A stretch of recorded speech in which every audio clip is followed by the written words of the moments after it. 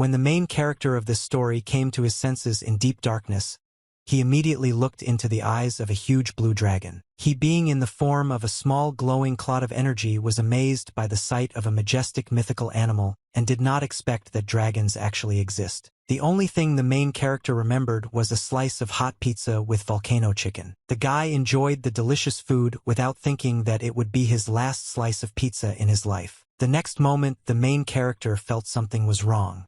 He was very excited and could not breathe. Unfortunately, that was the last thing I remember. In short, he just died. I remember this ghost did not understand how this was possible and thought that today, even on the news at 9 o'clock in the evening, they would not talk about something so meaningless. Looking at his new ghostly hands, the guy didn't understand what he had done wrong to die like that. The main character could not believe that this was the very afterlife. He was very disappointed and seemed about to start crying. The main characters lay down on the soft green grass, thinking that now he had no body and his mind was clouded. The spirit had the feeling that everything was in a veil. He lay next to the blue dragon and thought about his difficult fate. Suddenly the main character heard a voice that told him to come to his senses. Opening his eyes, the guy realized that something had changed in him. The guy looked in surprise at his hand, which looked quite human. Having seen a small floating feather, the main character realized what had just happened to him. The main character came back to life, but this time he had a pair of snow-white wings behind his back. He could control them as easily as he could with his own hands, but that didn't make him any less surprised. Suddenly the guy saw in front of him a real blue dragon who woke up from a long sleep, after which he heard a voice that said that he had a request for him. The main character looked at the mythical animal in fascination and soon realized that in addition to everything else she could talk to him. The next moment the dragon brought its large clawed paw to the shocked protagonist and gently touched his chest. The dragon continued to say that the guy was the last guardian and asked him to help return the forgotten glory of the ancient god. The whole dragon himself was already very tired. After this, the mythical animal said that he had to go already without even giving the guy a chance to think and ask questions. The main character asked the dragon to tell him everything in more detail, but suddenly a strong gusty wind arose that almost knocked him off his feet. The reason for this was the dragon who flapped his long wings in order to fly. Finally, he repeated again that the guy was the last guardian. Suddenly, a small butterfly appeared in the hands of the surprised guy. It was a fairy who was supposed to help him on this path. The main characters again asked the dragon to wait, but suddenly felt that his strength was leaving him and his mind was weakening, as if it was time for sleep. After some time, the guy came to his senses and opened his eyes to see that the fairy was still in his hand. The main character realized that everything that had happened to him recently was not a dream and that he really died and was reborn. The guy closed his eyes again to think about everything, but suddenly he saw a message from the system that said that the fairy would guide the main character so that he would not stray from the right path. The main character realized that this was another story about reincarnation and hoped that everything would develop as a typical cliché, but everything turned out differently. The guy was chained and thrown into a cage. Having closed the iron door, the man in armor asked in a rough voice that the guy sit here quietly. The rays of the setting sun passed through the thick iron bars of the cage and fell on the main character, whose legs and arms were shackled. Having recovered a little from what happened, the main character sat down on the floor and began to think about his difficult fate. The guy was angry that he had no luck from the very beginning of his journey in the new world. The main character recalled how he had recently met two unfriendly men who, seeing that he was an angel, immediately kidnapped him. The guy was offended that he couldn't even fight back against the kidnappers because he had such a small and weak body. The unexpected fairy, who did not leave the main character, began to laugh because the angel had such a strange start. The guy asked her to shut up since she was not going to help him. The fairy was not at all afraid of the irritated protagonist and continued to mock him. The guy was sitting in a large Korean cell that served as a cage. The windows were boarded up. The main character believed that he owed his life to the blue dragon, so he would have to fulfill his request, but first he had to get out of here. Looking around, he saw that instead of a horse, the cart was being pulled by a monster he had never met before. The guy also assumed that there were many more slaves here besides him, since they could have been used in an escape. The protagonist's enthusiasm quickly disappeared when he remembered that, on top of everything else, he was chained by the neck. The guy had absolutely no answer to how he was going to get out of here. Then the fairy suggested that he try using his brain. To this, the main character replied that it was easy for the fairy to talk about it, but it did not solve the problem. The guy looked through the crack at the dense forests and thought that, in order to do at least something, he needed to have at least some information. Now he only knew that the continent he was on was called Shirley-Flichen. Suddenly the fairy began to say that the continent of Shirley-Flichen consisted of 7 parts, and now they were on Navy. The protagonist was very surprised by the unexpectedness. After that, he asked if the fairy knew anything about this place. To this, the fairy replied that there was nothing that she did not know and was always happy to help. Hearing this, the main character was glad that he at least had this fairy, but still regretted that instead of traveling through an unfamiliar world, he was sitting in captivity. Suddenly, he remembered that he had been resurrected in a strange world and had somehow turned into a half-fledged bird. This gave the guy some thoughts. After this, the main character turned to the fairy and asked her a question. The guy asked if he had any special abilities by any chance. As an example of such abilities, the main character cited the ability to shoot lasers from his eyes. The fairy was very surprised by such an example, but still answered that the guy definitely did not have such skills. After that, she advised the protagonist to look at the interface in order to check his status. The protagonist was surprised that he had such an opportunity. The next moment, a multitude of windows and tables opened in front of the guy in which all the information about him was indicated. The protagonist looked at the interface with surprise, which indicated the name Kim Sung-ju and the number of points opposite various characteristics. What the guy saw did not impress him. He thought that if he only had 5 points of strength and 4 points of endurance, then it was somehow weak. Unexpectedly, the fairy drew the guy's attention to the fact that he could see personal detailed information, thanks to which he learned that his height was only 147 centimeters. The next moment, the main character saw one of the characteristics that shocked him, namely that in this world he was asexual. The fairy tried to cheer up Kim Sung-ju, who learned shocking information in his new body, and said that everything was fine. She explained that angels and fairies like them didn't care about gender, but the main character quickly silenced her by squeezing her in his hands like a soft marshmallow. The main character did not understand how it was possible to forget about the floor as something unnecessary. The fairy just remained silent about this. Continuing to understand the system interface, Kim Sung-ju turned his attention to the table of his abilities. The guy was indignant that the description of the abilities was too short. For the ability Divine Dragon Protection, it only said that the guy would receive the love of the heavens. The main character doesn't understand how this could be allowed, because the description should have explained what the essence of the ability was, otherwise it wouldn't make any sense. The fairy asked what Kim Sung-ju thought about these skills and said that they would be very useful for him. The guy asked what the skill Divine Dragon Defense did. The fairy explained that this skill folded and straightened the wings, and it was ideal for the small and weak body of the master because the wings added massiveness. Despite this, Kim Sung-ju believed that the skill was useless in this situation because his hands and feet were tied anyway, and he couldn't use his wings. The main character continued to study the interface, and I don't understand how it could have happened that he didn't have a single useful skill except for healing abilities. Suddenly, Kim Sung-ju felt as if lightning had struck him, as if an otherworldly force was trying to point him to something important. I myself don't understand why the main character thought about the Bible. In his head, he clearly saw the image of Ronan's third Bible, which the main characters had never seen. Kim Song didn't understand what was happening to him and felt as if something was flowing into his head.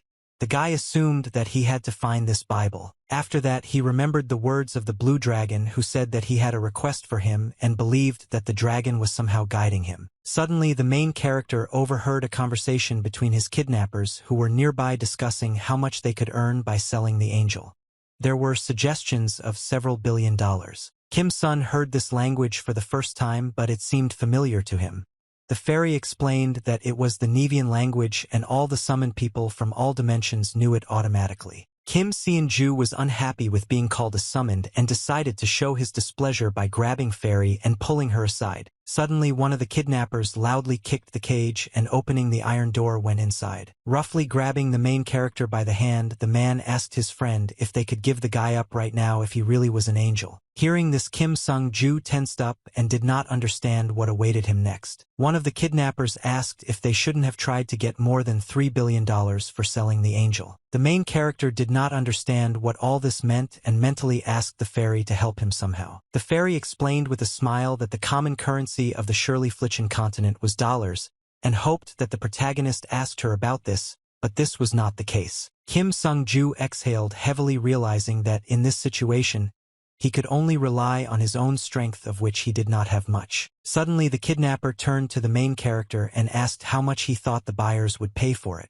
Without losing his pride, Kim Sung-ju boldly told his captor that he was not for sale. Hearing this, the man only laughed loudly, considering the main character's words ridiculous considering that he was his captive. The next moment the man grabbed the protagonist tightly by the clothes and abruptly pulled him closer to himself. The kidnapper, who had an ominous aura, looked angrily at the guy and said that he did not realize his situation. After that, the man explained that they were Krintha's hunters as indicated by the tattoo on his arm, and added that if they caught someone, that was the end. He also added that the life of the main character no longer belonged to him, and this applied to all the other slaves. After that, the man, without letting go of Kim Sung-jun, raised his hand in order to teach him a lesson and punish him for his insolence. A blow could have followed very soon, but someone suddenly stopped the kidnapper and turned to him. The bald man with a beard ordered his comrade not to touch the slave because he was worth a lot of money. The ruler stopped with regret, leaving the main character alone, who did not understand anything. After that, he came out of the cage telling the bald man that he understood everything and the slaves were more valuable than the slave traders. The bald man adjusted his monocle and began to carefully examine Kim Sung-jun,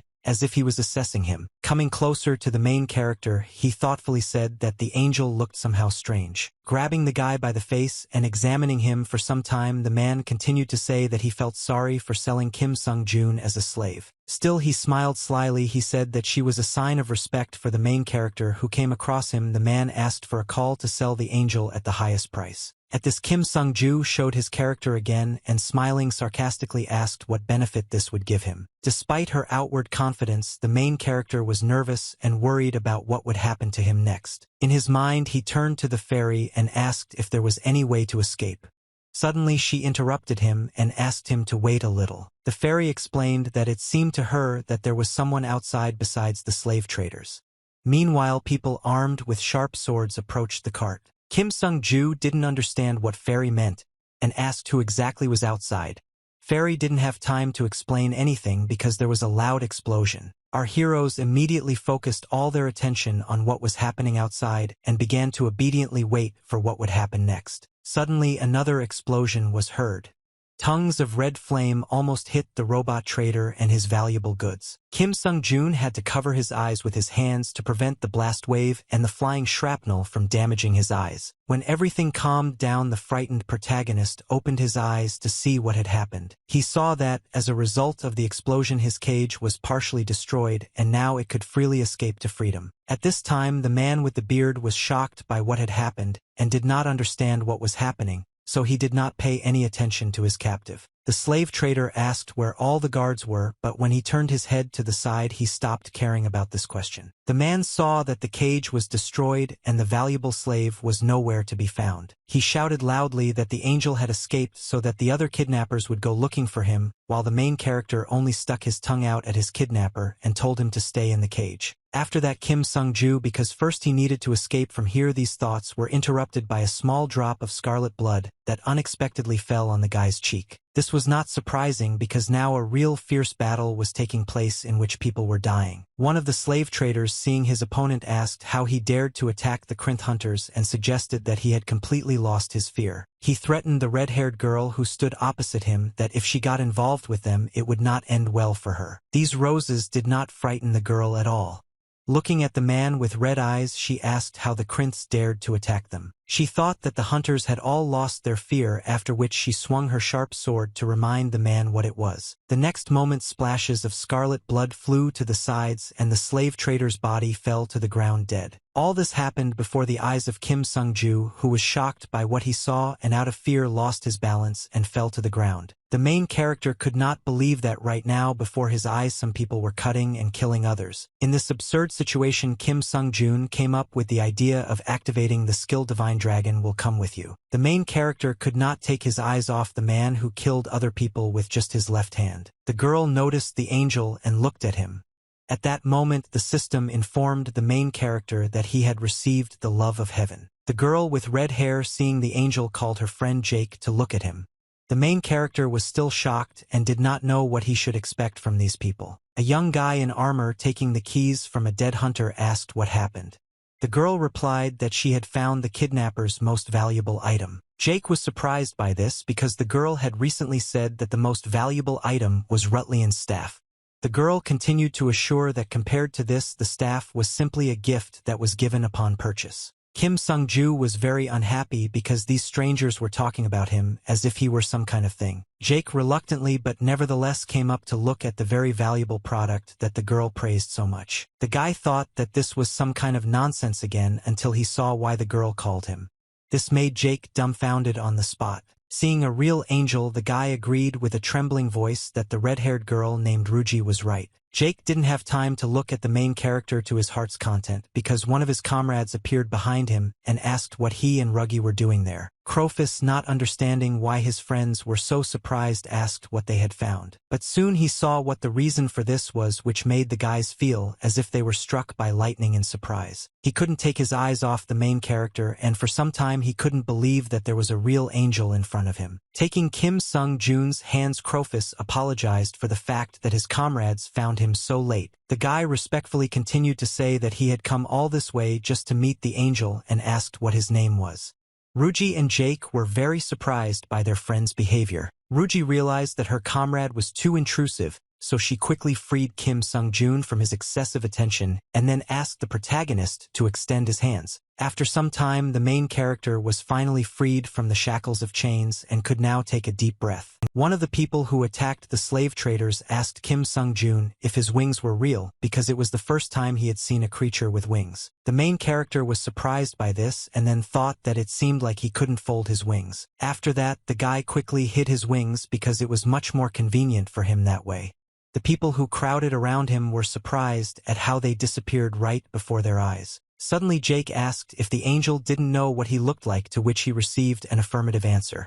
This surprised the guy. Then he suggested that the main character look at himself in the mirror. Kim Sung-ju was shocked to see his reflection in the mirror and did not understand why his face was so awkward. Along the way, Jake asked whether the main character was accidentally called because the angel's behavior clearly indicated this. Kim Sung-ju didn't know how to answer this question and asked what it meant to be called up. These words were enough to confirm Jake's guess, because if the angel didn't know what it meant, then he really was called. After that, the guy asked if the main character had a system interface. Kim Sung-ju was surprised that strangers knew such details about him, but he still decided not to lie and honestly admitted that he really did have an interface. Then Ruji said that many different creatures were summoned from different dimensions, but she did not remember that there was even one with wings. The main character's case was the first. The girl also said that there were frequent cases when those summoned lost their memory, but the main character only thought that he was not the only one who had such a system. After this, Ruji said that the being called the Divine Dragon summoned many living beings to this world, and they were all from different cities and races. They all had a system interface, and in this world they were called summoned. The girl then suggested that if the main character didn't know anything about it yet, it meant that he only had the first level. Kim Sun confirmed this. The questions continued, and Jake asked how old the main character was, since it was difficult to determine from his face. Kim Sung-ju replied that he was 26 years old. This figure greatly surprised everyone present and left them perplexed. The main character saw this reaction, which made him feel awkward because he understood that he looked younger and everyone would definitely believe him if he said that he was 13 years old. Jake also asked when the angel got to Shirley Flatchen. After thinking a little, the main character answered that he ended up here today. After that, the guy asked if the summoned had basic abilities.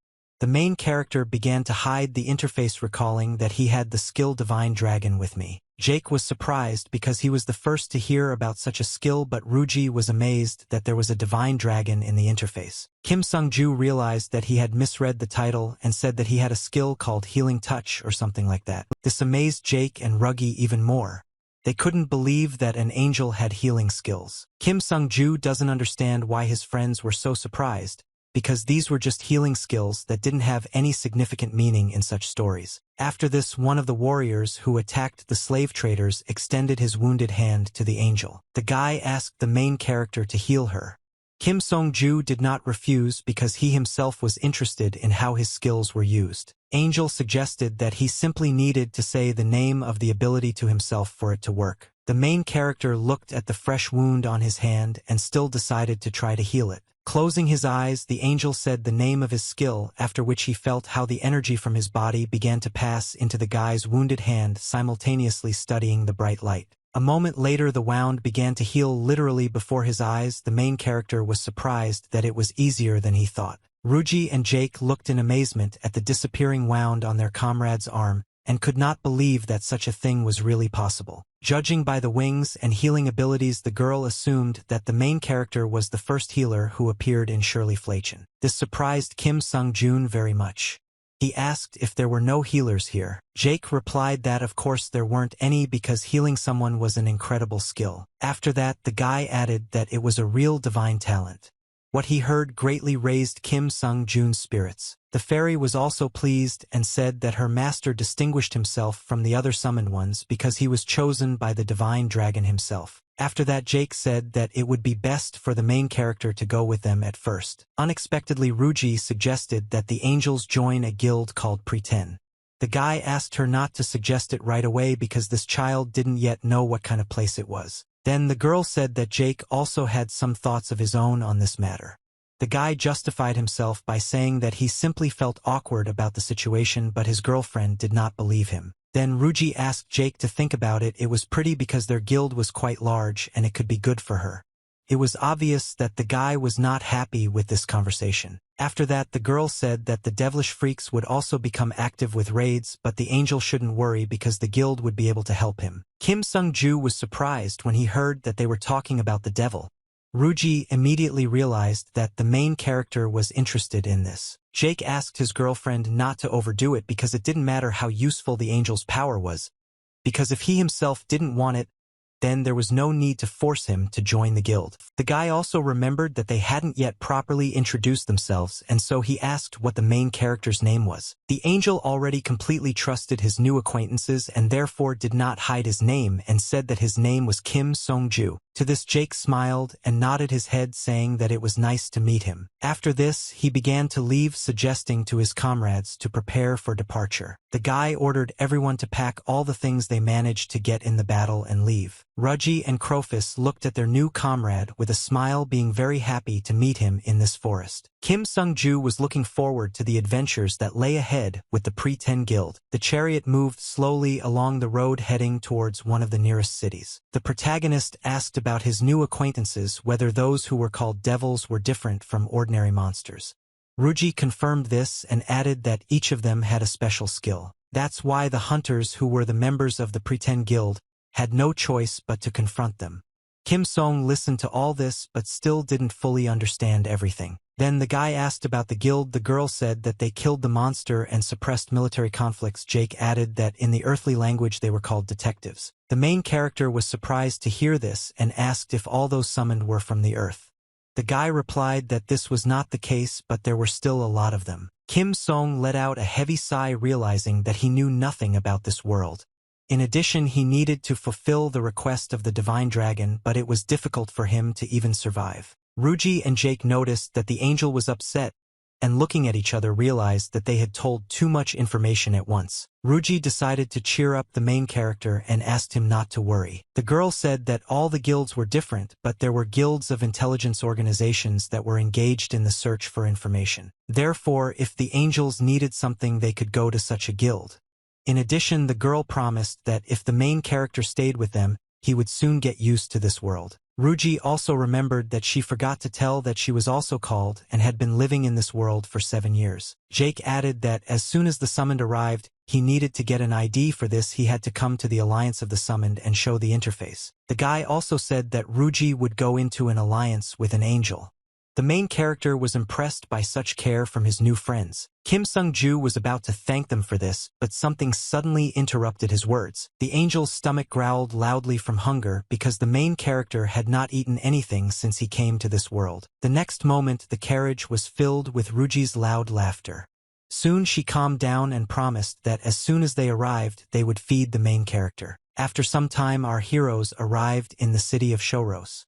Several knights in armor stood at the main gate and kept order. Adults were going about their usual business while children were happily kicking a ball around the city streets. Ruji asked the angel if he was full and added that although the dish was a little spicy, the taste was amazing.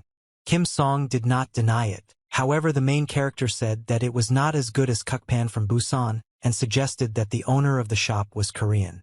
Ruji did not understand at all what the angel was talking about. At this time, the ball bounced off the road and approached our heroes. It rolled right under the main character's feet, which attracted his attention. The children who owned this ball addressed the angel, calling him little sister because of his appearance. The bravest of the boys did not hesitate to ask Kim Sung-joon to pass them the ball. The main character was very unhappy and said that he was my girlfriend's boyfriend and he kicked the ball hard. Ruji laughed at this. The children thanked the angel for his help again, calling him their beautiful little sister. Kim Sun was indignant that he looked like a child, and because of this he had to listen to such things. The guy believed that he had the right to complain because his appearance had changed. The protagonist wondered for a moment if there was some special reason for this. He was also interested in what the divine dragon wanted from him, but now Kim Song couldn't think about anything sensibly, just like when he died. Without letting go of Ruji's hand, the main character walked forward and hoped that something would work out for him. Kim Sung-ju turned to the girl and asked where they were going now. Suddenly the guy, due to being distracted, did not notice the person standing in his way and collided with him. A menacing man in a black suit and black glasses stood at the entrance to a large magnificent building and asked if our heroes had arrived by appointment. Ruji, with a smile on her face, said that they had come on business, so she asked the man to open the door for them, but he replied that our heroes should have warned of their arrival in advance. Then the girl said that she and the man's boss were close friends. Hearing this, the security guard told his boss that he had visitors. The man who was sitting at the table and studying the documents was named Rinko. He immediately recognized Ruji and said that he was glad to see her. The girl kindly asked how her uncle was doing and added that he had gained weight.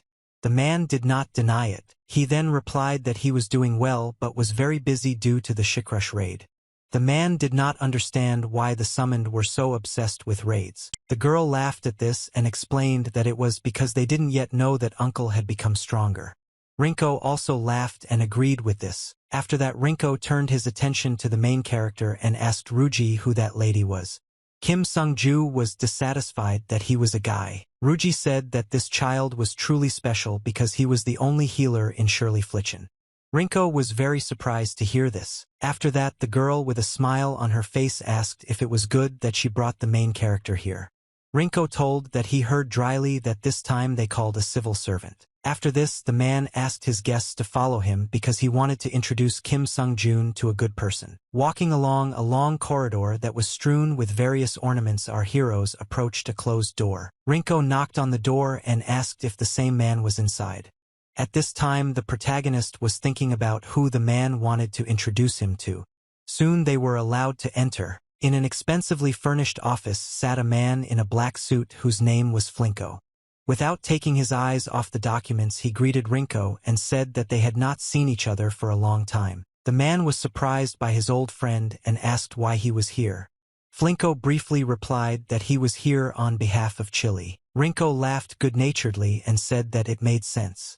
At the same time, Flinko looked at the man with a displeased look and asked what business he had come for. Rinko explained that he had brought a child who might interest Master Chili. The man was surprised by this. After that, adjust your glasses, Flinko rudely said that interest was not such an outstanding thing, and another question was how important this child was. The man continued to say that Master Chili was not a nanny for the newly arrived summoned, and hoped that Rinko had not brought this child for nothing. These words scared the angel. At the same time, Rinko was just as friendly and asked the guests not to be afraid and to sit down. After that, he turned to Flinko and said that if he listened, he would understand how special this child was. The man hoped that the guest's special feature was not in his appearance. Kim Sun couldn't believe that they had come all this way to listen to Rinko say that even though the angels looked young, he was 26 years old. Flinko didn't believe it. Unexpectedly, Ruji turned to the main character and asked him not to worry because they had come to meet Chili anyway. The guy was surprised by this because he thought that they were talking to him right now. The girl replies that it was Flinko. This man was someone like a colleague of that same Master Chili. Ruji continued to explain that Flinko sometimes kept an eye on Chili and that's why he looked so tired. The protagonist laughed at this, but the man said menacingly that he heard everything. Ruji also said that the connections of this organization were amazing because if your name was registered in Chile, you didn't have to worry about dying of hunger wherever you went. Despite this, the main character was not delighted with Flinko and therefore said that he would rather die of hunger. The girl laughed at this. After that, Kim Song suggested that in any case this chili could be extremely useful. At this time, Ruji looked to the side and saw something that made her mood change dramatically. The main character continued to say that he was very interested to see what chili looked like, but the guy did not notice that someone behind him was staring at him. Hearing this, the man who was hiding behind the main character began to smile slyly. After that, he turned to the angel and asked if it was him he was looking for.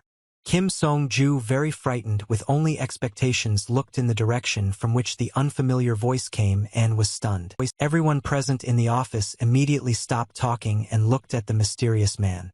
He greeted them and said that they had not seen each other for a long time. Ruji was glad to see this man and greeted him back. The man continued to stare at the frightened protagonist and talk about how he was here for the first time. After this, the man slowly walked forward to sit down on the comfortable sofa. Flinko turned to the man I call Chili and asked if he was asleep again.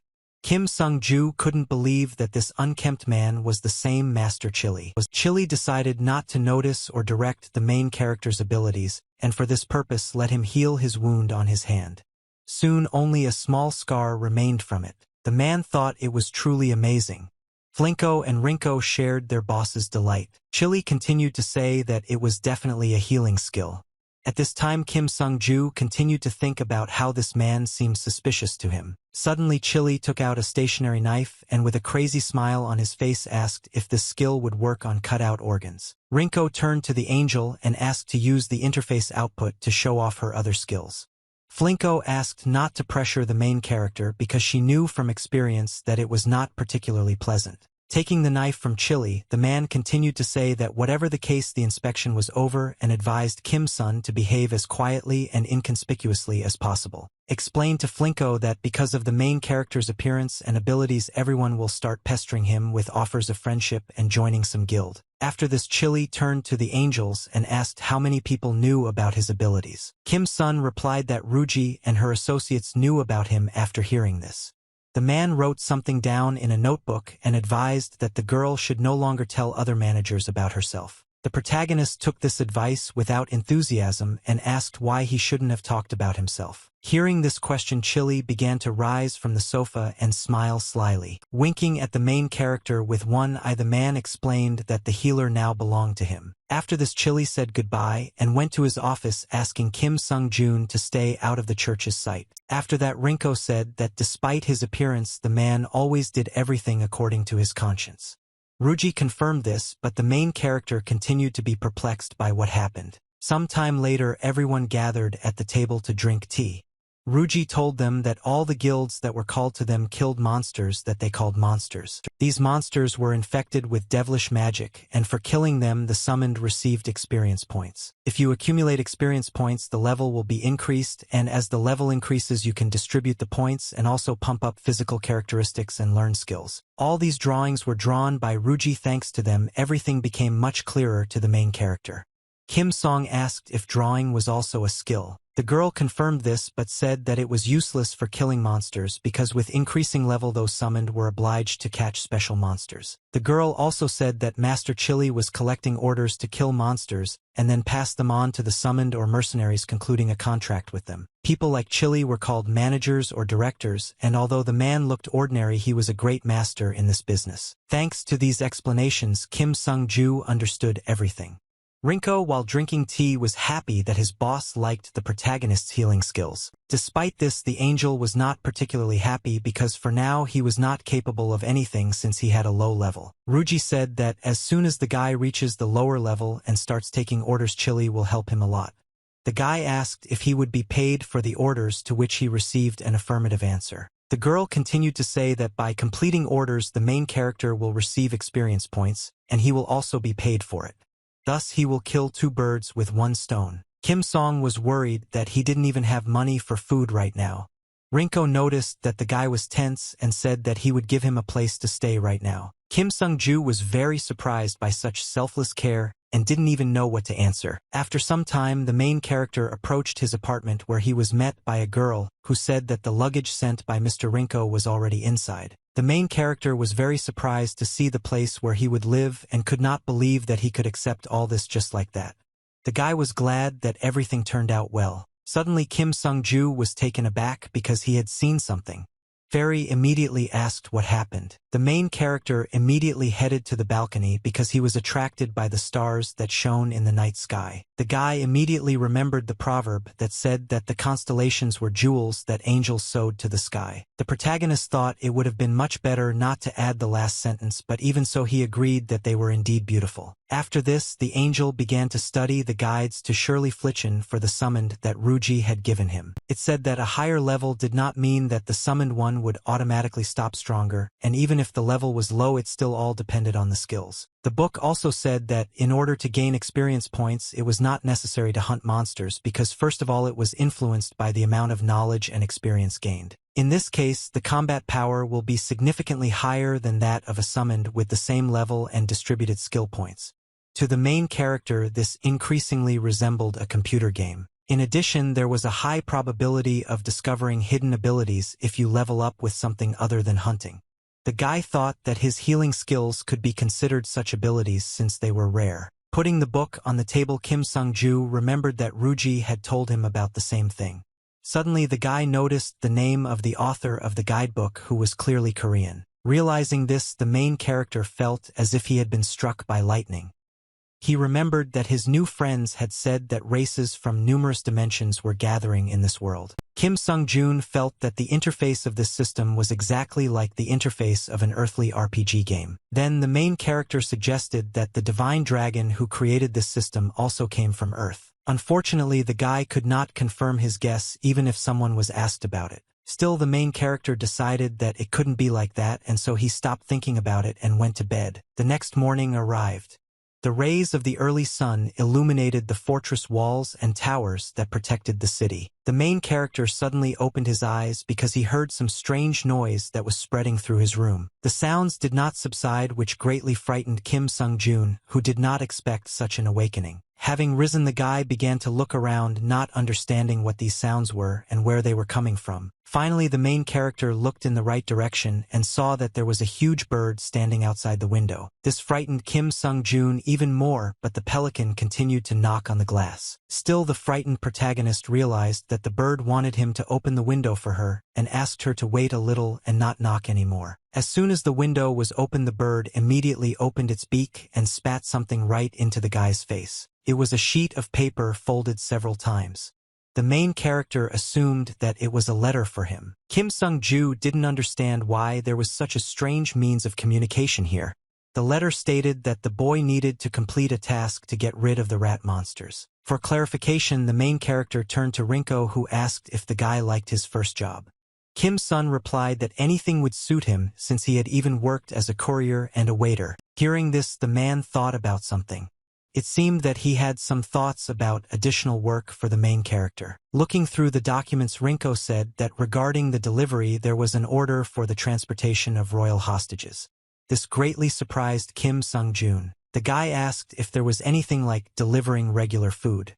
Rinko replied that such work was for regular people and not for conscripts. Still, the man decided that the task of getting rid of the rat monsters was not bad for the first time and believed that since the main character worked in a restaurant he would be able to catch rats. He saw the image of what Kim Sung-jun needed to catch the guy's enthusiasm disappeared, and he thought, how could it be called a rat? Still, he decided to try to complete this task because now hunting was the most effective way to increase his level. The fairy, who had been sleeping all this time, suddenly woke up from some sounds in the room. She saw that the main character was getting ready to go somewhere and asked in surprise if the guy had really woken up so early. Continuing to get ready, Kim Sung-ju replied that he had one task that needed to be started immediately. The fairy, who had not fully woken up, did not understand what was happening and asked where the main character was going to go. Kim Sung-ju zipped up his jacket, indicating that he was ready to go on a mission. Still, the main character answered with a smile on his face that he went to the bakery to catch the rat monsters. Remembering the appearance of his opponents, the guy thought that they were not so scary because rats remained rats in another world. After some time, the main character came to a bakery where he had to complete a task to eliminate the rat monsters. The shop owner carefully studied the document and asked if the guy was really the one who had received this order. The man doubted and asked if Kim Sung-ju was too young for this.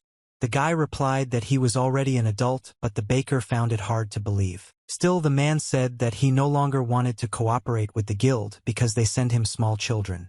After that, he offered the main character to simply work in his shop. The man explained that even the mere presence of Kim Sung-jun in his shop would greatly increase sales. The main character understood everything, but this type of work did not suit him at all, so he refused to work in the baker's shop. Then the man thought that the guy could work better together, after which he told the main character to catch the mice and leave. Pointing to the door to the basement, the baker said that he was bothered by monster rats that had licked out of the pantry, so the guy needed to go and deal with it. After that, the man looked at Kim Sung-jun with skepticism again.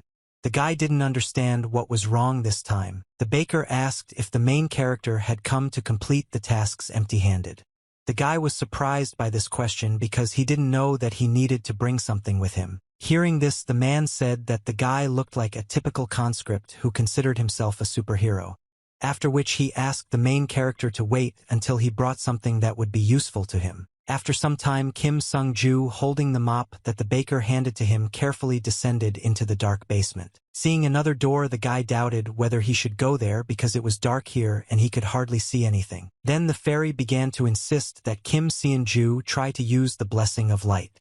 The guy was very surprised by this advice. He thought this was not a very good idea because then he would only be able to raise his strength by 1 point, but the fairy replied that her intuition told her to do just that. In order to speed up the decision-making process, the fairy suddenly began to tug at the main character's jacket, asking him to do exactly as she said. Kim Sung-ju remembered that he tried to do something similar last night, but all he managed to do was increase his strength and agility by 1 point. Still, the main character agreed to do as the fairy advised because it was better than nothing, and for this he put his hand forward. The guy remembered that if you don't specify a target, the skill will automatically apply to him. After that, the guy's hand began to emit a bright light. Soon a bright flash filled the entire basement, driving away the darkness. After this, the main character had to system notification that his strength and dexterity increased by 1 point. This surprised the guy very much. The fairy explained that it was the effect of the ability, after which she asked if the guy had really used it. "I don't know what will happen." Kim Sun replied that he expected the light to come straight out of his chest. After a bright flash of light, the protagonist's eyesight in the dark became even worse and he could hardly see the interface panel. Still, he read the message which said that the guy had a new skill which allowed him to see in the dark. This made the main character happy. He immediately used it. The guy didn't understand how he managed to get a new skill, but he was pleased that he could now see much better in the dark. In addition, it was a passive ability. Kim Sung-ju continued to walk forward, thinking that the skills appeared very easily. Suddenly something passed in front of him at a tremendous speed. The main character immediately looked to the side, feeling the approach of some kind of danger. The next moment, a frightened Kim Sung-ju held out a mop in front of himself, thereby defending himself from his opponent's attack. It was a rat monster that looked at the guy with red eyes full of rage. The main character was scared and did not understand why it was so big. Having come to her senses a little, Kim Sung-ju decided to attack her opponent in response, and for this she swung her leg. The next moment, the guy hit the rat monster with all his might. The guy himself didn't expect this from himself. The rat flew back from the main character's powerful attack and crashed into the stone wall of the basement. The guy was still scared from the surprise and trying to come to his senses. He thought that he almost got into deep trouble. The angel looked at the defeated enemy, not believing that he had managed to do this, and thought that if he had done just a little bit more, he could have been seriously hurt. Kim Sung-ju understood that if the rat attacked him again, he would not have enough strength to stop it, so he had to come up with something. Unexpectedly, the fairy said that the main character turned out to be much stronger than he thought of himself. Hearing this, the guy grabbed his assistant and told him to help and not just watch. The fairy began to speak with difficulty that now was not the time for arguments, the children were still enemies. The main character raised his head up and saw several pairs of bloodthirsty red eyes looking at him. The next moment, the rat monsters simultaneously rushed towards the frightened Kim Sung-jun. At the same time, the system reported that the effect of the blessing of light had disappeared. Meanwhile, the enemies were getting closer and closer and intended to cripple the guy. The main character didn't know what to do, and in desperation he put his hand forward and used the skill of Blessing of Light again. A bright flash of light immediately hit the rat monsters, blinding their red eyes. Meanwhile, a loud noise was heard in the baker's shop, which frightened the man and his customer due to its suddenness. The woman immediately asked what that strange sound was. The man nervously tried to justify himself by saying that the warehouse was currently being cleaned. Looking towards the basement, the baker got angry and wondered what the main character was doing there so loudly. Meanwhile, an exhausted Kim Sung-ju leaned his hands on a mop and tried to catch his breath and come to his senses after what had happened. The guy stood on a mountain of defeated opponents and was sincerely glad that he managed to survive and win this battle. Kim Sung-ju thought that if he had known from the very beginning that rats were afraid of bright light, he would not have suffered so much. The fairy responded to this by saying that this is precisely why she immediately asked the protagonist to use the skill of Blessing Light. Hearing this, Kim Sung-ju looked at Faye with anger from what he had experienced. After this, the main character asked why the fairy didn't tell about this earlier since she knew everything. At this point, the fairy just remained silent because she understood that it was useless to explain anything. Then the guy opened the system interface and looked at his characteristics because he received a notification that his level had been increased and he had received 1 skill point as a reward. The main character began to be indignant that he had suffered so much and even increased his level, but he was given only 1 stat.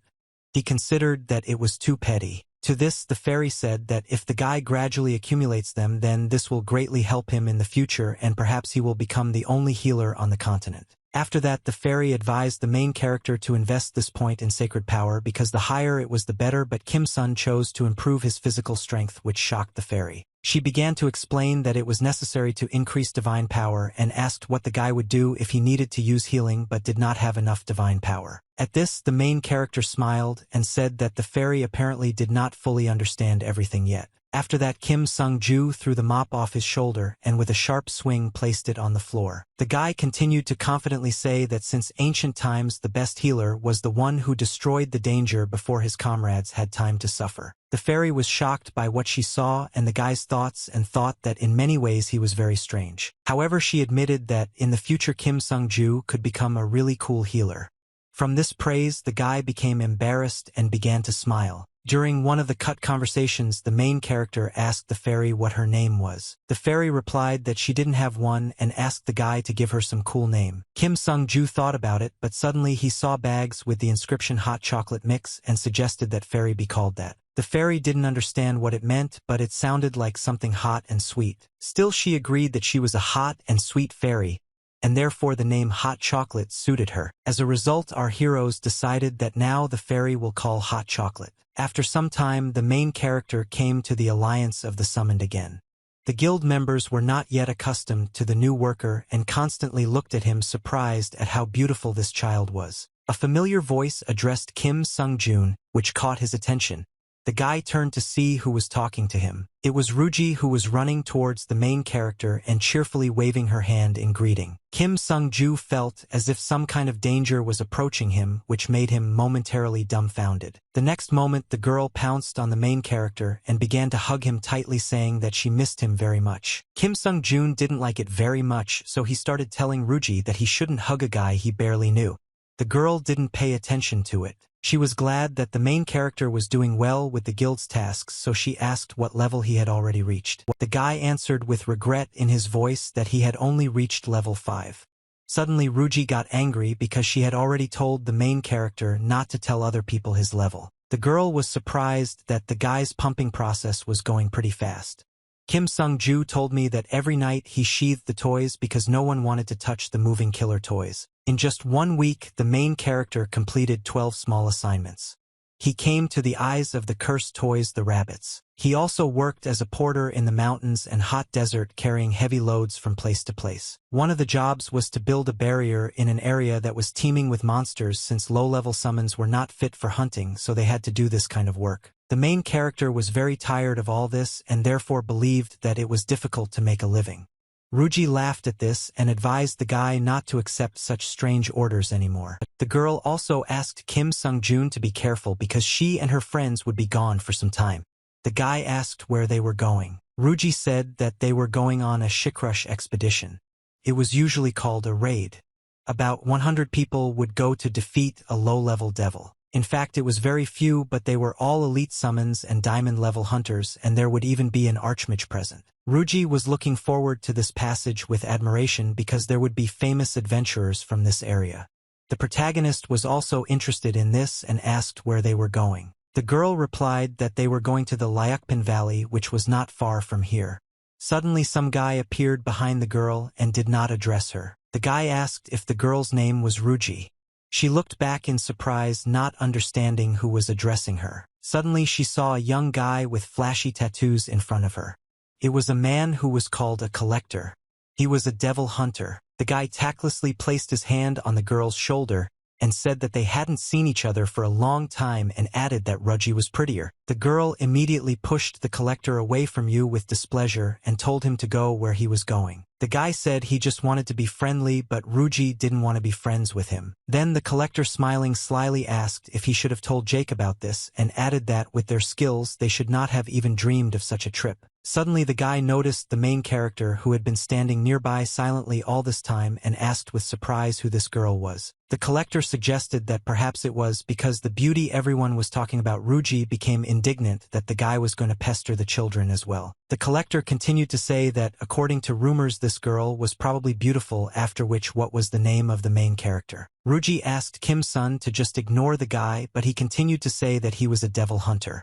The girl herself considered him just a crazy scoundrel. Hearing this, the collector was stunned by who they really thought he was. After that, the main character addressed the guy kindly, but at the same time an ominous aura emanated from her which surprised the collector and Ruji. Kim Sung-ju asked if the guy knew who he was, after which he began to rudely say that the collector was behaving like a scoundrel and trying to show off. The collector had strong connections. All he had was that he abused them and attacked the weak, but now that has come to an end. Someone higher in rank appeared, so the guy had no choice but to crawl helplessly and apologize. The collector was frightened and did not understand why the girl in front of him spoke so confidently, as if there was an influential family behind her. The guy thought about the fact that the girl looked like she had never seen life before, but at the same time she had a sharp character, so he assumed that she was some kind of noblewoman. The collector was afraid that this was so he decided that he would have to apologize, after which, very worried, he respectfully bowed to the main character. Then Kim-sun asked who the guy's boss was.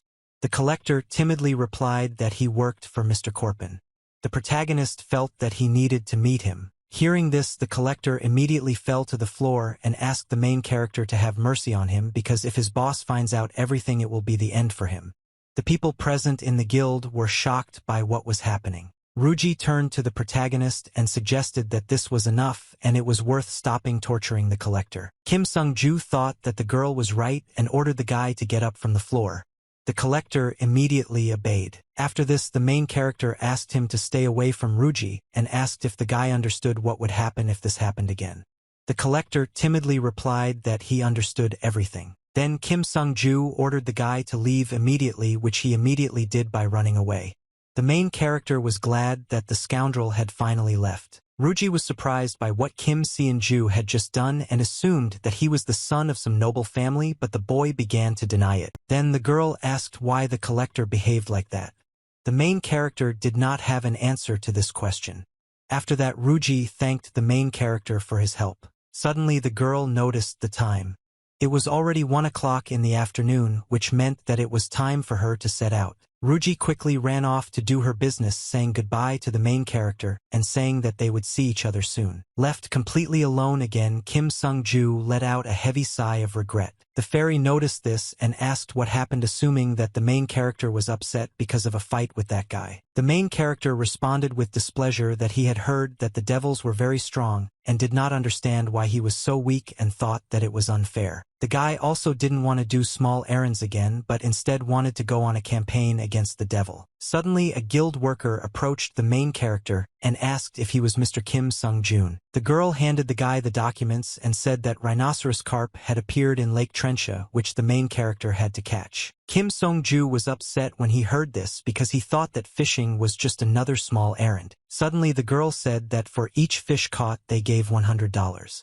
Hearing this, the guy's enthusiasm increased noticeably, and he decided to immediately go to the lake right then. After some time, the main character arrived at the right place and looks at the price tag and sees how much money was indicated on it. The shop worker who sold the necessary fishing equipment asked if the guy was really going to fight with that price tag. Kim Sung-ju couldn't believe that the fishing rods were so expensive.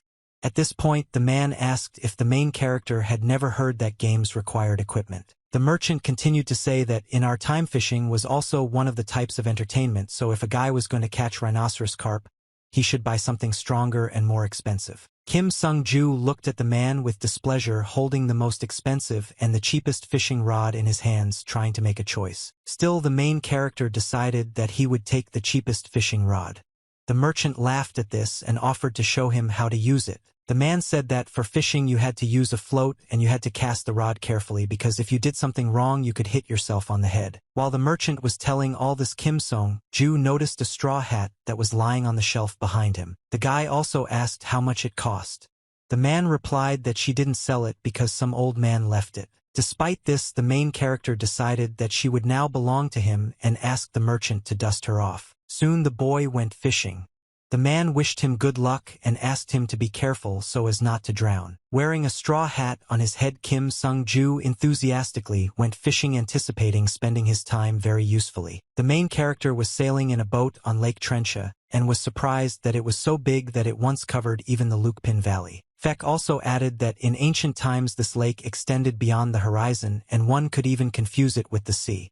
Kim Sung-ju could not believe it. Then Hot Chocolate said that once upon a time there was a great war and its instigators were someone named Lukpin. That's where the name of the lake came from. It was a war with the devil, so the landscape was greatly changed. Fortunately, this devil was sealed, but the Allied forces suffered heavy losses, and even now their traces remain in the valley. The fairy continued to say that in fact it was so long ago that there were no records left of this event. Then the fairy assumed that it was natural that no one remembered this. The protagonist was surprised that these devils were more terrible than he had previously thought. The guy also regretted that it was difficult for him to deal even with the mice. The fairy replied that it was not so difficult anyway because now no one worshipped devils. The protagonist was surprised that they had been worshipped before. The fairy explained that the devil's power lay in the believers and their sacrifices, but soon people realized that these creatures had to be destroyed. Fairy also added that Kim Sung-ju could also have gained power in a similar way. The main character was very surprised by this, not believing that people could also worship him. Hot Chocolate replied that it was possible because the guy was an angel and goodies could be accepted as offerings. Suddenly, the man who was steering the boat turned to our heroes and told them to prepare for landing because they would arrive soon. The main character looked around and saw the endless expanses of a huge lake where people were already fishing. On the shore, elderly men were playing board games. This was Lake Trencha, which served as a place of rest for all sorts of literate people. The main character was surprised that such a huge lake was once even bigger. The man who was steering the boat said that before there was such a peaceful landscape here even in the evening. But now when it began to get dark, the crucian carp rhinoceroses woke up and made noise. As soon as the sun rose, the fish hid deep under the water again. The main character realized that she woke up in the evening. After that, Kim Sun looked at the water but saw nothing there. The man asked the guy to be careful and also said that they had already arrived, so he had to take his things. Soon the small boat sailed up to a small wooden pier and stopped, giving the passenger the opportunity to step safely onto the shore. Kim Seon-ju easily crossed over to the pier and went to study what was happening on the shore. There were quite a lot of people here who were talking to each other, but they immediately noticed the appearance of the main character. They couldn't take their eyes off Kim Sung-jun and didn't understand why such a small child came here. The guy was asked if he had really lost his parents, but the main character didn't say anything because he was already tired of explaining everything to everyone. Suddenly, Kim Sung-jun's path was blocked by a girl who was there to go fishing. The guy didn't want to talk to strangers, so he answered the question without enthusiasm and began to wait for what the girl would say to him about it. Hearing this, the stranger assumed that her interlocutor was a summoned one who had come to catch crucian carp rhinoceros. The girl then said that if this was really the case, then it would have been better for the main character to return home.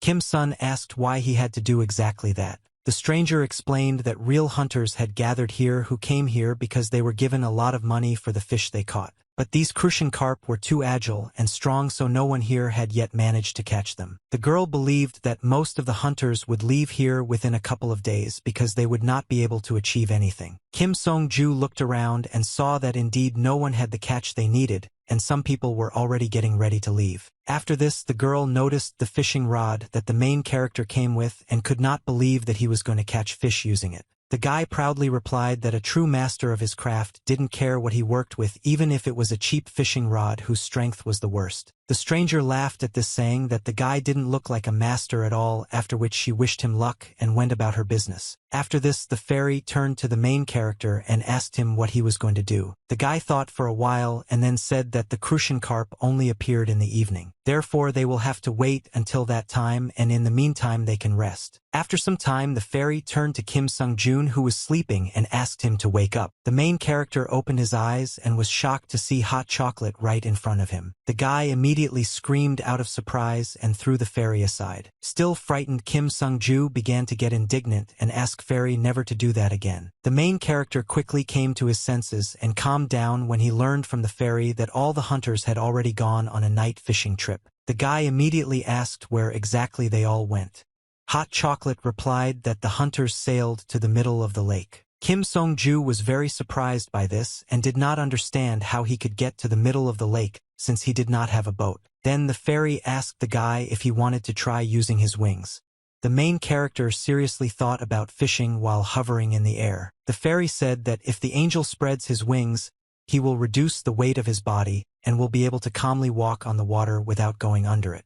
The guy was very surprised by this. Initially, the main character did not believe that this was possible, but still he had no other way to get to the middle of the lake. Kim Sung-joo took off his shoes and prepared to spread his wings, saying that if he drowns, it will be the fairy's fault. The main character had already prepared his wings, but for some time he stood on the shore afraid to go into the water. Still, the angel plucked up his courage and took the first step, barely touching the surface of the cold water. The guy still doubted and asked the fairy if he would definitely not drown. Hot chocolate replied that Kim Sung-joon shouldn't worry because he was an angel. At this time, the guy took a few more steps forward, which were already much more confident. Soon the main character got used to the fact that he could walk on water with the help of his wings and began to feel more confident. Continuing to move forward, the fairy drew her master's attention to the hunters who were nearby. One of the hunters desperately tried to pull the rhinoceros carp out of the water, but the forces were unequal, and in the end the fish managed to escape from the man. Then his friend suggested using lightning magic to stun the fish, but the guy in glasses said that it wouldn't work because the fish had resistance to magic. Suddenly, somewhere in the darkness of the night, the cry of hunters was heard, who reported that their boat was going to the bottom. Kim Sun immediately paid attention to this and asked the fairy what had happened there. The fairy had no time for this. She told the guy that their prey was right under his feet. At that moment, a notification came in which reported that the size of the rhinoceros carp ranged from 50 centimeters to 1 meter. The peculiarity of this fish was a horn on its head hard as steel, and also an extremely vicious character. Rhinoceros crucians were very cruel. The message also said that the fish rammed everything that came into their sight with its horn. Soon Kim Sung-joo felt what it was like for himself. The main character quickly flew back, but the fairy warned that if the guy continued to move away, the fishing rod would not reach him, so he needed to stay on the surface a little longer and cast the fishing rod. Hearing this, the guy became angry because the crucian carp almost bit off his leg. After this, the main character assumed that the fairy simply wanted to watch him die. Hot chocolate denied this and then warned that if Kim Seon-ju continued to hesitate, even more dangerous fish would gather. Seeing that the number of crucian carp rhinoceroses had increased many times, the main character was dumbfounded and could not utter a word. The fairy turned to the guy in order to get at least some kind of answer. Suddenly Kim Sung-ju smiled kindly and said that he and fairy were doomed and suggested that they surrender. Hot chocolate, who didn't understand anything, just silently looked at the main character, not believing what he had just heard. The fairy turned to the main character and said that he decided to give up too quickly. The guy replied that he did not know what to do and it was better to go back and have a drink. The fairy continued to convince Kim Sun, saying that he had already gone too far, but the guy insisted on his own and said that no one would die because he did not catch this fish. At this time, other hunters were desperately trying to catch the rhinoceros carp despite all their unsuccessful attempts and decided to move in the other direction. Flying over the hunters, Kim Sung-ju laughed and told the fairy that they weren't doing very well there either, so this work was impossible and useless. Seeing this, hot chocolate assumed that everything was heading towards a collision between the boat and a huge fish and suggested that it would be nice if the hunters had a healer. The protagonist agreed with this but was not going to do anything and thought that the men should at least drink some kind of potion. The fairy continued to convince the guy not to give up, and at that moment the rhinoceros carp attacked one of the boats and turned it over. The people who were in it began to scream loudly. This noise attracted the attention of the main character, so he immediately looked down trying to understand what happened there. Other hunters also heard the screams of their colleagues and looked away, not understanding what had happened. It turned out that one of the hunters, as a result of the attack of the crucian carp, fell out of the boat and was now floundering in the water trying not to drown. He loudly asked people to save him. The man who was nearby started shouting for the hunter who was in the water to get out of it faster because it was dangerous. The next moment he saw that the man's boat was overturned and therefore he urgently needed help. The hunter immediately turned to his comrades and ordered them to quickly drag that guy into their boat. Kim Sung-ju watched all this from the side and was very worried about what was happening below. The guy became even more nervous when he heard a bunch of carp approaching. Several dozen aggressive fish gathered into a whole school and rushed at great speed towards the guy who was floundering in the water. The angry fairy turned to the main character and said that he definitely had to help this man. Kim Sung-ju couldn't think of anything better. He grabbed a stone in his hand and swung it hard to throw it at the rhinoceros carp. The next moment the stone flew down at great speed and hitting the water surface caused a huge explosion that killed the aggressive fish. The hunters who witnessed this were shocked and did not understand what had happened. Hot Chocolate was also surprised by the protagonist's abilities and looked at him with admiration. At the same time, Kim Seon-ju himself did not expect this from you and only looked down with wide eyes, assessing the consequences of her actions. The guy quickly came to his senses as soon as he felt a sharp pain in his arm because throwing the stone made it tense too much. The hunters did not understand what had just fallen from the sky, but anyway all the carp were unconscious, which the fishermen decided to take advantage of. The fairy began to say that everything was fine and all the people remained safe thanks to the main character, and it was wonderful. The guy himself was not particularly happy about this and was healing his injured arm. Kim Sung-ju said that he was going to help people, but he gave in to some impulse. You could say that his body itself reacted first. This conversation continued for some time, while someone's bright red glowing eyes looked at our heroes from the bottom of the lake. The fairy suggested that the main character was somehow unwell at heart. The guy confirmed this. Suddenly the conversation was interrupted because something started to happen downstairs. The hunters watched in amazement as a large wave of water rose up in the middle of the lake for no apparent reason. The main character also paid attention to this, not understanding what was happening there again, and began to look down carefully. Kim Seon-ju saw that the surface of the water was somehow strange and did not understand the reason for this. The next moment a huge column of water rose high into the air and caused large waves that swept away the hunters' small wooden boats. The surprised protagonist continued to watch what was happening without taking his eyes off, despite the fact that the fairy warned him that it was dangerous. Very soon the water began to flow down and the bistro returned to the lake, showing the reason why such a strange and unexpected phenomenon occurred. Seeing a huge monster standing in the middle of the lake, the frightened hunters began to shout loudly that it was a great devil. The main character did not understand why the great devil appeared so unexpectedly in such a place. At this time, the devil, breathing in the fresh air, smiled widely, as if he was very happy to be on the surface of the water. After that, he turned his attention to Kim Sung-jun, who was flying nearby. The devil began to say that the main characters woke him up and calling him his brother thanked the guy for this. Surprised, Kim Sun replied that he did nothing like that. Then the great devil clarified that it was not the main character himself who awakened him, but his divine power, with the help of which the guy threw the stone into the water. The devil was very surprised because he was sleeping peacefully, and then suddenly this started. After this, the great devil laughed good-naturedly. It seemed that he had no intention of harming anyone. After this, the fairy turned to the main character and quietly asked if he wanted to run away because if the devil attacked he would turn the guy into powder. Kim Sung-ju replied that the devil could be chasing them, so they had to be careful. Suddenly huge monsters approached the guy and he was surprised. The devil asked the frightened Kim Sung-jun if he was an angel and added that he had not seen them for a long time. Then the main character asked if the devil wanted to beat him.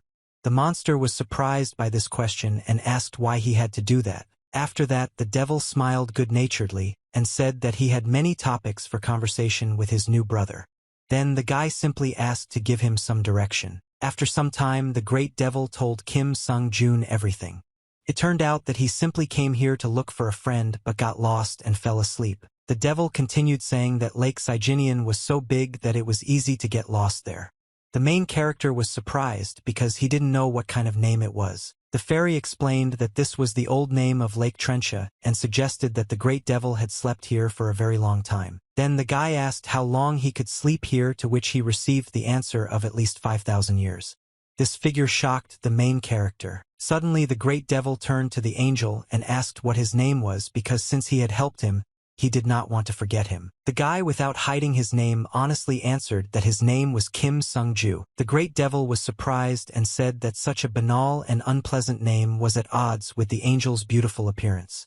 The guy replied that it was his grandfather who chose it for him. The devil continued to say that the longer he continued to look at the main character, the more he reminded him of someone. The devil remembered a beautiful girl with long blonde hair and said that he missed her very much. The main character replied that he did not know who he reminded his interlocutor of, but he was a man. The devil, hearing this, immediately apologized. After that, Kim Sung-ju asked what the great devil's name was. He replied that the guy could have called him Trichel Pel Rosniatinus Felician. The main character was very surprised when he heard this and thought that the great devil had just come up with this name to make fun of the guy. Kim Sung-ju also noticed that even when the devil saw people, he simply smiled, which indicated that he was not dangerous. Trichel continued to laugh and say that he did not understand why he fell asleep because there was not even a hibernation season then. The main character also could not answer this question. After this, the boy turned to the great devil and asked him for forgiveness for waking him from sleep. He then said that most likely Trikala's friend had already died because too much time had passed.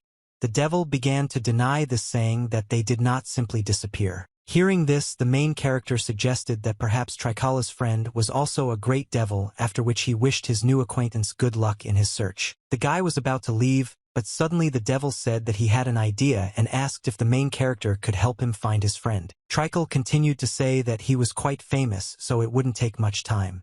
After that, the devil said that his friend's name was Shikrush.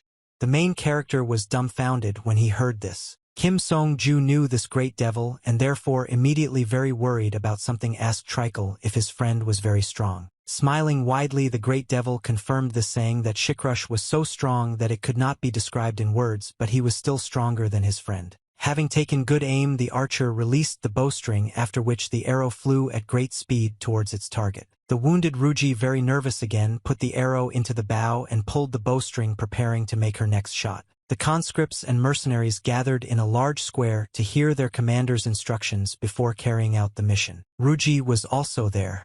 She was very pleased that she would be able to take part in such an event and therefore listened attentively to the report that the goal of today's campaign was Shikrush. The commander continued to say that according to the scouts, they all had to face a low-level devil. Among the conscripts and mercenaries there were veterans who had even caught mid-level devils, so the commander believed that there should be no problems today. The commander encouraged his comrades and suggested that they do everything quickly.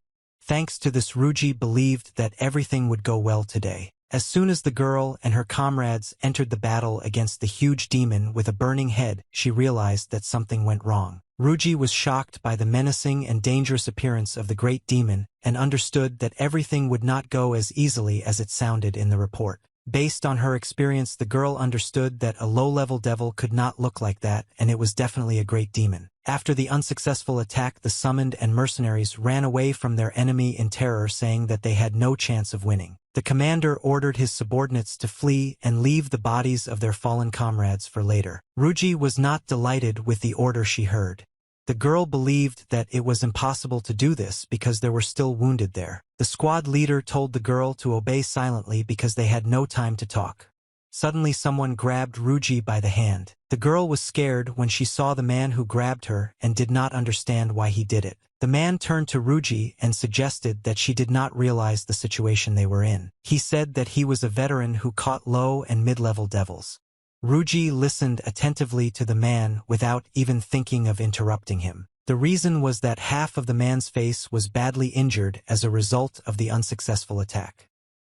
He continued to say that despite his experience, this was the first time he had been in such hell. The man also said that it would be a miracle if they just survived when faced with a high-level devil, so he asked Ruji to cast aside all doubts and run because this was the only way. The girl demanded to be released and continued to insist that their comrades needed help when suddenly an explosion sounded, which attracted Ruji's attention. Looking to the side, she saw one of the summoned ones lying on the ground and screaming in terrible pain. The girl was horrified because the person called was her well-known comrade, whom she had known for many years. Ruji called loudly to Crofis, who was pinned to the ground by large rocks. Hearing this, the guy raised his head and was very surprised to see his girlfriend. Ruji immediately asked the guy where his weapon was and why he was lying on the ground. Crofis, a good boy, asked why the girl had not evacuated yet. This conversation attracted the attention of the great devil. The girl replied that it didn't matter and told the guy to get up and go to her. Crofis replied that he couldn't get up. The thing is that, as a result of the explosion, the guy's right leg was seriously injured and in addition was pinned to the ground by stones. But Crofis did not lose optimism and said that he would come soon, so the girl had to run.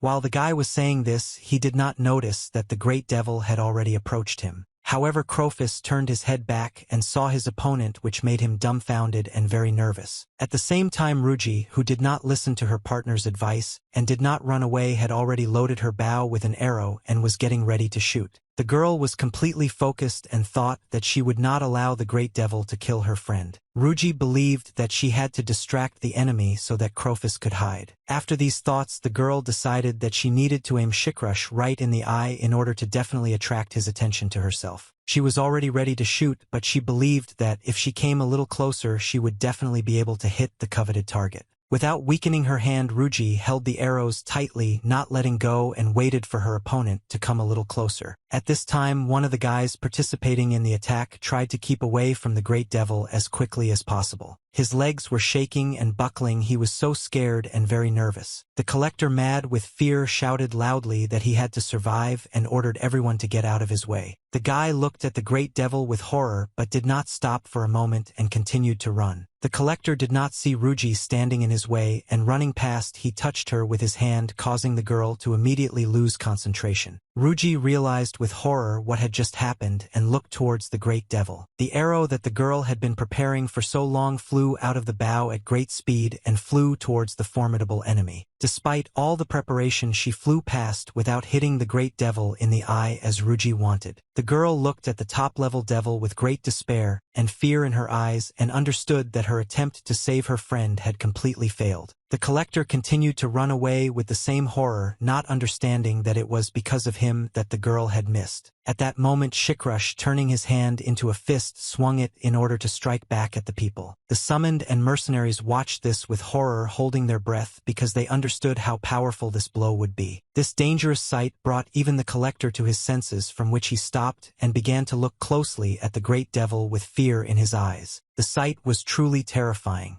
Shikrush, whose eyes were shining brightly and whose horned head was burning, opened his mouth and, looking menacingly at the people, tried to attack them. Kim Sung-ju was very nervous and asked his new acquaintance to fly even faster. Trickle, on whose shoulder the main character was sitting, answered that this was his maximum speed. Suddenly a fairy turned to the guy and said that she felt the approach of the withering energy, which meant that Shikrush would not be found soon. The great devil also felt it.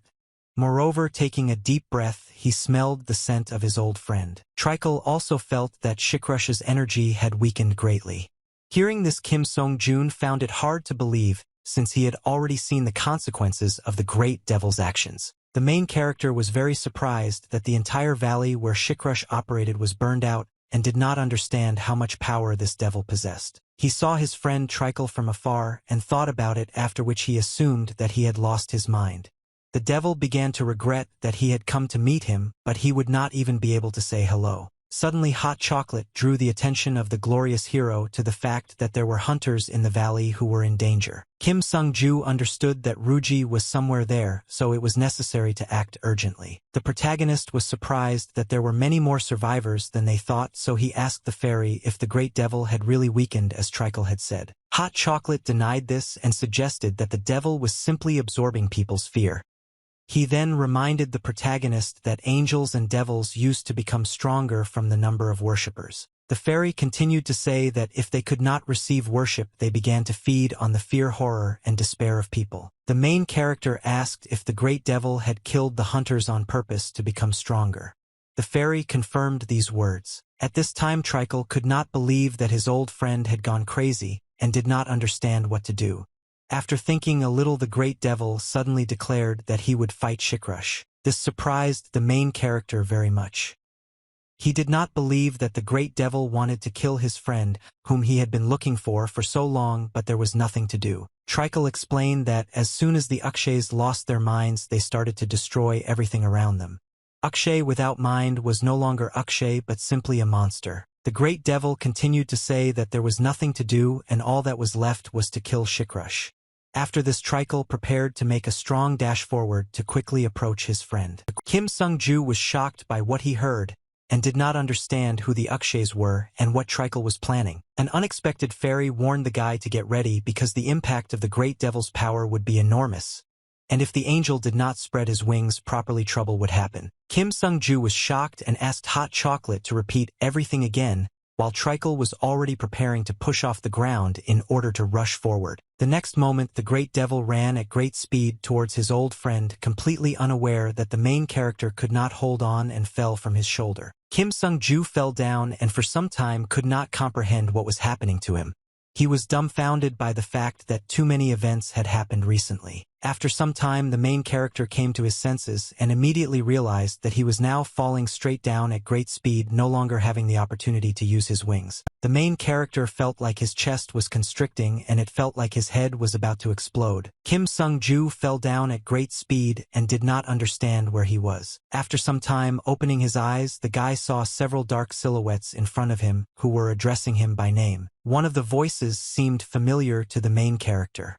Suddenly he realized that this voice belonged to Ruji. Thanks to this, the guy remembered that he came to this valley to save his girlfriend from the great devil, but the main character could not remember whether Tricle defeated his old friend who had lost his mind. Kim Sung-ju also began to remember that before this he had discovered a new skill called Divine Power Shield and seemed to have used it to protect people. Suddenly the main character felt someone touch his hand and a voice asked the guy to come to his senses. A worried Ruji stood over the angel, asking with tears in her eyes if everything was okay with him. The exhausted protagonist looked at the girl, not understanding what had happened to him and where he was now. Meanwhile, it was already late evening.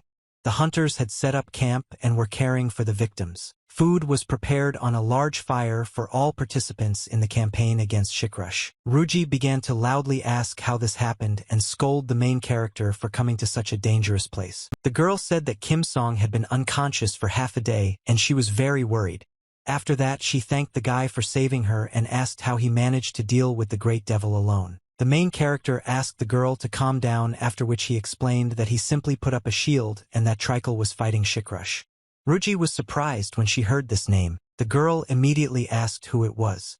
Kim Sung-ju couldn't believe that his friend didn't notice someone so big and noisy. Suddenly a fairy intervened in the conversation and told the main character that Tricle had already left a long time ago. The guy was surprised by this. Hot Chocolate continued to say that at the end Tricle said that he needed to leave urgently, and since all the people lost consciousness as soon as the main character's shield was destroyed, no one saw him. Hearing this, Kim Sung-ju became upset and began to regret that he did not even thank the great devil for his help. Suddenly a man entered the tent and was glad that the main character had already woken up, after which he asked how he was feeling. It was the leader of the expedition to Shikrush named Falenta. He said that the main character saved all the participants of this expedition. These words surprised the main character. Falenta already knew the guy's name because he had heard about him from Ruji, and therefore gave his name. After this, the man expressed his deep gratitude to the boy, and said that they along with the other hunters were going to collect Shinkrush's body. Hearing this, Kim Song-ju immediately jumped up from his seat and asked if he could go with the hunters. Falenta replied that of course he could go with them, but the main thing was that the guy was feeling okay. The main character will answer that everything was fine with him. As soon as Kim Sung-ju took a few steps, his consciousness immediately became clouded, and his head began to spin violently. The guy did not understand what was happening to it. After this, the guy threw up a lot. Ruji was shocked by this unexpectedness and asked if everything was okay with the main character. Kim Sung-ju answered again that everything was fine with him and he just felt dizzy. Valenta decided not to write off and wait for the guy. The fairy assumed that the main character's characteristics had increased so quickly that he felt sick, so she advised him to check the interface. The guy did so and saw that his divine power had increased fourfold. Hot Chocolate was delighted by this and explained that the angel was worshipped by people, which is why his divine power increased so quickly, but the protagonist did not understand how he deserved to be worshipped. The fairy assumed that the guy was worshipped by the people from the raid because they survived thanks to the main character's shield, and the fear of Shikrush was replaced by gratitude and hope for the angel. The fairy also added that of course the guy got all this just like that thanks to Trikalu's intervention, and hoped that next time the main character would be able to raise his divine power on his own. Valenta turned to the main character and asked if it was possible for the guy to wait until his condition stabilized and then go with them. Kim Sung-ju started saying that everything was fine with him and asked the head of the expedition to take him with him because the guys really wanted to see. Still, the main character was allowed to go with the hunters. After some time, the guy, barely moving his legs, walked to the site of the recent battle. Kim Sung-ju held his head because it was still spinning, but nevertheless the guy had no intention of stopping. Finally, Valenta turned to the main character and said that they had already arrived at the right place. In a large depression in the ground lay the bones of the great devil still burning. Seeing this, the main character was very surprised that Shikrush's skull was completely now.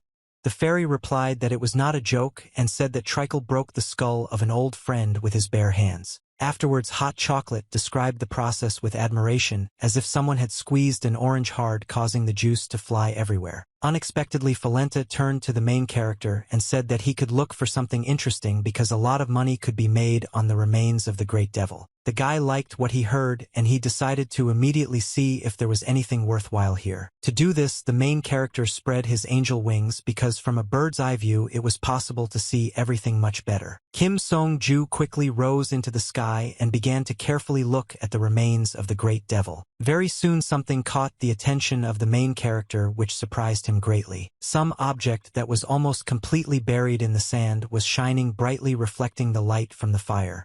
So far the main character could not understand what kind of object it was. After some time, Kim Sung-ju turned to Folent and said that he had found something. The main character held a huge, perfectly smooth red ball in his hands with admiration and asked if the stone was precious. The leader of the expedition was surprised when he saw the boy's find and said that it was the pocket of demonic energy of the great devil. Kim Sung-ju still did not understand what kind of object it was. Then the man explained that it was a clot of mana and it was usually located right in the devil's heart. When a devil died, the demonic energy in his heart would take the form of such a clot. One of the men added that this stone looked beautiful but was actually useless, and unlike monsters, the pocket of demonic energy of the devil would disintegrate after some time. Almost crying with grief, Kim Sung-ju asked if it was really impossible to make money from this find.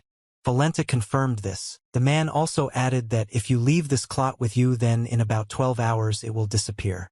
The main character picked it up, but for some reason still didn't want to throw it away. Suddenly, the pocket of demonic energy of the great devil right in the boy's hands began to crack and a bright light seemed to burst out from it. Kim Sung-ju was surprised and at the same time fascinated by this view and did not understand what was happening. The main character saw that cracks appeared on the pocket of demonic energy, and with each second there were more and more of them, and small particles were already flying apart. The next moment, the clot of mana completely shattered into separate fragments and a bright light began to burst out from within.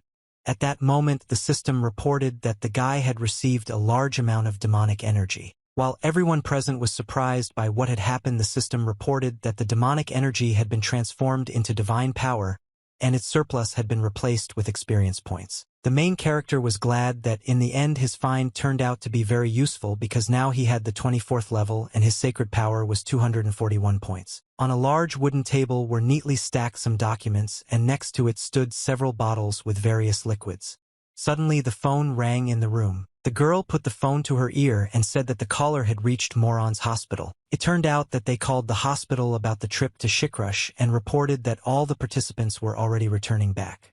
The girl immediately asked how many people were injured. A nurse at Maros Hospital named Selenmia was very surprised when she heard that among the people who were returning back there was not a single patient with serious injuries. When an exploratory group such as a hike or raid departs for the nearest hospital, a state of emergency is declared. The head of the hospital Maros announced to his subordinates that the next step in the plan was a march to Shikrush in which 100 people were going, so everyone had to be ready. The workers did not know exactly when the hunters would return, but they expected them within 24 hours.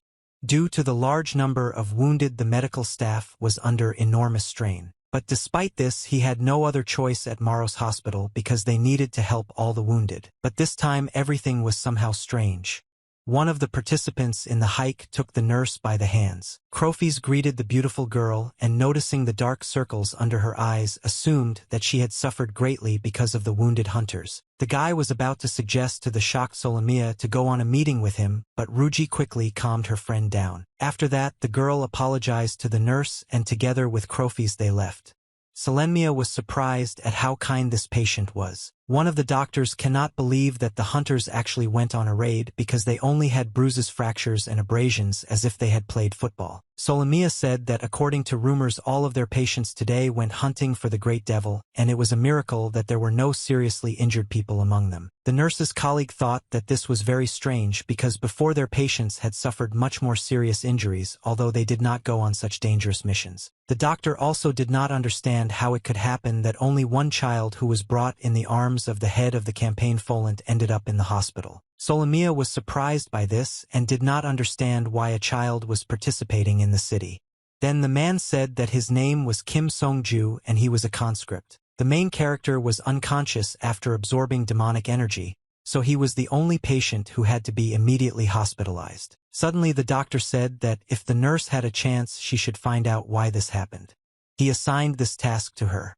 Selenmia was very surprised by this. After some time the nurse came to the room where the main character was. Falenta was also there and said that the guy had cured all the wounded. Ruji happily added that her friend was a healer.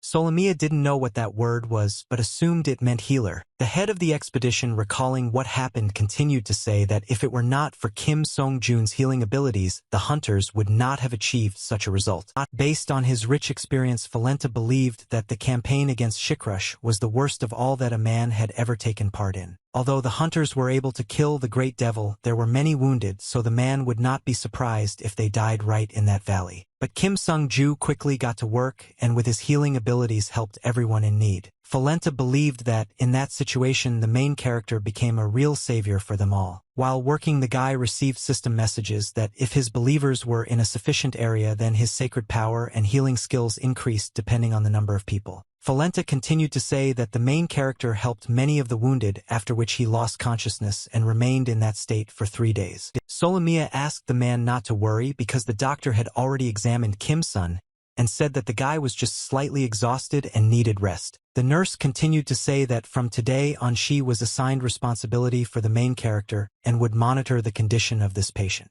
Looking at Kim Sung-ju, the girl admired the fact that such a small child was able to heal so many people on his own. After this, daily care of the main character began to bring joy to the nurse. The first thing she did in the morning was open the windows in Kim Sung-jun's room so that my beloved patient could breathe clean, fresh air. In addition to air, bright sunlight penetrated into the room, and then the main character's hair began to shine brightly. When Selenmia looked at this, it seemed to her that even her eyes were being cleansed by the healing light. Since ancient times, this world has been full of magicians and scientists. Magical arts such as witchcraft developed here. They said that somewhere in the east there were spells with the help of which it was possible to return the life of one person by sacrificing hundreds of other lives in return. But Selenmia thought that not a single book spoke about the ability to save people just like that. The nurse had never heard of healers like the main character. In other words, the girl thought that Kim Sung-ju was unique.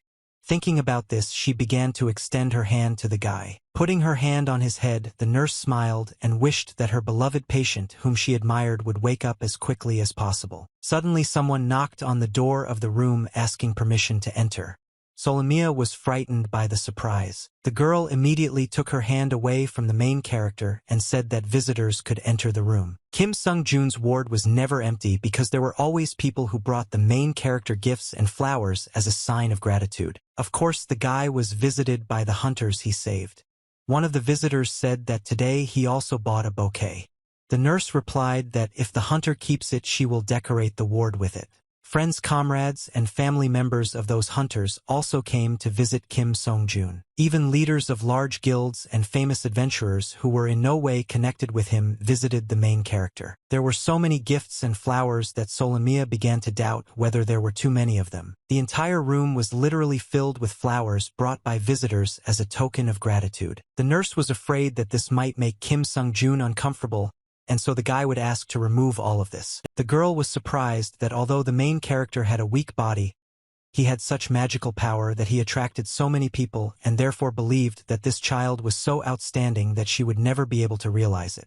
The man in the black suit who suddenly appeared in the room agreed with the girl's words. The stranger continued to say that the main character's abilities, appearance, and character indicated that there was not a single ordinary feature in him. Master Chili asked if the nurse agreed with these words. Solomia couldn't answer anything because she was thinking about who this man was and why he was here because visiting hours had already ended. A man in a black suit accompanied by a silent girl began to approach the bed in which the main character was lying and asked how much time had passed. Taking one of the roses from the bouquet, Chili clarified that he was asking about how many days Kim-sun had been in this hospital. The nurse replied that the guy had been hospitalized 3 days ago. Hearing this, the man was surprised and thought that the main character had been sleeping for quite a long time. At the same time, he brought a flower to the guy's hair. After this, Chili apologized for coming so suddenly and said that he had already left so the nurse could continue her procedures. Heading towards the exit, the man turned to the girl who was his secretary and asked if she had brought the documents. A girl named Sol, holding some folder in her hand, replied that her boss lost documents every day, so she didn't even put them away anymore. Taking the documents, Chili asked what the secretary would do if he hadn't lost them. The girl replied that she would have carried them with her anyway. After that, the man took the documents out of the folder and began to look at them carefully. Previously, the man thought that the main character would be suited to be a support, so he looked for a suitable job for him, but now Chili saw that the guy would be more suited to fighting. The man then said that today he came just to look at Kim Sung-joon and he would talk to him next time. Soon Chili said that it was time for him to go and asked the nurse to say hello to the main character as soon as he woke up. The man also said that he would leave his gift here. Suddenly, Secretary Sol put a large suitcase on the table that was intended for Kim Sung-joon. Solomia was surprised by this and asked from whom she should say hello to the main character. The man, smiling good-naturedly, asked the nurse to tell the boy that Chili had come to see him because he was sure that the main character would understand who they were talking about. Kim Sung-joo seemed to hear this in his sleep and seemed displeased with the arrival of this visitor. The vase in which the roses were standing fell with a crash and broke. Glass fragments and water scattered across the floor. Solomia, entering the ward the next day, was very surprised by what she saw. Kim Sung-joo sat on his bed carefree and looked out the window trying to remember what happened to him. The main character was distracted from these thoughts by a nurse who asked in surprise if the guy had finally woken up. Kim Song looked at the girl in surprise. Suddenly he called her aunt and asked who she was. Solomia was struck by lightning when he addressed her in this way because she was a young girl. Although the main character had already woken up until this moment, the nurse did not know about his true character, which surprised her very much. After some time, Solomia took the main character to his doctor so that he could check the guy's health. Dr. Huklam, studying the documents, said that apart from the fact that the guy was unconscious for a week, all his indicators looked good. After this, the doctor turned to his patient and asked if Kim Sung-joon had anything that was bothering him or was different from the norm. The guy replied that the food was tasteless and even for a hospital it was too much. After that, the guy asked if the doctor had a cook pub or something like that. Solomia was not yet accustomed to the character of the main character and wondered why this child behaved like this. When he slept, he looked like an angel, but as soon as he opened his mouth, he turned out to be a rude person. Dr. Huklam was also not delighted with the behavior of his patient, but he restrained himself and endured everything. The nurse noticed this and told the doctor that the guy had recently encountered the great devil. The girl continued to say that since the main character was still very young, perhaps this had a negative effect on his psyche. Solomia decided to sort everything out before the doctor got confused. Looking sternly at his subordinate, the doctor said that he would draw the conclusions here, but the man nevertheless admitted that this time the nurse made a good remark. The doctor continued to study the documents which stated that the main character was a man aged 26. Suddenly Hyuklim asked if Kim-sun had a girlfriend. The guy started telling that the story of his love life was very confusing, and if he started to figure it out there would be no end to it, so the doctor should have prepared some napkins to wipe away his tears later. Dr. Hyuklim was very intrigued by these words, and seemed ready to listen to everything that Kim Sung-ju would tell him. Suddenly the man reached for a large bottle of red wine and asked if it would work as napkins. This struck the nurse as if she had been struck by lightning. She was very surprised and told the doctor that the small child should not have been given alcohol. Hyuklim replied that the guy was not a child because he was already 26 years old. At this time Kim Sung-ju was holding high-quality wine in his hand, which was 72 years old. The nurse continued to say that in any case the guy was their patient. To this the doctor, who was a drinker, replied that the guy was already completely healthy and could be discharged. After this Hyuklim turned to the main character and said that he even gave him a gift and therefore asked him to be more careful and not to return wounded. The doctor then went on to say that the boy could heal people simply by touching them, but advised him not to rely solely on his skills but to learn instead. The doctor also said that in our time young people could study medicine even from books, so he suggested that Kim Sung-ju take one as a gift from his library. The main character already wanted to refuse, saying that he didn't need the books, but Solomia suddenly shut his mouth and thanked the doctor for the valuable gift. After this the girl led the guys out of the doctor's office, saying that she would finish her work and discharge them. Looking after Kim Sung-ju as he left, the doctor thought that this guy didn't even know the basics of medicine. He did not know what the circulatory system was and what the aorta was, and only had the knowledge he received in biology lessons at school. But nevertheless this knowledge was enough for him, because the main thing he knew was that if the heart stops the person will die. The doctor continued to think that the main character used his skills to perfectly heal the participants of the expedition, and it turned out that the path that the doctors had been following for decades was useless. Hyuklim was already over 70 years old, but he could never have imagined that he would envy a child with unique abilities. The elderly man thought that this was annoying. Returning to the ward where the main character was lying, Solomia breathed a sigh of relief, saying that she almost turned gray from excitement during the meeting with the doctor. After this, the girl holding the book she had wanted to receive for so long turned to Kim Sung-ju and asked if he really wasn't afraid of adults at all. The main character replied that he was also an adult, so he had nothing to be afraid of.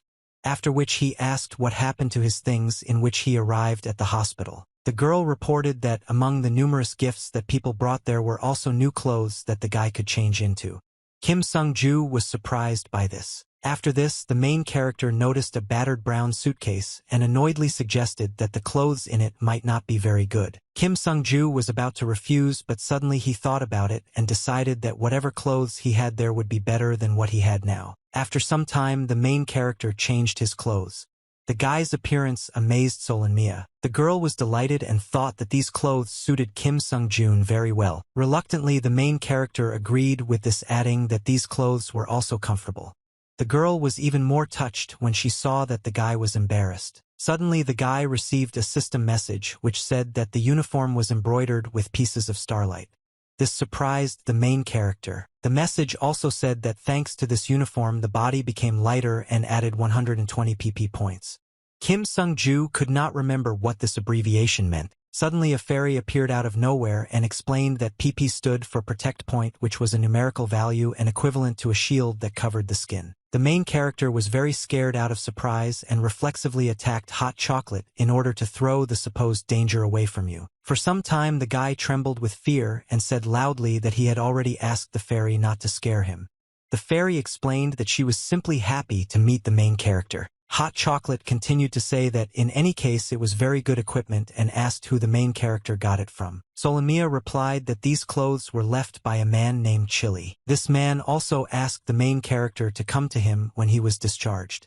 The nurse added that he himself came here to visit the guy while he was unconscious. Kim Sung-ju was very surprised that Master Chili himself came to meet him. Still, the main character thought that since he had received clothes from the guild, he would have to go there once.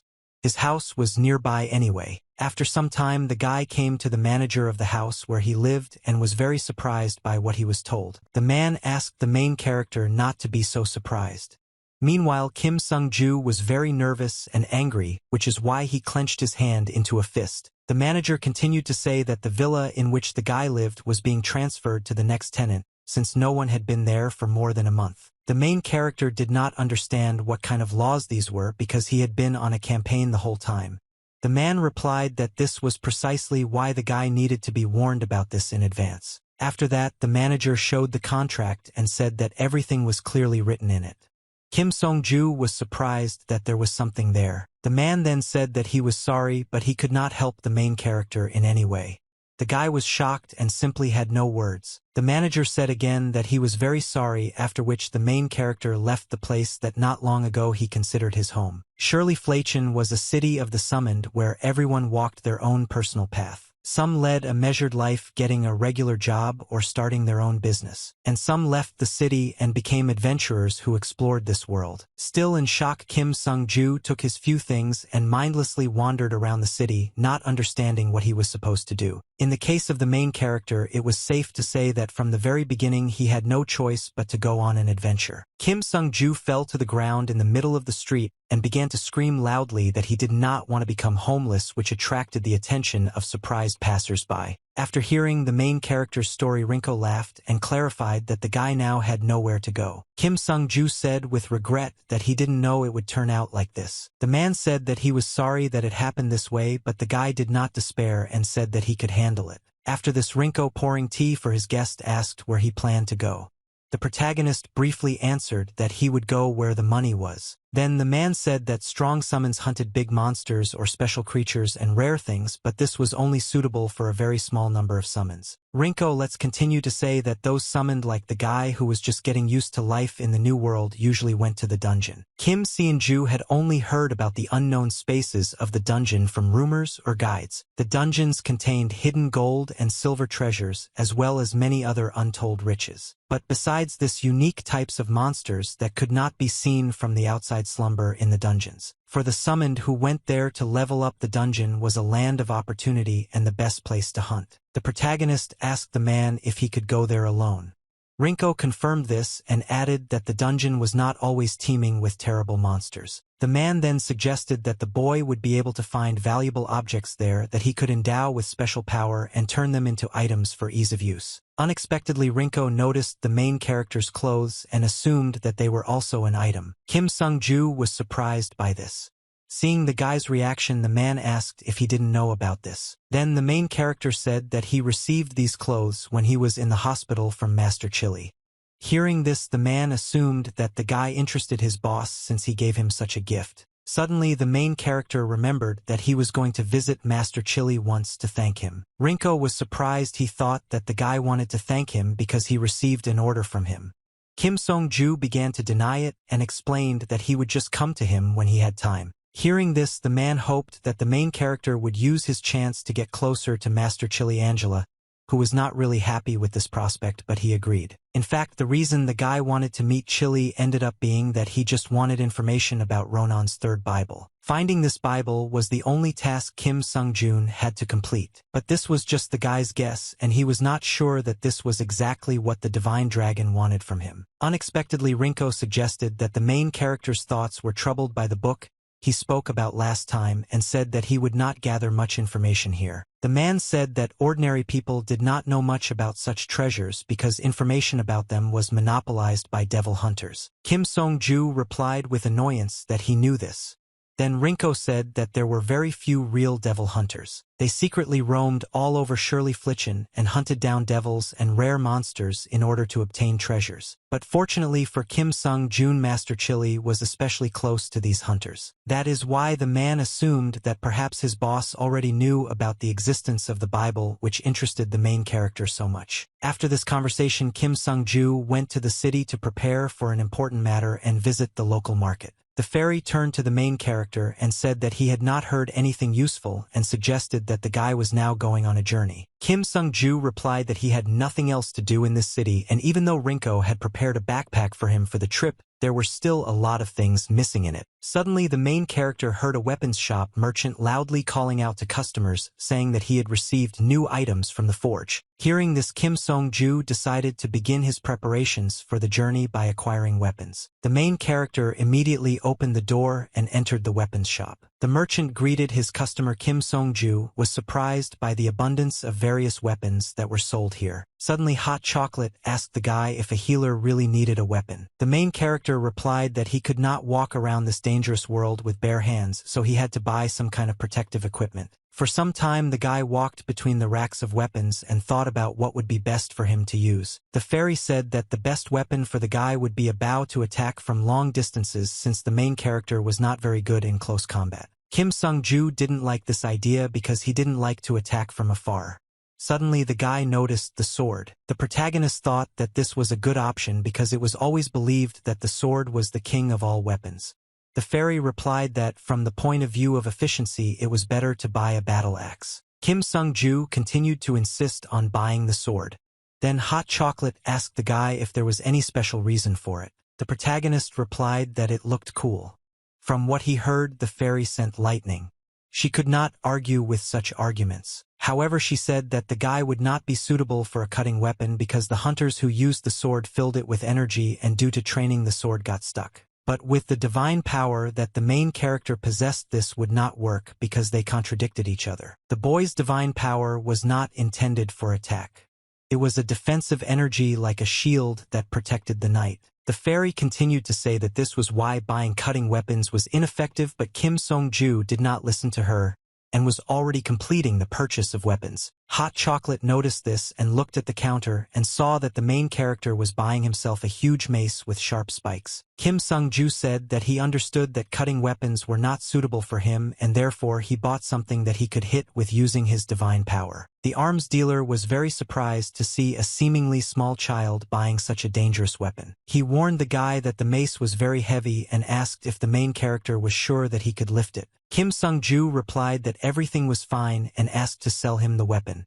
The owner of the gun shop did not contradict his client. Having put his new acquisition in his backpack, the main character began to say that he liked the mace more than he had previously thought.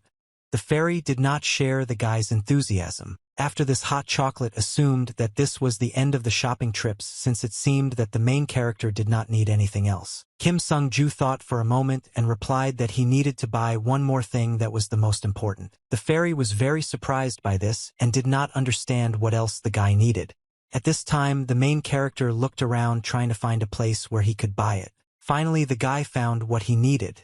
The main character really wanted to buy a hat before the trip because he didn't have any headwear. For Kim Sung-jun, the journey was as emotional as buying a new hat, and for others, it was a lot of hard work. Tangled roads, countless monsters, and dangerous adventures that made the future unpredictable attracted a small group of travelers who were ready to wander for a long time along forest paths. They could not use horses and ride on horseback because the road was unpredictable.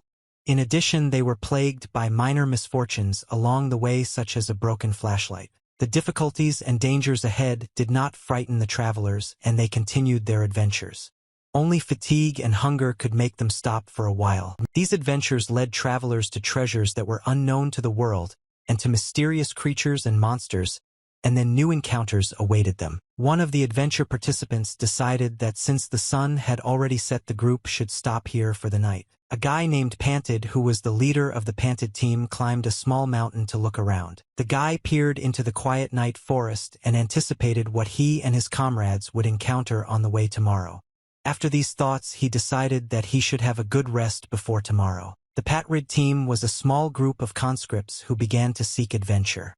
One evening, as usual, they set up camp and prepared for the next day. It was a group of people who constantly hunted and gained experience in order to grow, despite the fact that none of them had any special abilities. One of the team members said that there were quite a lot of monsters in the area that could suddenly attack, so maybe it wasn't worth lighting a fire, but they didn't want to freeze from the cold either. Panted thought about how to solve this dilemma because he had a lot of experience and therefore he was always careful. Still, the guy decided that he would go scout out the surrounding area and return, and his comrades were supposed to set up camp and wait for him. The team members were surprised that their leader was seriously planning to go alone. Panted asked them not to worry because he would only be gone for a short time, especially since there was little kerosene in the lantern. Taking the lantern, the leader warned his team that he was already leaving. One of the guys asked the boss to be more careful and promised to cook him dinner. After the captain left, the rest of the team, who were tired after a long journey, decided that they needed to quickly finish their duties and rest. Panted made his way alone through the dense dark forest, and lighting his way with a lantern was surprised that there were more stones around than he thought. Climbing a small mountain, the guy thought that although it made movement difficult, it would also be difficult for a monster to attack here, so these stones served as good protection. Stopping to rest after the difficult climb, Panted looked around and suddenly saw something in the darkness. The guy noticed some black silhouette not far from him, from which he immediately squatted down and hid in order to get a good look at everything. Panted thought he saw some kind of monster in front of him, but it looked small. However, the guy immediately took up his sword, sensing danger. The guy tried to examine his opponent in as much detail as possible, but because of the darkness he could not see him well. At the same time, he thought that if it was a monster, then before it attacked him, the guy would be able to escape and call his team for help. As soon as Panted's eyes got used to the darkness and began to see better, he realized that he was wrong. The guy was very surprised by what he saw in front of him. Kim Sung-ju, leaning his back against a tree, slept peacefully, not noticing that a stranger had approached him. Because of the main character's appearance, Panted thought that it was a doll. The guy quickly discarded this idea because the doll was not asleep. Panted still could not understand what or who he saw in front of him. Being very nervous, the team leader Panted accidentally touched a bush, which caused a barely noticeable noise. This was enough to wake up Kim Sung-ju, who despite all this was not afraid despite the fact that he was completely alone in the dark forest. Panted saw this and became even more frightened and did not understand what he should do. Still, the guy turned to the main character and asked what it was. Kim Sung-ju was surprised to hear someone's voice from the forest. The main character saw the guy and replied that he was Kim Sung-jun, but Panted wasn't asking that. At the same time, the guy sighed with relief because there was an ordinary person in front of him. The main character said that he got lost and therefore decided to stop here for the night. Panted asked if the stranger was really lost. Kim Sung-ju confirmed this and added that he was hunting here. Hearing this, Panted assumed that the guy was here with his comrades. Then the main character replied that he had no comrades and no home either because he was a hunter. To this, Panted said that even if the guy was a hunter, it was still dangerous to be alone in such a place, especially since he did not have a tent or sleeping bag. Kim Sung-ju was surprised by what he heard and asked if he couldn't just sleep on the ground. Panted thought the guy was overconfident. After that, he said that there was nothing to do and unexpectedly suggested that the main character follow him. He then said that his team's camp was nearby. The smoke from the fire rose high into the sky and was clearly visible from afar. After some time, Kim Sung-ju was already at the Panted team camp and was having dinner with the food that was shared with him. The girl with an unusual hair color looking at the main character believed that even God was heartless because he stole a child from Shirley Flichen. Her friend agreed with this. After this, the girls clarified the name of their guest, Kim Sung-ju.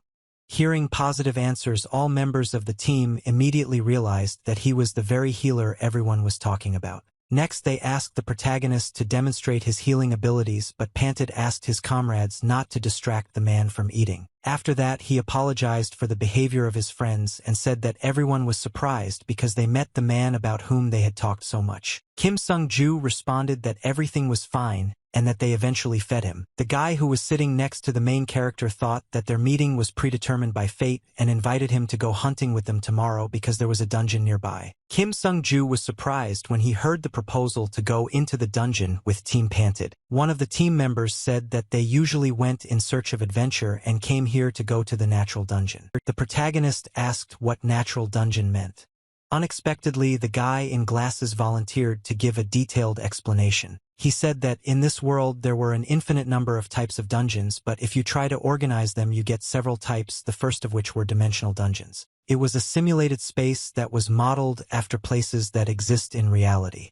They looked as if the real Shirley Flichen was reflected in a mirror, but in fact it was a completely different world. It repeated real historical events from the past, but sometimes events occurred there that did not happen in reality. Because of all this complexity, this type of dungeon was considered the most difficult. The second type included dark magic dungeons.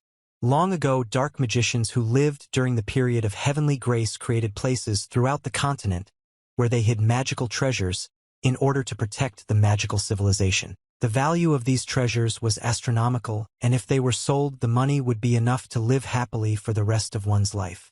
Because of this, these dungeons were preferred by most adventurers. Panted continued to explain that, in the end, the third type of dungeons were the ones their team was heading to, namely the natural dungeons. They had no special features.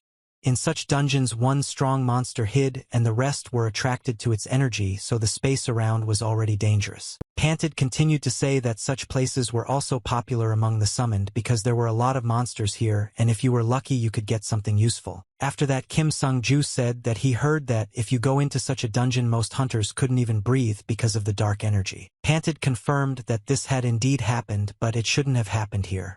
The protagonist believed that the natural dungeons were places for low-level hunters. Then one of the team members told Kim Sung-jun that if he couldn't decide whether to go with them or not right away, he could give his answer in the morning. After this, he turned to Panted and asked if such conditions would be normal.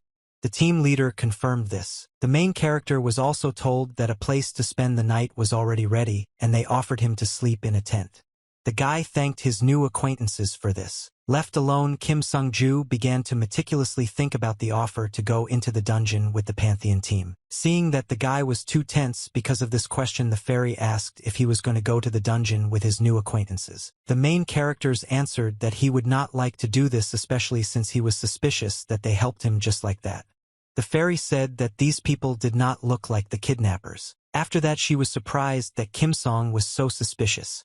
The guy explained that this was a place where you couldn't trust anyone and you always had to think with a cool head. Hot Chocolate was surprised by this answer because it seemed to him that everything was just the opposite. The fairy remembered that when the guy talked to his new acquaintances about the dungeons, he looked very pleased. These conversations around the fire made the protagonist's eyes shine brighter than ever. Hearing this, Kim Sung-ju was very surprised and could not believe that he actually looked like that from the outside. Still, the guy said that now he couldn't go to the dungeon alone and it would be good to go there while there was an opportunity. The fairy asked if he had really decided to go with the team. Kim Sun confirmed this with a smile and said that first he needed to get some rest because they were going out into the dungeon early the next morning. The next day was coming very soon. The rays of the bright sun that peeked out from behind a large rock illuminated the camp of the Panted team. One of the team members said that apparently the interior space in the dungeon was quite large. Panted added that a monster called Overlike lived in it. The comrades agreed with their boss and said that there had never been such strong monsters in these areas except for this. Kim Sun asked what the word overlike meant. The guy asked the main character to imagine an overgrown wolf and said that all these surroundings were ruled by one huge wolf who even drove out the overlike, who was a liar before. The main character asked if it was the monster who came up with such a name for himself. Panted laughed at this because the monster couldn't come up with a name for himself and said that the hunters gave him such a nickname. Kim Sung-ju thought that these hunters had no imagination at all and were bad at coming up with names for Panth's monsters. These words hurt Panth. The guy said that now the main character had to be careful because he was not a tank, and if the monsters hit him, the guy would suffer. After this, the group leader asked Kim Sung-jun not to worry because if anything happened, he would always cover for him, and added that they had to enter the dungeon before sunrise. As they made their way deeper into the dungeon, the Panted team members realized that no light penetrated into the cave at all. Even with a flashlight, it was dark, so everyone had to be careful and follow Panted. Suddenly, the main character received a system notification that the reshade skill was activated automatically, but the guy didn't seem surprised at all. Kim Sung-jun was more surprised that one of the Panted team members used a flashlight. The protagonist suggested that his new acquaintances did not use torches at all.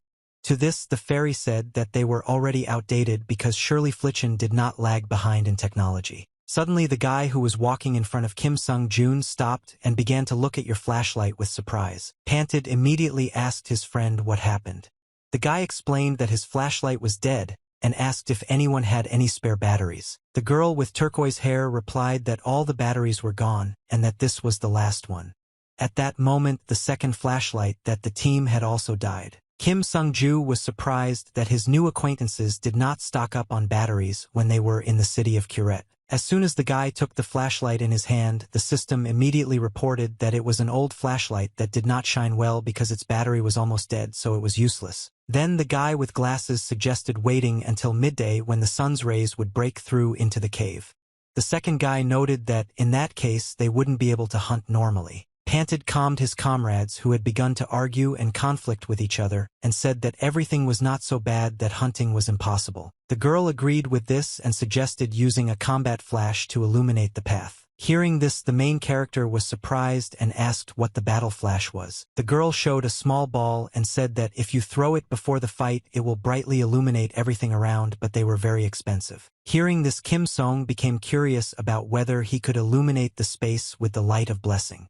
The fairy thought that it would take away a lot of divinity. Unexpectedly, the main first thing was the system notification that he had received a new skill that summoned a sphere of divine power illuminating the path ahead. This was just what was needed at the moment, so Kim Sung-ju immediately used this new one, after which a sphere appeared in his hand that glowed brightly. The joyful protagonist turned to Panted to inform him that a solution to their problem had been found. Kim Sung-ju, showing off the glowing sphere, asked the boy if this light was enough to continue moving forward. The Pantheon team members were surprised that the main character even had such skills and thought that it was an inability but magic. The guys explained that it was just a new skill, after which he asked if skills and magic were different.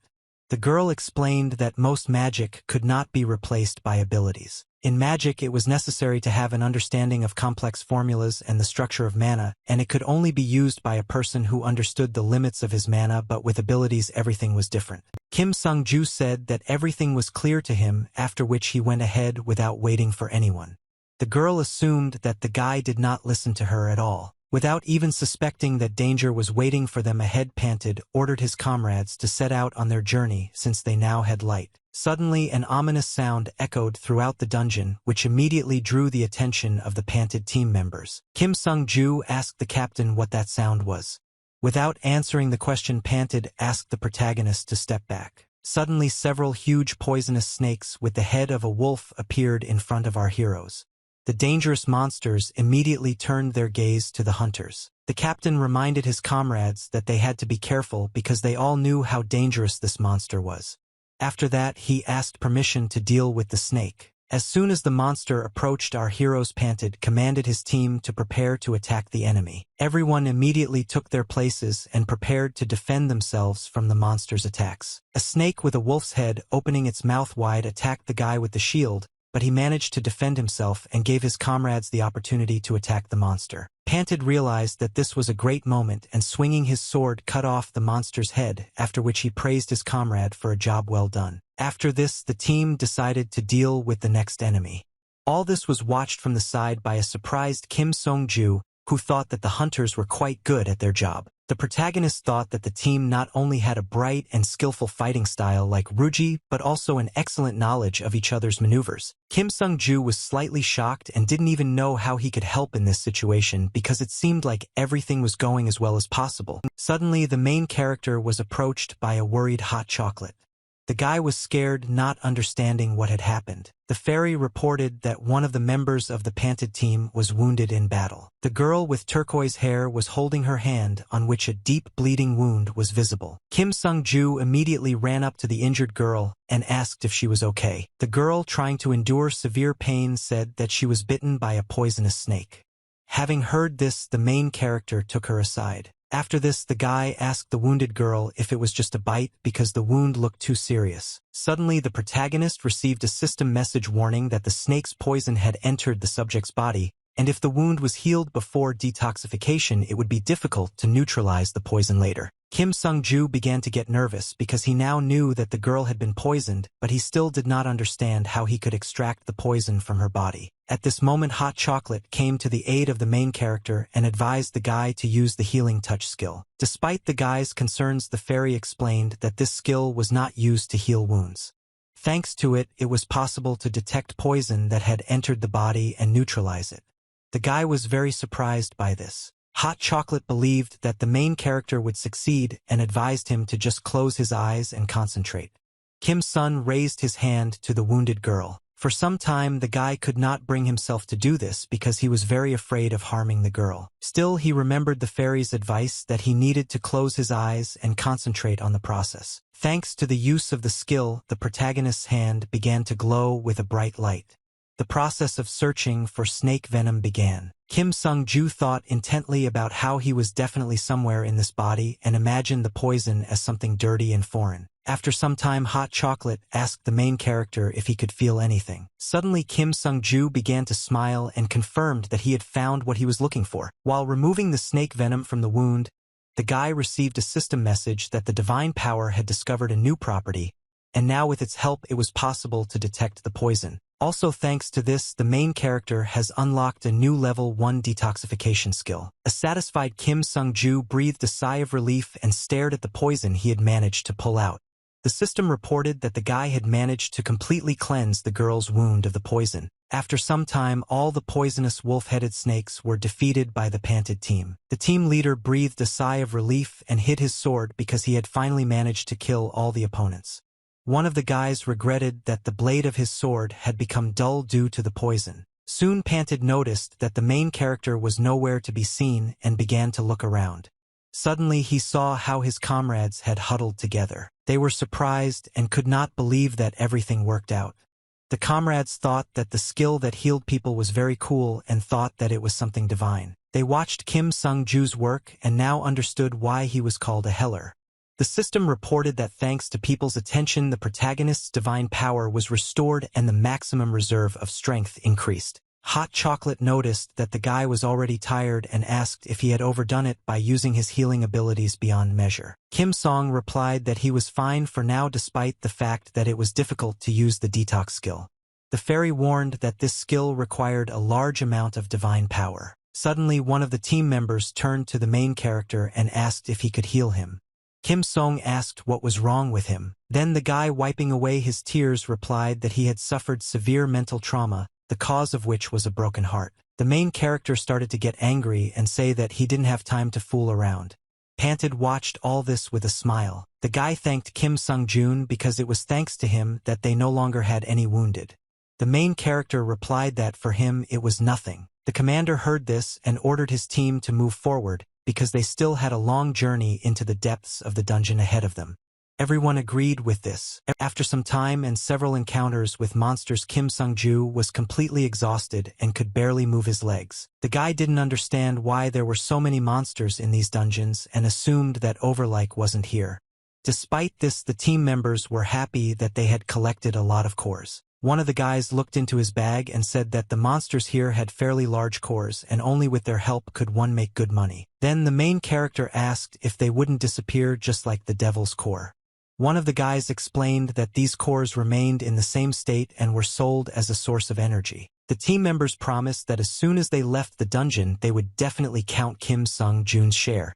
The guy was glad to hear this. While she had a free minute, the main character decided to look into his interface in order to find out how much his level had grown. Kim Sung-ju was very surprised when he found out that he was now level 30 and did not understand how he could have grown so much. The fairy said that it was a very good hunting result and suggested that the guy's level had increased due to hunting high-level monsters and working together as a team. After this, the protagonist turned to his new comrades and asked why they did not use their skills during the hunt. Hearing this question, one of the girls was at first very surprised, after which he began to laugh loudly, making the guy perplexed. She assumed that the protagonist did not know everything and explained that the abilities were not something that every summoned could or wanted to use.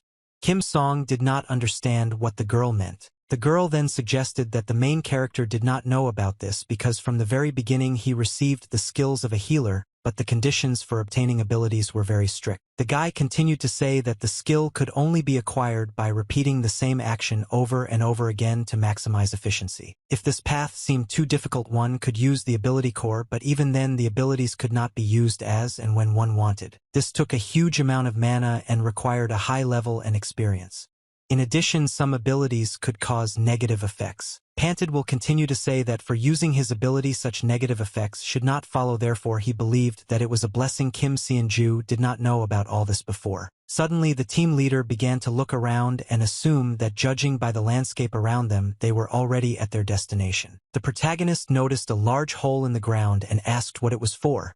Panted suggested that Overlike had forced his newly minted subordinates to dig it in order to ruin the passage. Suddenly the main character felt something and began to inhale air deeply into his lungs in order to feel the strange smell. After that he turned to his comrades and asked if they smelled sewage, but all the team members began to deny it, which surprised Kim-sun because the stench was terrible. Hot Chocolate suggested that no one else except the protagonist smelled this smell. Then the fairy said that usually this was called a feeling of energy.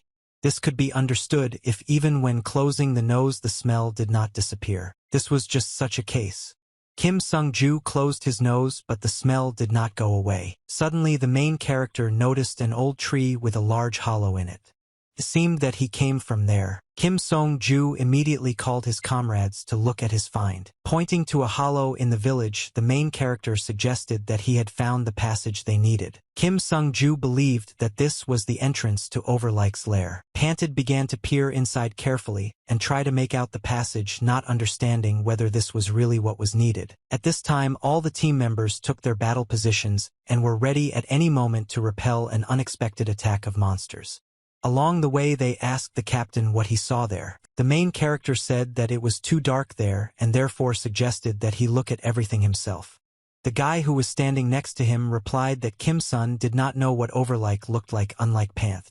Kim Sung-ju was very surprised that no one present, except the team captain, had ever seen this monster. One of the guys said that the captain hunted Overlike in his youth but lost him, although he was able to injure his paw.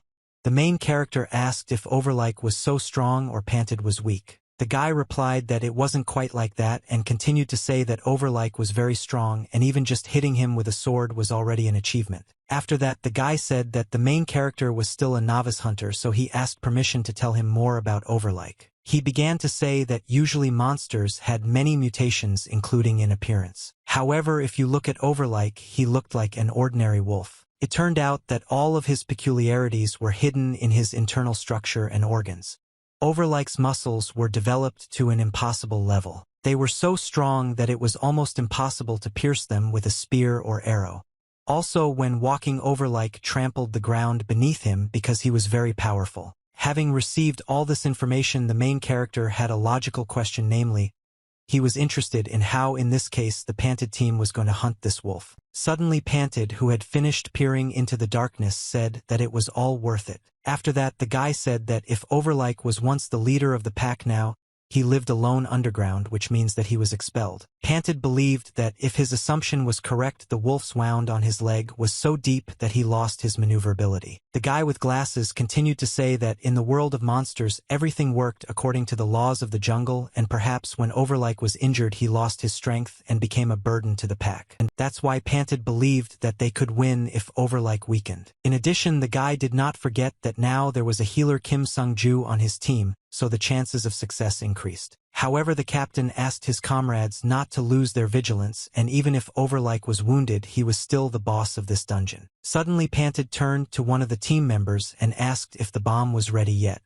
The guy who was doing something to the side of the group confirmed this. Hearing this, the team leader told his comrades that as soon as they heard the sound of the explosion of the time control device, they should jump and attack the wolf. At this time, the fairy noticed that the main character was nervous and asked him not to worry because he would not be alone. Besides, Hot Chocolate was sure that those who were called always had to finish what they started. These words raised Kim Sung-jun's enthusiasm, and why did he start smiling and say that the fairy had the gift of the tongue? Getting to his feet, the main character decided to see what was special about that wolf if he was called a boss. Kim Sung-ju smiled as he placed the mace on his shoulder and prepared to fight Overlike. At this time, in the depths of the cave, in the absolute silence, a huge wolf was sleeping carefree. The large scar on the monster's eye indicated that he was not the boss of this dungeon for nothing. Suddenly, a loud explosion sounded in the dungeon, raising clouds of dust.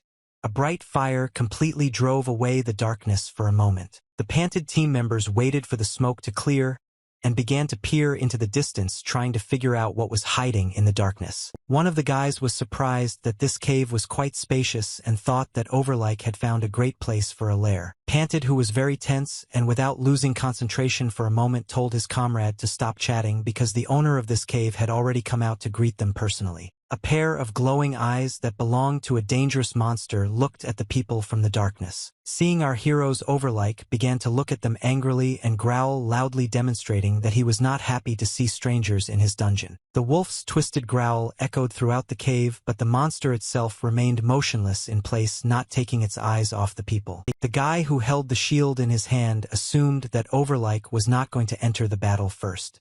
Panted was surprised that enemies broke into the wolf's house, but he did not attack. Looking at the wound on Overlike's leg, the guy decided that it was much more serious than he had previously thought. Then Panted decided that he would go first because even though the wolf was no longer as strong as before, he was not the leader of the pack for nothing. The team leader also asked his comrades not to lose their vigilance and follow him, after which he ordered them to attack the enemy. Our heroes immediately and fearlessly rushed forward to do what they had come all this difficult way for. While the battle with the huge wolf was going on, Kim Sung-ju tried to heal the wounds of his comrades who had already suffered as quickly as possible. After another serious healing, the main character asked his comrade to be more careful. Very soon the next victim needed help. Kim Sung-ju never refused anyone and diligently did his job. While healing the wound, the guy thought that she had problems because more and more wounded people appeared, and since they could not be absent for a long time during the battle, the duration of treatment had to be shortened. Suddenly the main character thought that he would be able to use the healing light as an 4-drip because before he had been able to use it as a detoxifier. To begin with, Kim Sung-ju decided to try to apply this skill only slightly and see if he could continue the drip so that it would not be interrupted and would flow continuously. Unexpected members of the Pantheon team felt a surge of strength. They did not understand what was happening but assumed that the main character was involved. At that moment, the guy received a system notification that the level of his healing touch skill had been increased and now he could heal allies at a distance, albeit more slowly. One of the guys was surprised that he was now in the midst of a battle, but Kim Sung-ju could still heal everyone. People looked at the main character with admiration, which gave him divine powers. The guy glowed brightly and surprised his comrades even more. Kim Sung-ju was very pleased with himself and believed that this was the ability of a true healer. Panted when he realized that all his comrades had already recovered, suggested moving on to the next stage and not wasting time in order to quickly finish with Overlike. Then the commander gave the command to attack the monster, after which everyone immediately rushed into battle in a coordinated manner. At this time, the fairy turned to the main character and said that he had perfectly understood the mechanism of the divine power.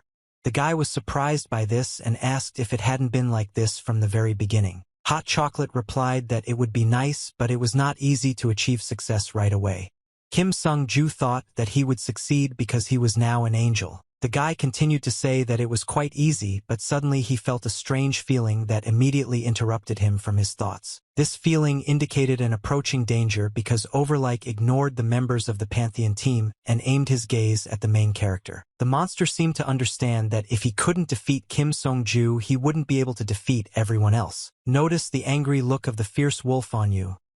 The main character began to get nervous and think that he had serious problems. The next moment, Overlike jumped high into the air to get past the attacking Pantheon team members and get closer to the angel who was standing behind him. Panted loudly warned his comrades to be careful as Overlike intended to attack their rear. Kim Sung-ju held the mace in his hands and thought about when the wolf had managed to aim at him, and now believed that with his endurance, he wouldn't even be able to escape. Opening his mouth and baring his sharp teeth, Overlike was getting closer and closer to the main character, who was thinking that now he had no other choice but to take the enemy's blow. At that moment, time seemed to slow down for the guy. He unconsciously activated the first-level combat sense skill and then swung his mace. This did not frighten the ferocious beast at all, and it continued to approach Kim Sung-ju without fear in order to attack him. It seemed that Kim Sung-ju froze in fear and could not pull himself together, but in the meantime the monster was already very close. Suddenly the main character realized that the very moment had come when he had to attack his opponent. The next moment, Kim Sung-ju hit the ferocious wolf on the head with his mace with all his might, which surprised himself. Panted and his comrades were shocked to see this, and for a while they hurried, not believing that the healer had managed to attack the dangerous monster. After the strong blow, the wolf immediately retreated back to recover. Meanwhile, Kim Sung-ju was still on the alert because he understood that this fight was not over. The surprised protagonist looked at his hand and did not understand what it was now because his body seemed to be moving on its own. The guy thought that this meant that he had every chance to defeat the ferocious monster. These thoughts gave Kim Sung-joon strength, which made him tightly squeeze the mace in his hand. Overlike soon recovered and again headed towards the main character in order to take revenge on him for the recent attack. Flashing his bright, bloodthirsty eyes, the wolf growled fiercely, scattering saliva to the sides. Now this did not frighten the main character at all.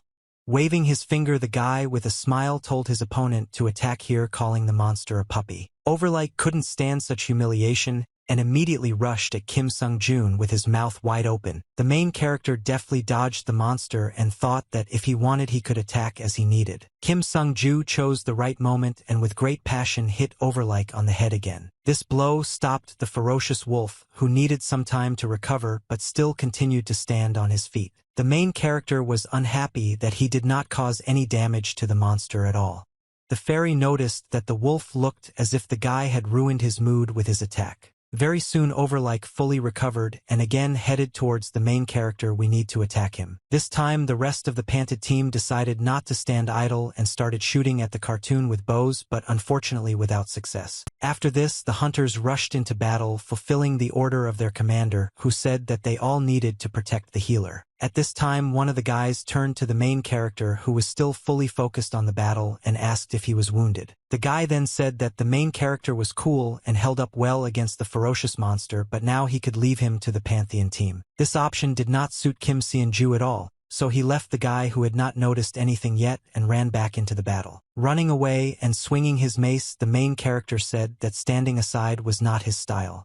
The guy tried to explain that it was dangerous for a healer to interfere in the fight, but Kim Sung did not listen to him. Soon the protagonist with great enthusiasm carried out a whole series of attacks that caused significant damage to Overlike. The ferocious wolf was no match for the agile and ancestral Kim Sung-joon, so he only took blows to the head with a mace. The guy from the Pantheon team who tried to dissuade the main character from fighting the monster was shocked after what he saw and could not say anything. Kim Sung-ju felt incredible pleasure from the battle and believed that this was his style. The fairy admired her master. The same bewildered guy who watched the main characters fight thought that their healer was truly crazy. After some time, the battle was over. Standing over Overlike's lifeless body, Panted said that he looked good for a monster. His comrades surrounded the defeated enemy and said that they would like to have such a puppy. At this time, the main character stood aside and recovered his strength after a difficult battle. Hearing this, Kim Sung-ju was surprised and asked if it was possible to tame wild monsters in this world. The fairy replied that, to tell the truth, it was almost impossible to tame them. The main character regretted this because he would like to ride such a wolf. The fairy, when she imagined this picture, was delighted by it. Suddenly, Hot Chocolate said that it was a great idea and decided that he would become a wolf. Kim Sung-ju was surprised by this and did not understand how the fairy was going to do this. The next moment, she flew high above the fallen Overlike and began to concentrate, emitting a bright light. Energy enveloped Hot Chocolate, and wolfishly we leave an invisible connection between them. All this was accompanied by the glow of hundreds of small sparks. After this, the energy began to take the form of a wolf, due to which the fairy acquired sharp ears. At the same time, a wolf's tail appeared on Hot Chocolate's back. Soon Hot Chocolate had completely transformed into a friendly wolf that was indistinguishable from the real thing. Kim Sung-ju was very amazed and thought it was very cool. The guy immediately reached out his hands to pet the animal. Then the main character asked if the fairy could fight in such a form. She replied that it was impossible because she could not reproduce the entire appearance completely. Then the guy asked if Hot Chocolate could at least ride him on his back, and he received a negative answer because he was heavy. Very soon the fairy changed her appearance and returned to her normal state. An annoyed Kim Sung-ju was surprised that it all happened so quickly. Hot Chocolate justified himself by saying that if he practiced he would succeed. Suddenly someone turned to the main character and threw a small bag into his hands. It was Panted who said that this bag contained Kim Sung-jun's share, and added that they all made good money today. After that, the guy said that his team was returning to the city, after which he asked where the main character was going to go. The guy answered that he would go to Juvan City. Panted thought about it and assumed that it would not be easy for the main character to get there. Kim Sung-ju reminded the team captain of what had happened just recently and said that no matter how difficult it was, he would still cope. Soon our heroes got out of the dungeon and finally rested in the fresh forest air warmed by the warm and bright rays of the sun. After wandering through the forest for some time, they reached a place where their paths diverged. Panted said goodbye and extended his hand to Kim Sung-joon, asking him to be careful. Having shaken the team captain's hand, the main character wished the same to his new acquaintances. The main character left the hunters and went on his way. For some time, the members of the Panted team watched him and waved their hands after him. Looking for the last time at the people who had become his comrades in this small preference, Kim Song thought that it was a pity for him to part with them like this. But there was nothing to do, and adjusting his hat, the guy turned to the ferry, saying that they needed to get to the cities before sunset. After this, the main character immediately set off on his journey because the road to Yuvan City was not close. The big city greeted travelers and local residents with a huge stone chapel that was visible from all streets of the city. Out of helplessness, the exhausted Chili leaned against the wall so as not to fall and said that he could not live by working constantly. Looking around as if he was afraid of meeting someone, the guy decided that today he definitely needed to rest because when you work so hard, it was important to be able to relax. Suddenly, a woman appeared behind the master and ordered him to stop. This frightened Chili. Secretary Sol grabbed her boss tightly by the shoulder and asked where he was going. Chili was afraid to tell her the truth. The girl continued to say that she usually helped the boss, but today she would not do it. Then she said that an important guest had come to see Chili, so he should go to him quickly. Hearing this, the guy was very surprised, and after thinking for a while, he asked the secretary who had come to see him. In the large hall, there were several men in uniform. The guest said that he knew about Chili's constant employment, but he could not even imagine how difficult it was to meet him. The man named Hokum, who was the leader of the Cloud Knights, smiled widely and greeted Chili, saying that they hadn't seen each other for a long time. The guy replied that he simply didn't want to date a man. Hokum laughed at this and said that it lifted his spirits. Chili looked intently at one of the soldiers and thought that even though he met him for the first time, everything was clear to him at first glance. The guy looked at the black-haired and blue-eyed assistant of the leader of the Cloud Knights and could believe that he would be able to see the wolf Erklium Teledi. The Urulium dimension was known for the fact that different monsters ate each other there and people were just their food. Those summoned from this dimension were well known for their superpowers. Chili continued to look at his guest's assistant and think that among these summoned there was one unusual strong guy. The boy still couldn't understand why a man like Erklium Telid joined the Knights. Hokum assumed that Master Chili already knew why he had come to him. After that, the leader of the order gave a sign and his subordinate brought out a large suitcase. The man continued to say that the adventurer was able to discover something, but it was difficult for the order to do it themselves. Then Hokum said that Chili was a completely different person and would not carry out orders for free. After this, the subordinates opened the suitcase in which there were many gold coins. It seemed that this did not surprise the guy at all, and he soon said that the information he had was not that valuable. After that, Chili put on the table a folder with documents for which his guest came to him. Erklium Tellid took this folder and did not carefully look through all the contents. After that, Hokum got up from the couch and thanked the guy for his help with a smile, saying that they would see each other soon. Chili replied that he didn't want that because he was tired of the man.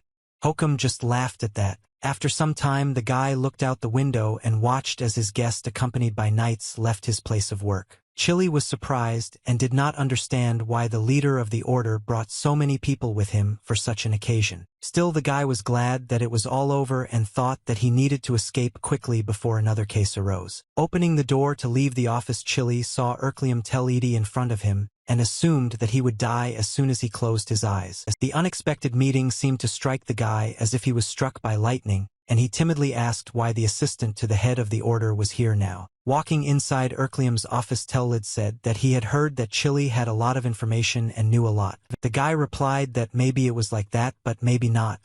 Then the assistant to the head of the order decided to ask the master the questions that interested him. The guy suddenly asked if Chili knew anything about the Bible. Erklium Tellid explained that he was looking for her because he needed her. Suddenly, Erklium Tellid asked Chili if she knew where he could find a Bible.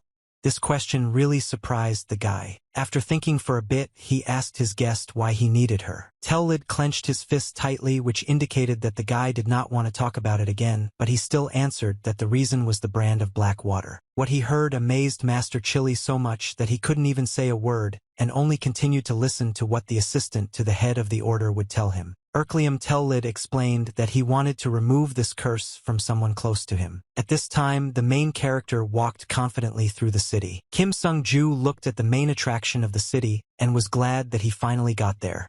The guy did not notice that passers-by were looking at him strangely. The thing was that the long and grueling journey had affected his appearance and the condition of his clothes, but Kim Sung-ju didn't notice it at all. Having entered one of the inns, the main character demanded that he be given a room. The disgruntled guy who worked here refused the visitor, saying that they did not accept beggars. Kim Sun explained that in the permanent courtyard opposite he was told to come here, but the guy continued to insist on his own and say that they would not accept a tramp even if he had money. The owner of the inn came to all this noise and asked what had happened. The guy explained that the beggar wanted to spend the night in their establishment because he was sent here from a neighboring inn. The manager thought for a moment and asked if the main character could pay for the room.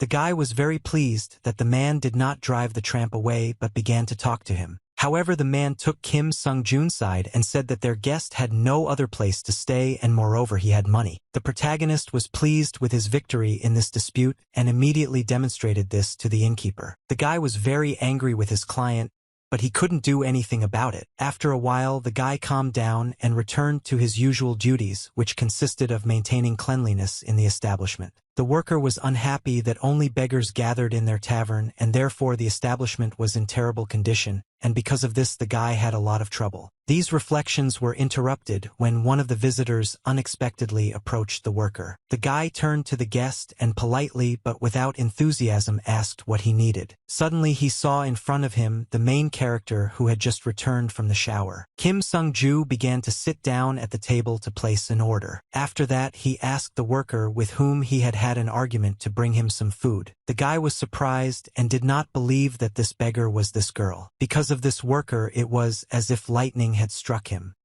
He remembered all the bad things she had said to the educator and was afraid of the consequences. The main character said that where he used to live the guy would have been immediately fired for his behavior, after which he again asked to bring food. The worker immediately ran off to the kitchen. Kim Sung-ju continued to say that the guy was lucky that there was no review system here. Suddenly the main character heard how the man behind the next table loudly banged mugs, and was indignant at the fact that they met cloud knights. The men continued to discuss that the devils were of course bad, but they provided a livelihood for the hunters, but now they were all being killed. Kim Seon-ju also heard that the order's senior assistant, who was a crazy demon slayer named Tellid, left the order. The hunters continued to scold the order of knights for taking away their bread. Meanwhile, the main character was brought his food. The employee of the establishment was in no hurry to leave and seemed to want to say something. Kim Sung-ju looked at the guy with displeasure and patiently waited for what he would say to him. Surely the guy wanted to compliment the main character on his appearance, which was very different from what the workers had in their heads and in reality. However, the worker was very embarrassed to say this and therefore wished him a pleasant appetite and quickly ran away. The main character did not understand what the reason was and considered this guy to be somehow strange. After this, Kim Sung-ju heard noise from the men at the next table again and decided to return to eavesdropping on their conversation. This time the men discussed the taste of barley beer and that they wanted fried potatoes. The protagonist was unhappy and blamed everything on the useless worker who distracted him. Also, Kim Sung-ju was not happy when he saw that Fairy was eating his food, but the guy no longer had the strength to swear. Meanwhile, it was already late evening, and so the main character decided to go to bed. The next day came. A loud noise was heard in the room. Someone wanted to enter the office, but they wouldn't let him in. Chili was sleeping in his chair, and through his sleep, he heard his subordinates telling the guest that he had no right to meet with the director whenever he wanted. The guest insisted on his own and loudly said that he had an invitation.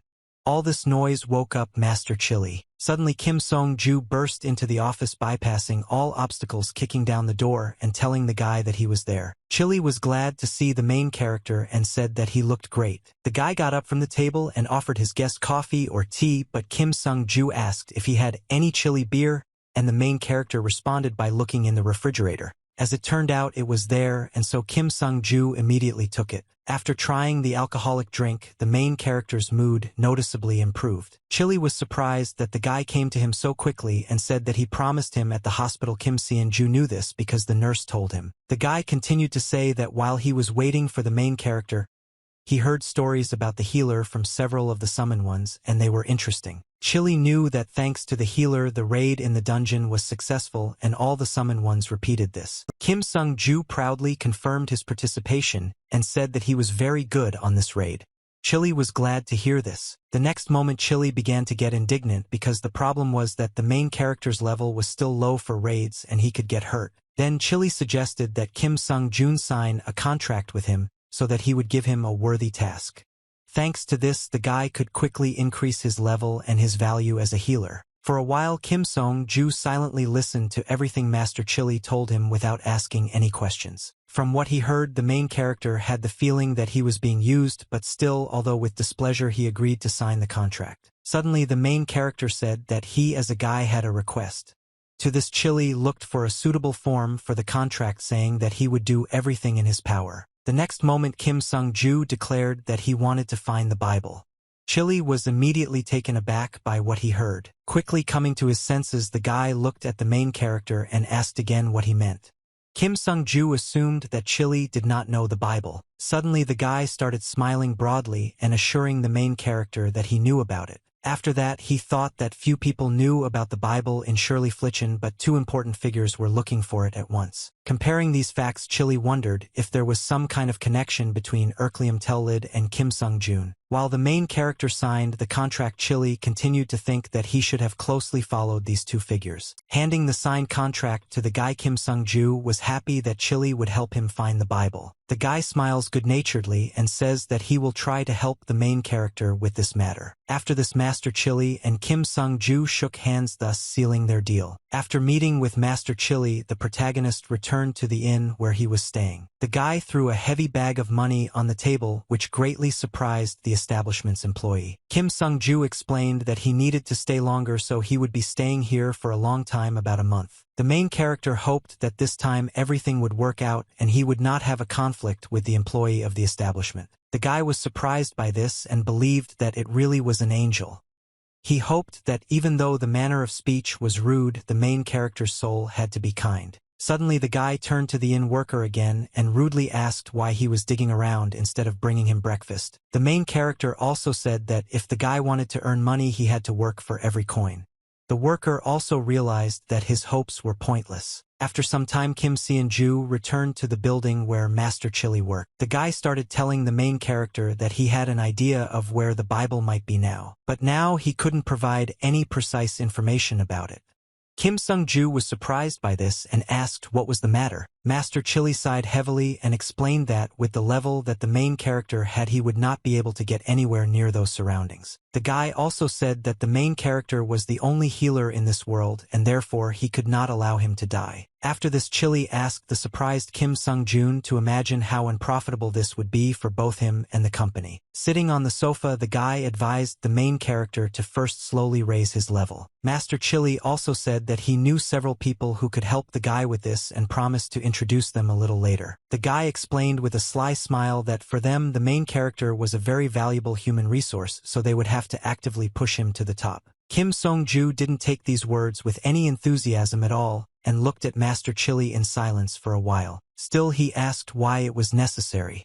Chili did not understand what the main character meant. Then the guy asked why the master wanted to introduce him to the teachers and why he himself couldn't help him since Chili had just said that he would push him up himself. Hearing this, Chili began to laugh and say that he would not be able to personally train the main character. Kim Sung-ju looked at the guy and didn't understand whether he would help him or not. The guy remembered all this when he was sitting at the table in the tavern. He did not understand from whom and what he would have to learn because he was the only healer in Shirley Flichen. Suddenly, a visitor who had just entered the establishment approached the main character and greeted him. It was a girl named Anna Piper who was hired by Master Chili to be a teacher for Kim Sung-jun. She showed a baptismal certificate and a qualification certificate for religious activity and said that she had studied at a medical university for 6 months. Kim Sung-ju looked through all these documents, but they did not impress him at all. The guy did not understand why the girl showed them to him at all. After this, the main character asked with displeasure whether the girl had been playing only as a healer all this time, to which he received a positive answer. Kim Sung-ju was unpleasantly shocked and did not believe that this was the teacher who would help him. Unexpectedly, Anna Piper stated that her resume was not written for fun. The girl continued to say that if the main character had ever played an RPG on Earth, he knew that the training of healers and combat characters was fundamentally different. The girl believed that although the system in this world was a little different, it was very similar to the game one. The next moment, Anna Piper confidently stated that her experience would be very useful for Kim Sung-jun. Hearing these words and seeing the girl's enthusiasm, the main character thought that she was speaking quite seriously and really wanted to help him. Kim Sung-jun's training began the very next day and took place in the same tavern. One of the visitors thanked the healer for his help. Anna replied that if he had any more pain, he should come again. At this time, the dissatisfied guy sat silently to the side. Despite the girl's enthusiasm, Kim Sung-ju did not understand why this was necessary and how it could help him. The whole point was that Anna Piper offered everyone who wanted a miracle cure absolutely free of charge. The main character was supposed to treat people. The girl said that she didn't see any problem with this, especially since the management of the establishment allowed her to do this. After that, she called the next visitor. Kim Sung-ju explained that this was not what he meant and asked what all this had to do with training. Then Anna reminded the guy of his own words that the more people he healed, the more experience points he would receive, and by receiving recognition from people, his divine power would grow. So based on these instructions, the girl simply created an effective teaching system. The guy was shocked that his teacher was going to open a free clinic here without even asking him. Anna Piper calmed the main character down by saying that it was necessary in order to raise the level. In turn, the girl promised to do everything in her power to teach Kim Seon-ju. Hearing this, the guy thought about the words of his teacher and even began to think that all this was not so meaningless. Unexpectedly, Anna Piper asked the main character to come to his senses because the next patient was already waiting for him. While the visitor was telling us about his complaints about our health, Kim Sung-ju thought that he didn't want to admit it, but the teacher's method really worked. For a long time now, the main character has been using his healing skills to cure the ailments of people in need. Thanks to this, the guy received system notifications that he was receiving experience points for treating patients and gained many followers because people trusted him. In addition to experience points and leveling up, Kim Sung-ju also received sincere gratitude from the people he helped. This raised the mood of the main character, so he began to think that there could not be a better way to train. This training continued all day, and even when the sun began to set over the horizon, it was still not over. Suddenly, a worried visitor burst into the office where Kim Sung-ju worked and addressed Mr. Healer. This suddenness slightly frightened the main character. Since there was already one visitor in the office, Anna Piper demanded that the man keep the line. The man who burst into the office asked for forgiveness and said that it was urgent. He was holding a man in his arms who was unconscious and bleeding. This sight suddenly made Kim Sung-jun feel unwell, causing him to clutch his heart. Seeing the wounded man there, Anna Piper was shocked and realized that there was no time to waste. The girl turned to the main character and said that he was obliged to save him.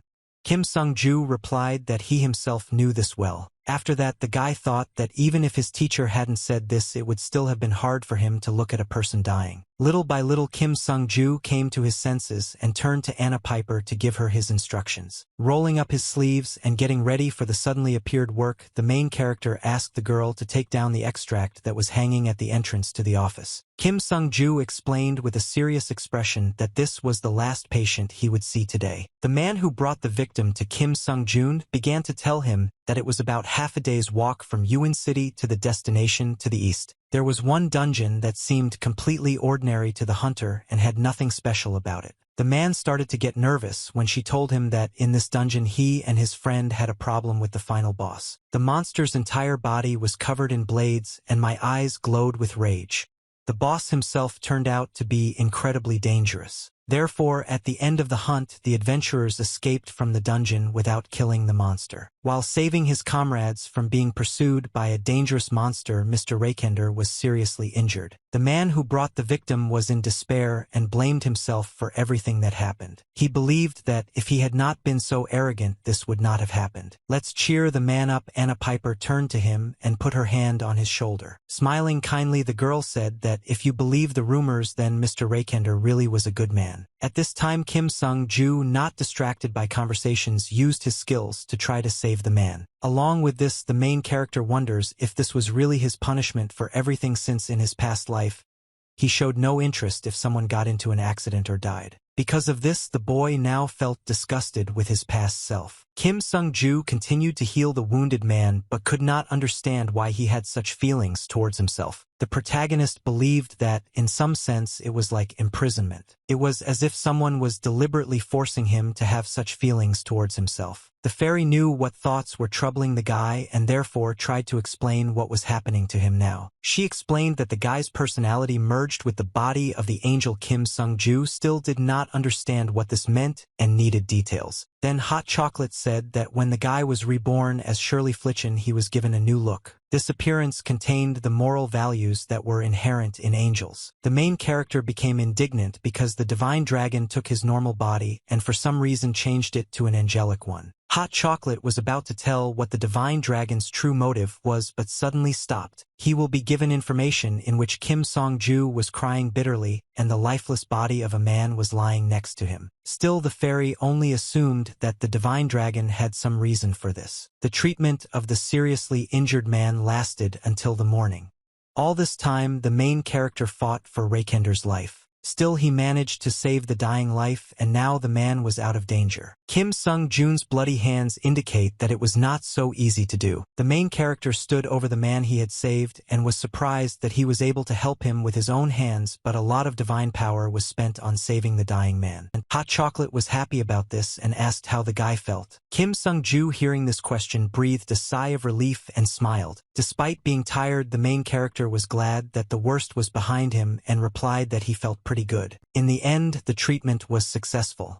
The man who brought his wounded comrade was shocked to the depths of his heart when he saw that everything was okay with him. People said that the hunter Reikender, known for his big soul, miraculously survived that night. The man was glad that his comrade had survived and therefore, without hiding his sincere emotions, he hugged him tightly. Rumors of what happened along with Kim Sung-jun's fame spread around the area incredibly quickly, causing the number of believers to increase significantly along with the effectiveness of the guy's divine power. This gave the main character a lot of experience points and divinity.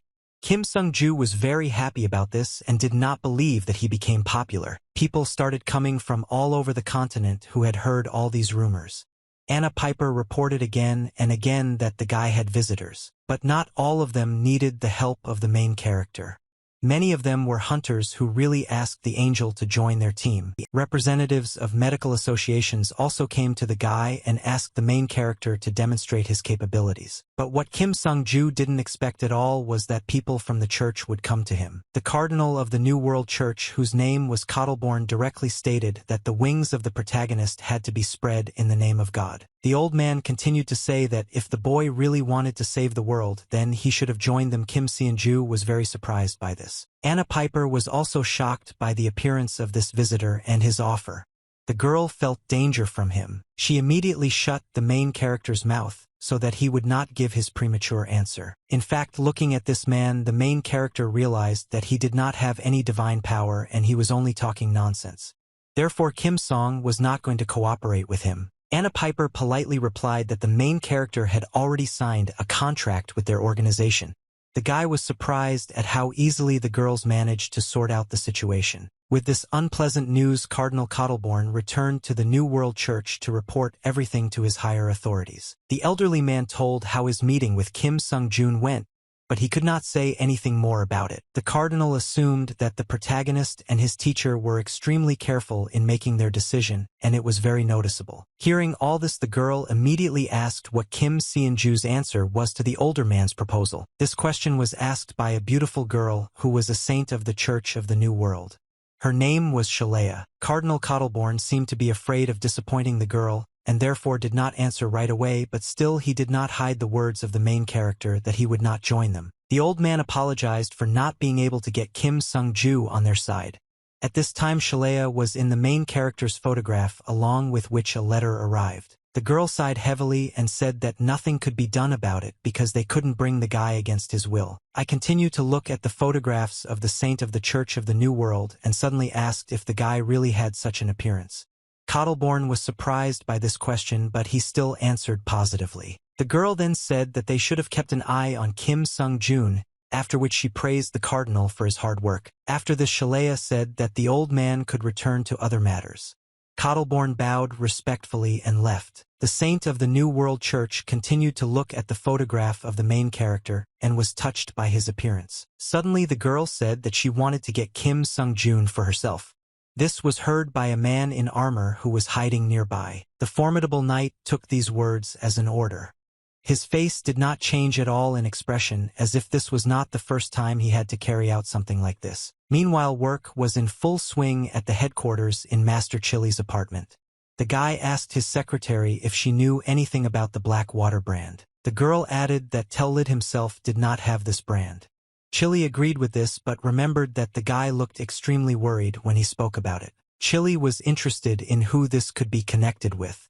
Suddenly Sol said that the assistant to the head of the order had a younger sister. She also said that this girl had been in the Yuvan City hospital for 2 years with some serious illness. Hearing this, Chili assumed that this was why the guy was so desperate that he even left the order. Even though everything sounded and looked logical, Master Chili was still worried about something. The guy thought that something was wrong with this situation. Secretary Sol agreed with her boss because she was worried about the same thoughts. Master Chili thought that the Bible was a forgotten relic of the past and did not understand how Tellid could know of its existence. The guy continued to think that the assistant to the head of the order did not look like a person who knew how to find information. So Master Chili had only one explanation for how the boy could have learned about the Bible. Chili thought that someone might have told Tellid about this ancient artifact. After this, the guy turned to the secretary and said that they needed to slowly find out who was behind this, and to do this they needed to start with the hospital. Chili thought it was time for them to speed up and introduce Kim Sung-joon to his second teacher. Secretary Sol said that she would pass this order on to Anna. After that, the girl had already set off to carry out the assigned tasks, but suddenly Master Chili stopped her because he remembered something else. The guy asked to tell Anna to be careful because until the training was completed it was necessary to do everything to avoid the main character meeting Tellid. With a wide grin, Chili explained that it was difficult to predict what the two would do to each other if they collided. Kim Sung-joo stood in place and looked at someone with displeasure.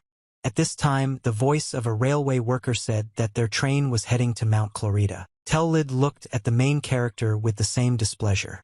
The voice continued to say that the train was expected to arrive soon, and therefore the passengers should check their tickets. The two stubborn guys looked at each other and could not resolve the conflict that had arisen between them. Kim Sung-joo tried to move forward, bypassing Tellid on the left side, but due to a misunderstanding the former assistant of the Night Order also moved to the left. The same thing happened again when the main character tried to go around the stranger on the right side. This situation made Kim Sung-joon very angry because he thought that the guy opposite him was doing all this on purpose. Tellid was also very unhappy with the situation that had arisen and demanded that the main character step aside. Anna Piper, who was in the same carriage, heard Kim Sung-joo loudly asking the guy not to stand in his way and to step aside. The girl immediately had the feeling that she had already spoken of more than once about the approaching danger. The girl would also intervene in conflict situations and lower the main character's head in order to apologize to Tellid, and said that she had not been able to find Kim's son for a long time.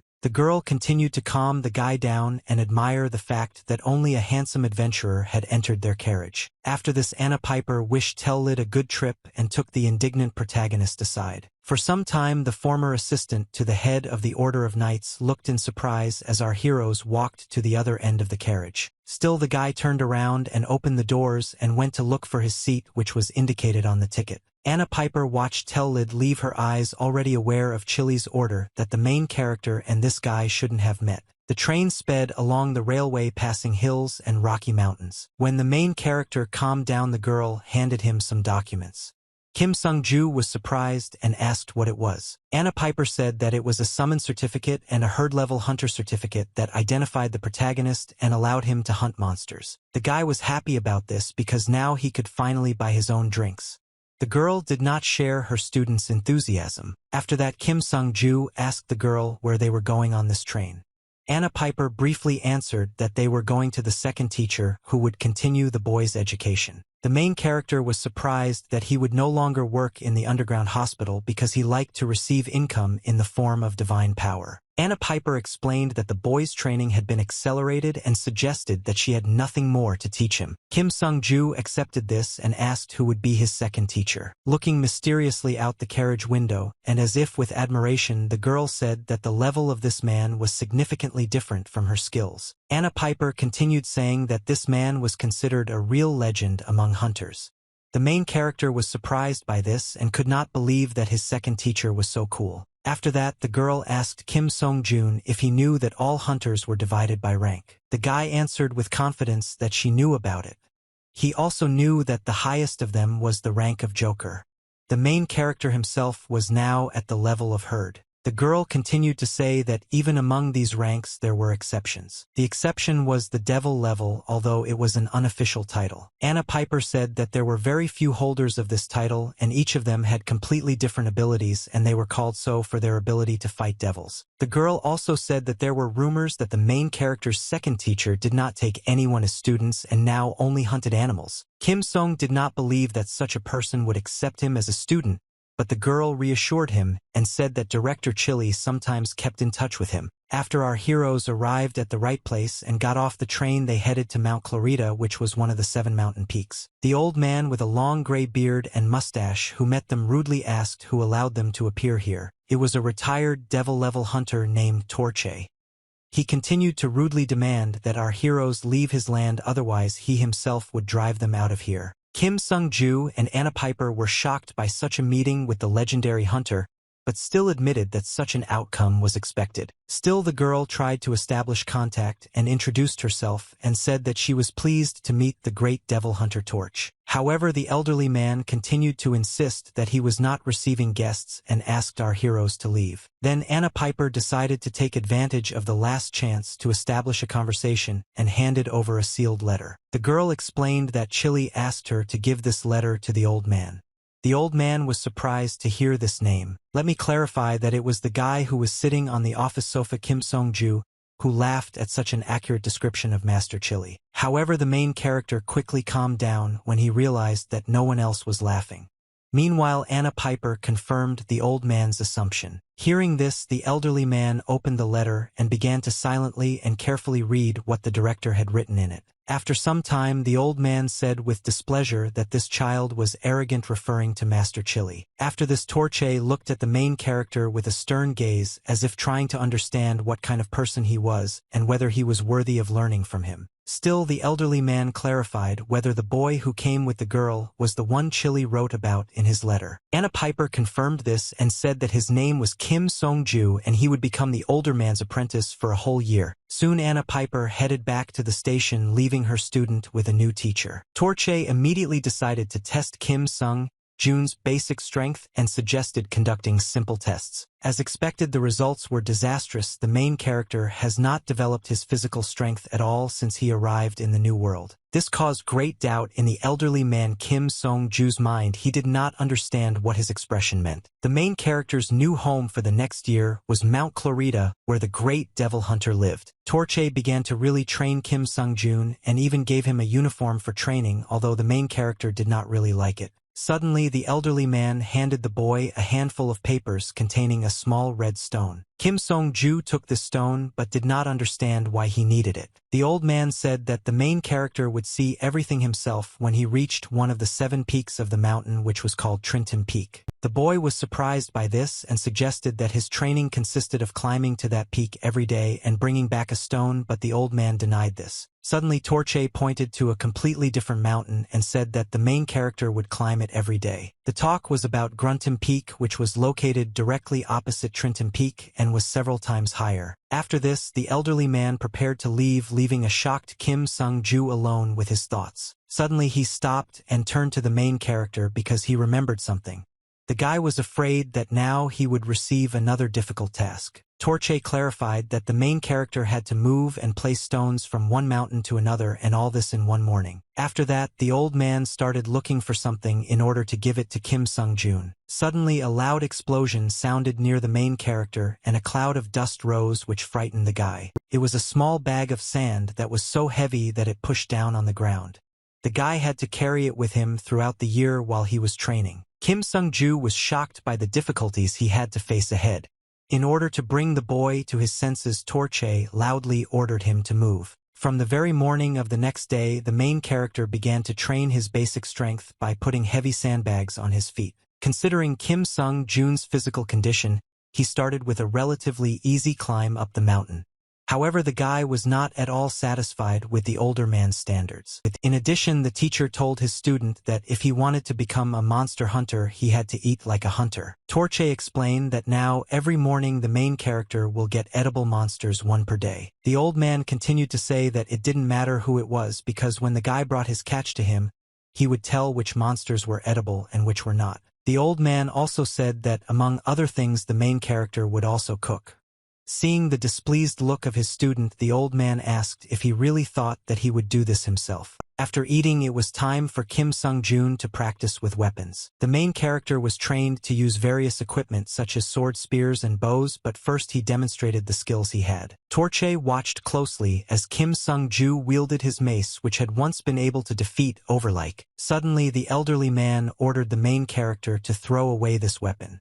This suddenness surprised the guy very much. Kim Sung-ju began to say that it was his little precious shining staff and did not understand why the old man ordered to throw it away. The elderly man explained that the holy power was incompatible with such a weapon, after which he asked if the protagonist knew about this. Besides, Torche said that the guy had too little strength to wield such a mace. Kim Sung-ju was not happy to hear these words, but did not dare to say anything against it. The old man continued to explain that such a weapon was only effective when the owner struck with great force, but the main character, in the old man's opinion, had nothing to do with this. Kim Sung-ju, although very dissatisfied, did not argue with his teacher and asked what he should have used in that case. After some time, our heroes approached a large gate after an elderly man opened it, and the main character saw a huge room that was completely filled with various weapons. Kim Sung-ju was shocked by what he saw. Torche said that it was his arsenal that he collected when he was a hunter. The main characters examined the weapon and were surprised that even from the outside it seemed very expensive. The fairy, looking around, was also surprised at how much there was here. The older man said that he allowed the boy to use everything he wore during his training. The old man allowed this because he wanted the main character to try different techniques and create something himself. He asked the guy to find a weapon that would help him to most effectively reveal his strengths. Suddenly, Kim Sung-ju, holding one of the swords in his hands, asked the old man if he would sell it to him. Torche refused because everything here belonged only to him. The training did not end there. In the evening, the main character studied various sciences. As a summoned person sent to this world, he had to spend time studying them to fill in the gaps in his knowledge about Shirley Flitchen. Suddenly, an elderly man threw one of the books on the table in front of the main character and ordered him to start reading from it. Kim Sung-ju didn't understand why this was necessary because it was a recipe book. Torche was surprised by this question. The next moment, the old man replied that the food the main character was preparing was impossible to eat. Kim Sung-ju was very unhappy and silently told the old man to cook for himself. At this time, in one of the many castles that was located in the middle of a gloomy forest, an unexpected meeting took place. The great devil Tricle told his interlocutor about what had happened to him in recent years, and said that he was very lucky because he accidentally met a real angel. The owner of the castle, taking hold of a cup of tea, was very surprised by what he heard. An ancient devil named Dilia Ridicol said that she had not heard anything about angels for a long time. Suddenly, the cup that the woman was holding in her hands cracked for some unknown reason, but the owner of the castle did not get tired of worrying about it. Noticing what had happened, the great devil asked if something was bothering Dilia Ridicol, to which he received a negative answer. The woman explained that she was simply excited by the thought of seeing an angel for the first time in a long time. After that, she called the maid to come to the table. The woman immediately obediently approached the table and took the broken cup from her mistress. Tricle was surprised by this and asked if there really were people serving in the fortress. To this, the ancient devil began to say that they were not service personnel. The next moment, the woman declared that these people were her followers. The great devil frowned because much in this world was already incomprehensible to him, and he wanted to find out about everything. Tricle asked his friend why people now called them devils and not Akshayas. Hearing this question, Dilia Ridicol looked down with regret as if it was hard for her to remember the past. However, the woman replied that when Akshay named Trin died, their era came to an end. Then the ancient devil reminded Trikala, who had just recently woken up from a long sleep, that 5,000 years had already passed since then. After that, looking at her guest, Dilia Ridikal said that much had changed since he fell asleep at the bottom of the lake. The conversation between two old acquaintances who met in a fortress in the middle of a gloomy forest continued. Trikal asked if the ancient devil remembered the Akshaya named Shikrush. Dilia Ridikola asked if it was an old friend of the great devil who had been sealed by people for many years. Trikal confirmed this and said that he had recently managed to break the seal. Dilia Ridikal seemed glad to hear this and said that she didn't like that a devil like Shikrush had woken up again. Suddenly the great devil interrupted his interlocutor and said that he had killed his old friend. Trikalu was sorry to tell Dilia Ridikal that Shikrush had lost the right to be called a devil because he had gone mad. Trikal continued to say that he destroyed it with his own hands because a devil who lost control of his powers was a disgrace to the entire race. Dilia Ridikal didn't seem to be disappointed by this at all and only said that she was sorry. After that, she thought that she had managed to get Shikrush to work with such difficulty, and now he was dead. Meanwhile, the main character's training continued. Suddenly the guy turned to his teacher and called him over. Kim Sung-ju clarified whether the divine power was the opposite of the Torche strike weapon, and it was confirmed. Then the main character asked whether the old man had told him to throw away his shining staff.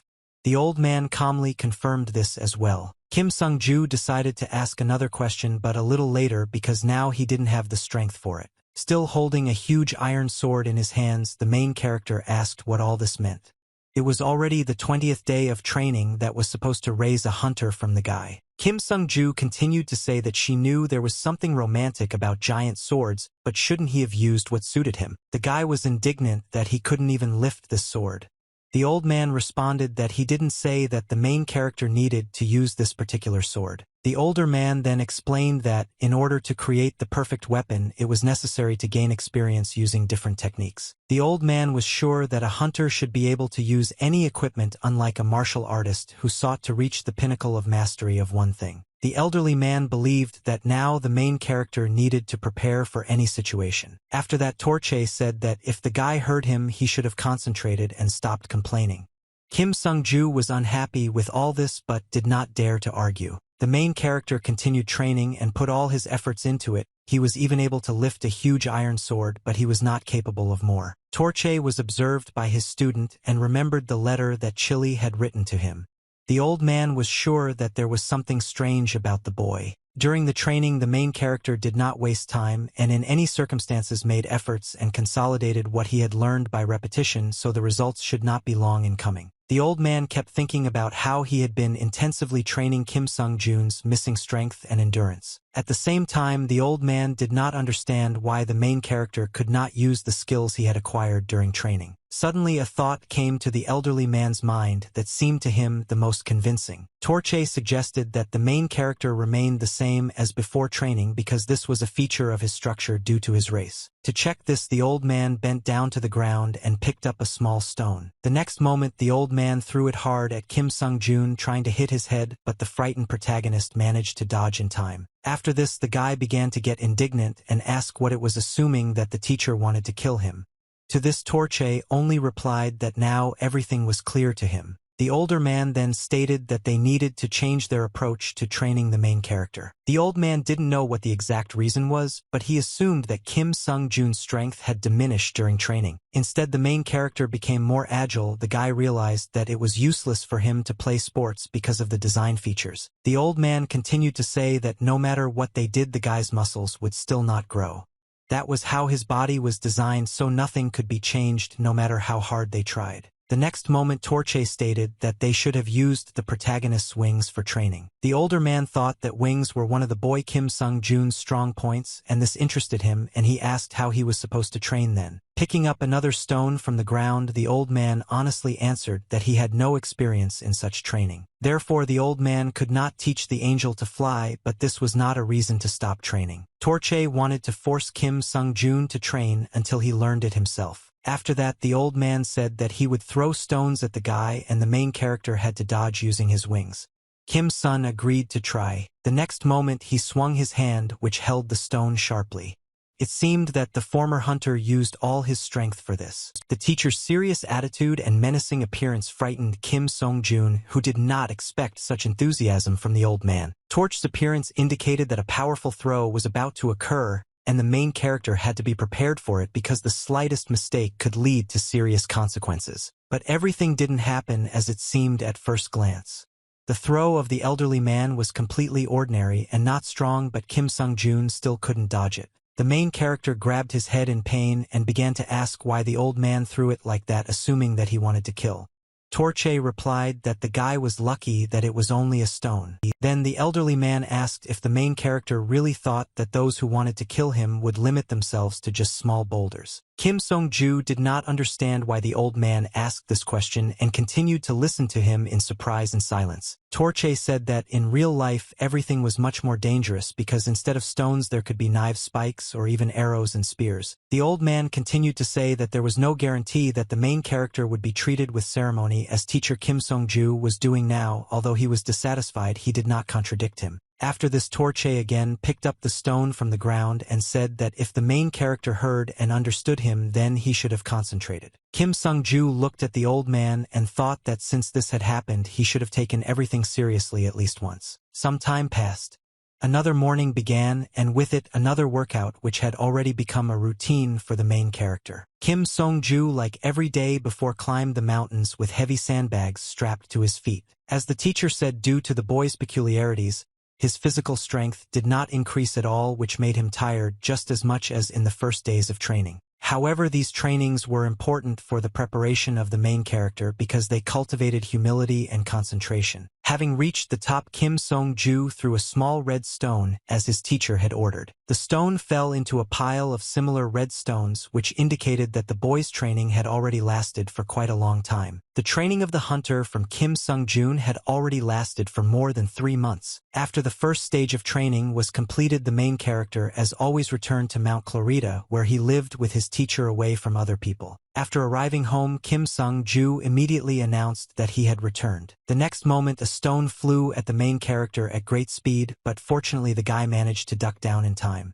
The stone was thrown with such force that many cracks remained on the rock. Kim Sung-ju looked in displeasure at the direction from which the stone had been thrown at him and began to wait for an explanation of what had happened. Having already prepared the next stone, Torche said with satisfaction that now at least something has come of the main character. After this, the old man ordered Kim Song-joon to pack his things and suggested that they go down the mountain and eat.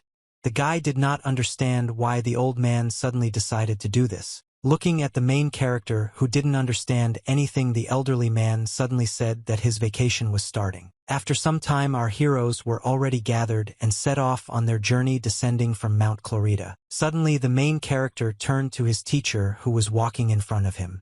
The old man asked with displeasure what had happened. It seemed obvious that Kim Song-ju, who was carrying a huge backpack with various things on his back, wanted to ask the old man something. Unable to bear it, the guy started shouting loudly that just recently the teacher said that they were on vacation, but he still had to spend energy. Torche covered his ears so as not to hear this noise. After this, the elderly men asked what the main character expected since this was not his vacation. Next, the teacher reminded me that his student had not even worked for a year, so he had no right to rest.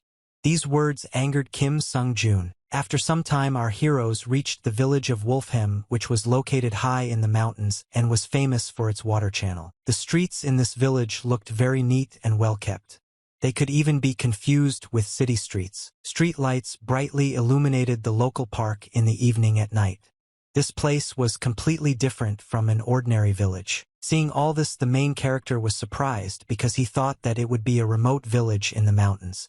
An elderly man explained that there was a canal nearby that attracted people. The old man then said that merchants often came here, and since there was a pleasant atmosphere here, there were many tourists. Thanks to all this, the village was quite rich, which was reflected in the well-kept streets and parks. Kim Song-ju was amazed by the local beauty, and the old man continued to say that it was a very beautiful village, and looking at it, the heart was purified. After this, the old man gave the main character some time to enjoy the beautiful view of this place. Finally, he said that the guy should have washed himself because he looked like he didn't fit into this village.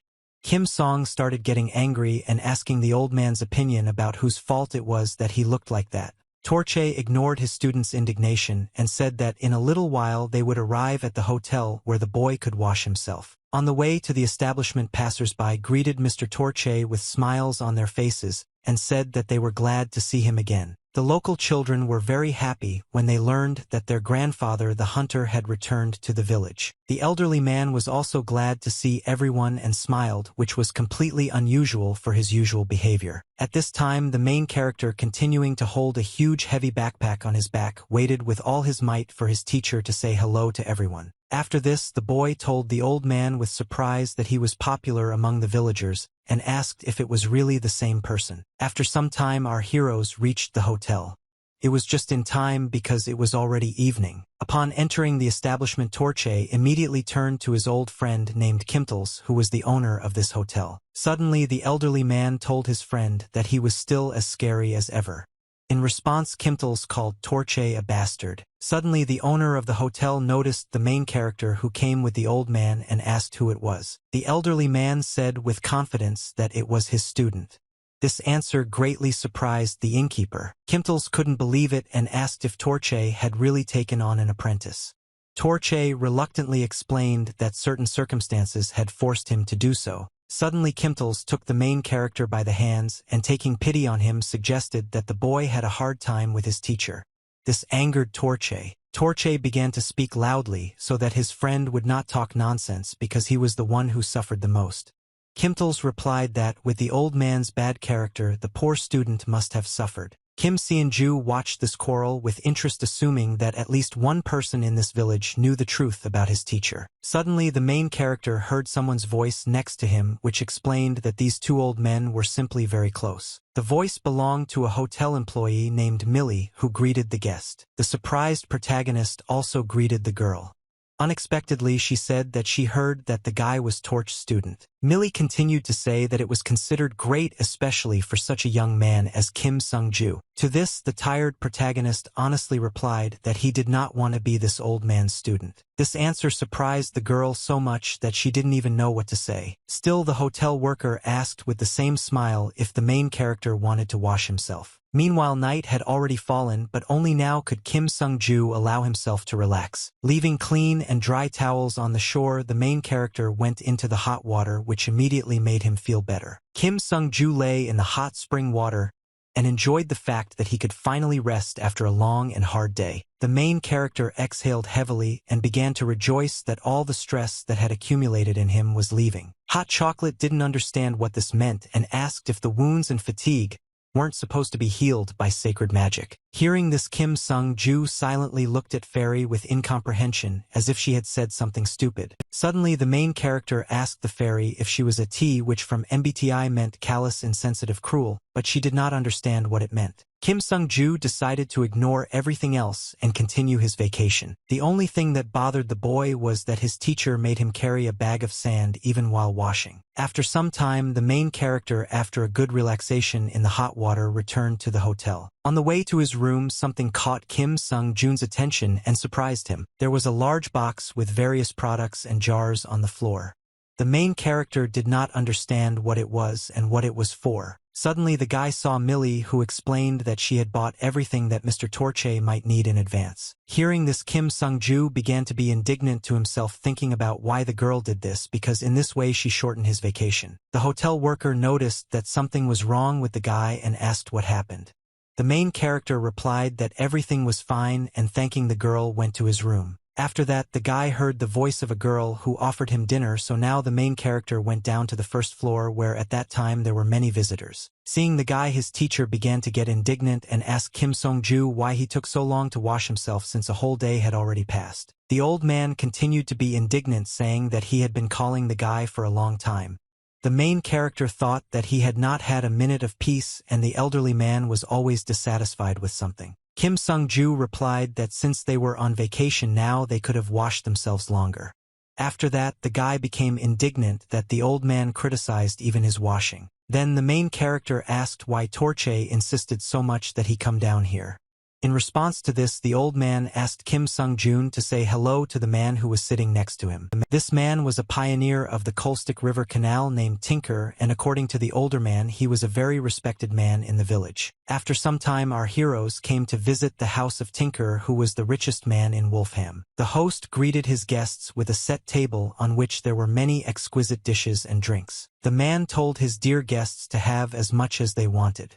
Kim Sung-joo looked at the delicious dishes with admiration, but Torche was not at all impressed by the hospitality of his friend. The elderly man frowned and looked sternly at Tinrock. Suddenly the old man asked what all this was. The man was surprised and did not understand what his guest meant. Torche, without touching the food, said that there was nothing free in the world, and the man probably did all this for some purpose. After this, the elderly man asked his friend not to delay and get straight to the point. Tinrock replied that he did not expect anything else from Torche because he was a completely different person. The man began to say that, in fact, the old man was right and he really did have one request. Torche and Kim Sung-joo, who had stopped eating out of surprise, looked attentively at the owner of the house and waited for what he would tell them. The elderly man sighed heavily and said that he had not heard the word request for a long time and began to anticipate the appearance of some kind of task. The Kontix waterway was the source of growth for the small mountain village of Wolfham. Before this canal was developed, the Kontix River was nothing more than a habitat for many monsters. Because of this, the village was on the verge of survival, since there were no mountain or land routes. The then headman of the village of Tinrock decided to drive all the monsters out of the river and build a canal. But the people around him did not share the elder's enthusiasm and said that it was impossible and that it was just madness. People said so until the village elder discovered something in the dungeons near Wolfham. Somehow Tinrock managed to awaken the Shark River, which lived in the underground rivers among the rocks. This shark was the strongest of all the monsters that lived in the river, but fortunately for some reason it did not attack people. This shark easily fought off all the monsters that approached the river and drove them away. Thanks to this, peace finally came to the river that was the monster's lair. This happened just a month after the shark awakened. Tinrock admitted that it was thanks to the shark that River was able to build the Kontix water channel, which enriched the village. Having listened attentively to this whole story, Torche did not understand something and asked why the village elder had asked to catch this shark if it was so useful. Suddenly, Tinrock's subordinate put a whole mountain of some documents on the table. The elderly man immediately asked what kind of documents these were. The village elder replied that they were a report on the damage caused. Hearing this, the old man assumed that all this damage was caused by that same shark Tinrock, who confirmed this. After this, the man added that all this was done by a shark in just 1 week. Kim Sung-joo was very surprised when he heard this. The elderly man was also surprised that the beast that protected the canal from monsters was now attacking people. After this, Torche suddenly asked why the village elder had asked him to kill this shark. Tinrock did not fully understand this question and could not give an answer. The old man continued to ask why the man didn't go to the Hunter Center or the guild if he really needed to kill this monster. Tinrock was puzzled by this question. For some time he could not find the words to explain everything clearly. Still, the man said that it was a little awkward for him to address the hunters formally.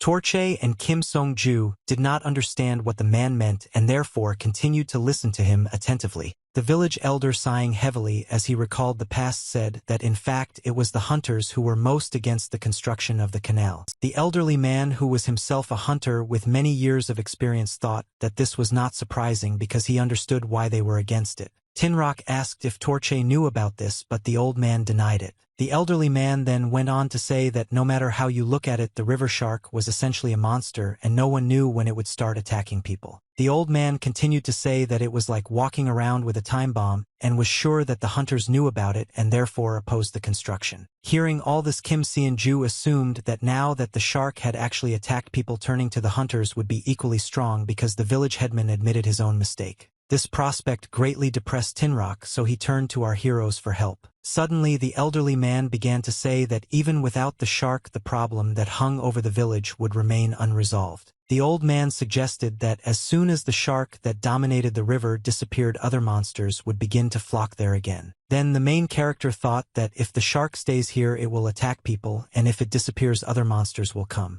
Hot Chocolate thought that this was a difficult situation. It was difficult for the village elder to think soberly about how to resolve this situation because everything around was the result of his life's work. Tin Rock continued to say that no matter what or who says, he did not regret his choice because he did it not for himself but for the future of the village. Despite all this, the man said that he did not want the villagers to suffer because of the consequences of his choice. Torche heard all this, frowning, silently looked at the village elder and thought over the situation in detail.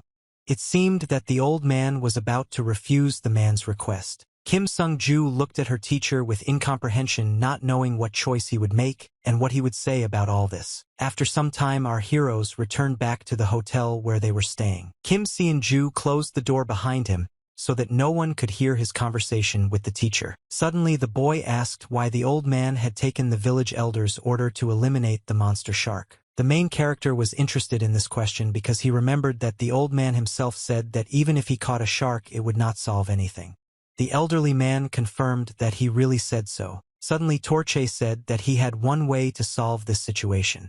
The old man thought that after they caught the shark, they could perform a special ritual with its body. This will create a barrier with her soul that will protect the channel from monsters for about a year.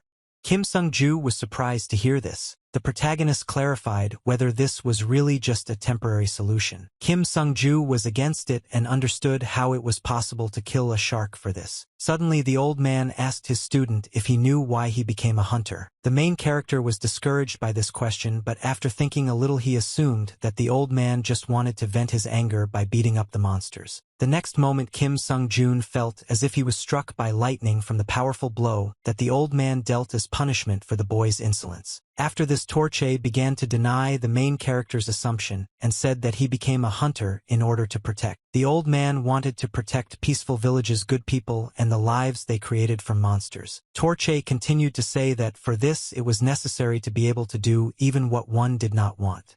These words touched the main character, and therefore he continued to listen to the old man. Then the old man said that if he took on a task, he would do everything possible to complete it.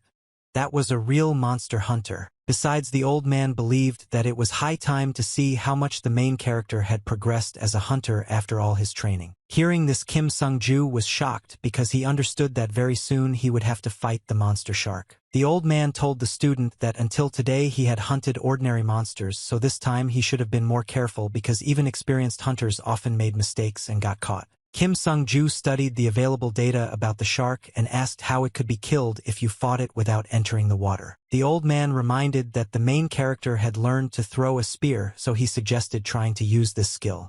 The guy asked if there was a store that sold spears, but the old man didn't know that. After this, Torche asked the main character to sort things out himself since he was going to see a friend he hadn't seen for a long time. Kim Sung-ju was unhappy that the old man left him without answers and thought that an attack was planned in 3 days, and he did not have any prepared material. The fairy said that the man should have relied on his fists and suggested going and killing all the monsters.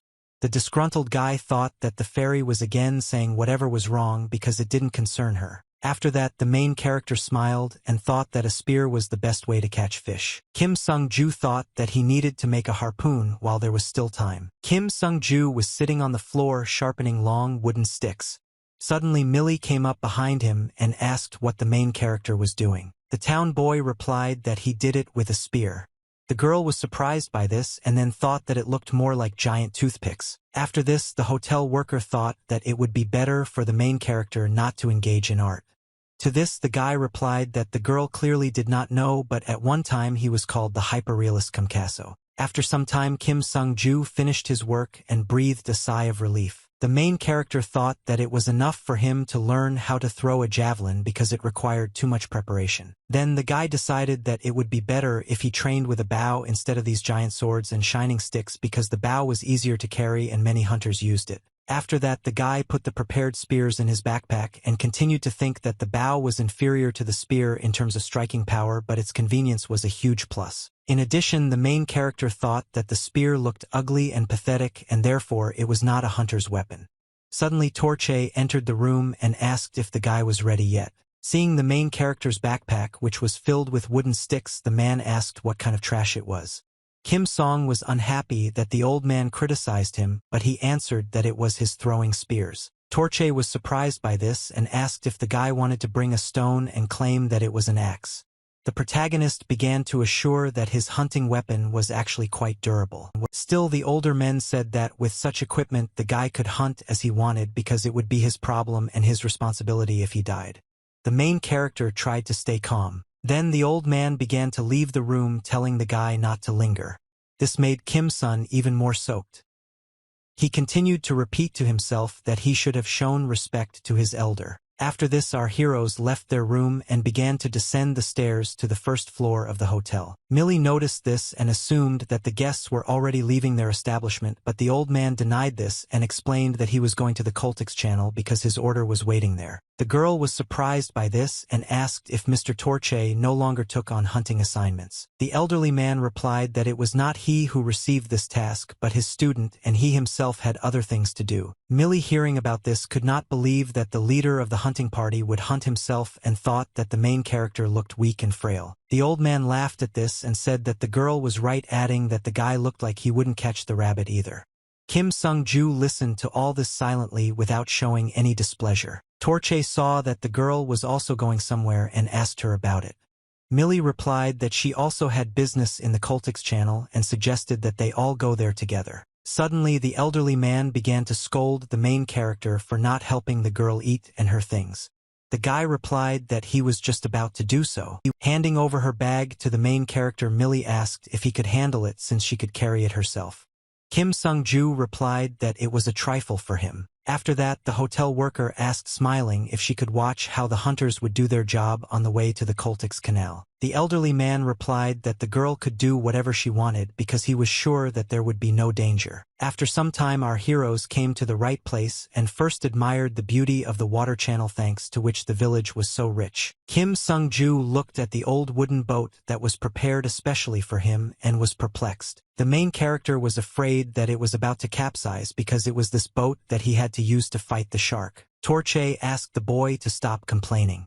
Then an angry Kim Sung-ju began asking the old man to think about how he would feel on this pathetic boat without an engine, but the old man did not care. The teacher and his student continued to argue while Millie watched with laughter. The girl could not believe that such a small guy could hunt and assumed that he would not be able to catch even a rabbit. Night soon fell. The bright glow of the moon illuminated the center of the water channel well, which played into the hands of the main character. Millie, watching the guy swim further and further away to meet the shark, began to worry about him.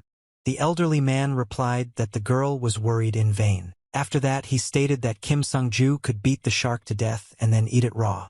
This surprised the girl. At this time, the main character was sitting in the boat and thinking that the most important thing in hunting was observation. The guy peered into the darkness under the water and thought that he needed to find out where his prey was and where it would run or when it would attack. The main character recalled the words of his teacher, who said that even if it seemed that everything was calm now, you couldn't relax because no one knew when and from where they would attack you. The old man also warned that if during a hunt it suddenly turned out that the hunter himself had become the target, it was necessary to maintain concentration for at least 10 hours and always be ready to attack. The main character thought that he was ready for this thanks to training. However, old memories flashed before Kim Sung-jun's eyes, which made the boy doubt. The main character continued to think that he didn't expect much because he hadn't been training for that long. The guy also believed that if the enemy was definitely going to attack from a certain side, then it would be even easier for him. At this time, the elderly man turned to Millie and asked how much the boat on which his student sailed away cost. The girl thought it was not cheap. Hearing this, the old man sighed with regret because he knew that this boat would soon fall apart. Millie didn't understand why the old man was talking like that. Suddenly, our heroes seemed to sense the presence of the one they had been waiting for so long. Kim Sung-ju immediately realized that his opponent had already arrived and was preparing to attack him. The next moment, a huge shark suddenly jumped out of the water and, closing its powerful jaws, completely destroyed the boat. Fortunately, the main character managed to jump up in time and spread his angelic wings. The river shark that protected this water channel did not think of giving up just because its enemy flew into the sky. The monster opened its mouth wide, showing its sharp teeth. Kim Sung-ju thought that his opponent looked fierce.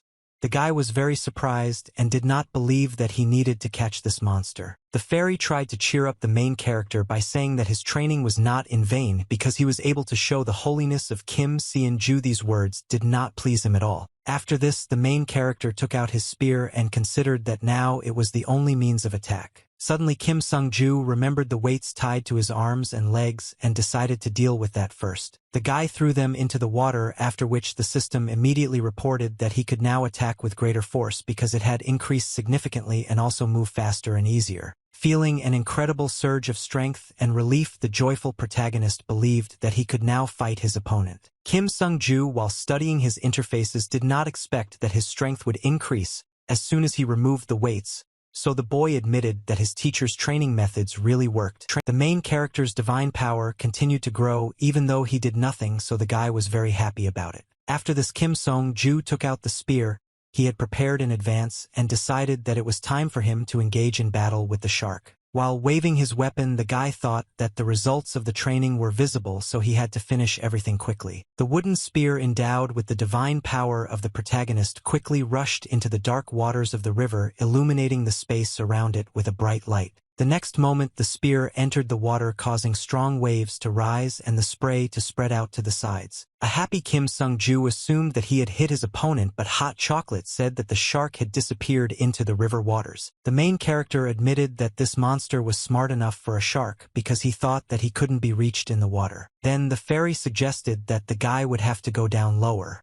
The main character agreed with this, leaving no other choice but to attack close up. At the same time, Kim Sung-ju thought that he did not understand why, in order to defeat the enemy, it was necessary to deliberately leave oneself open. The main character flew closer and closer to the shark, which stuck its head out of the water and opened its mouth wide, showing off its sharp teeth. Kim Sung-ju thought that this was a good moment to attack, and so he swung his spear again. The main character was fully concentrated and was confident that he could finish everything with one precise throw of the spear. The next moment, I flew towards the shark at great speed, cutting through the air and raising large waves around me. Kim Sung-ju was very happy because he thought that this time he had definitely hit his opponent. Although the shark was still alive, it began to dive back under the water, clearly feeling the threat from the main character. For a while, there was absolute night silence all around.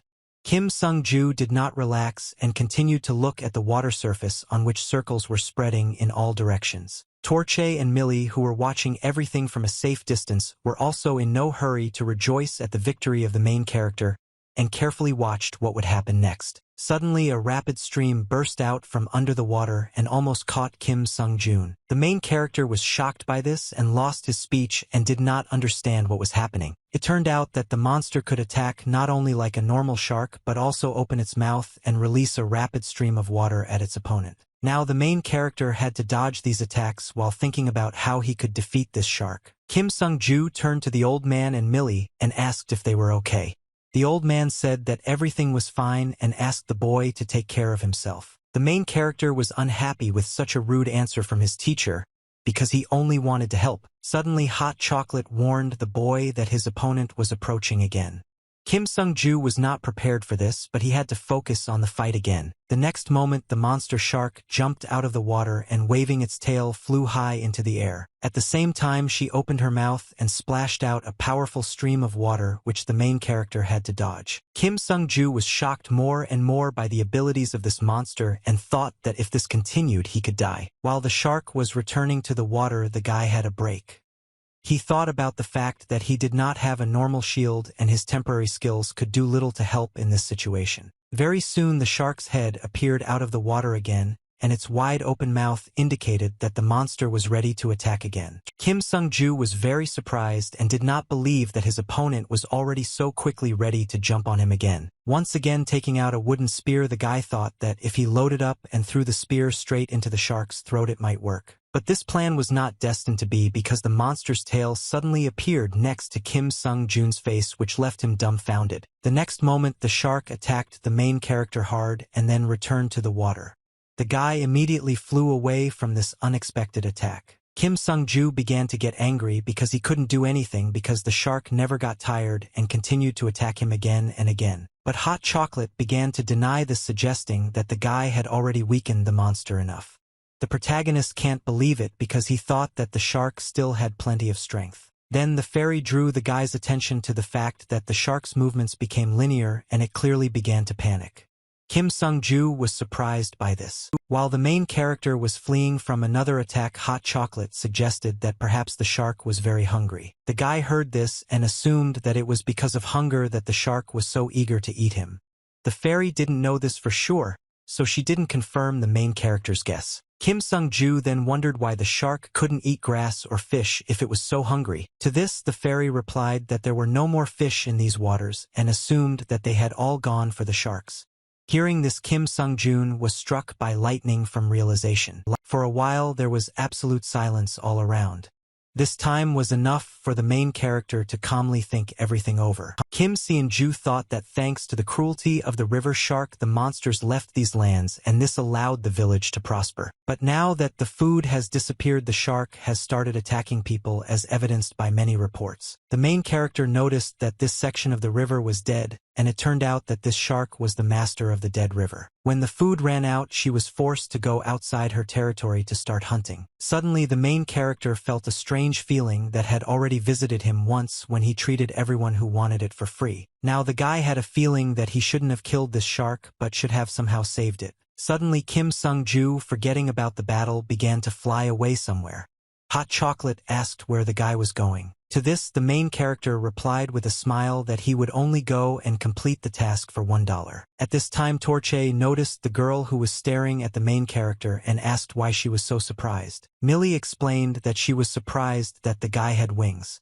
The older man asked if the girl had never seen a person with wings, to which she received a negative answer. Hearing this, the old man honestly admitted that he too had never seen such people despite his rich life experience. In the various dimensions and among the many times that Shirley Flichen has found himself, even the experienced Torche has never seen anyone look like a winged race resembling angels. The elderly man thought that he himself was surprised every time he saw the main character use these wings. These wings were shining with color and had the ability to heal others, and the abilities that the main character possessed reminded the old man of the legendary angels. Suddenly, Torche was pulled out of his thoughts by the loud voice of Kim Sung-jun, who was in front of him and addressing him. The old man asked what the guy was doing there and suggested that he was refusing the task.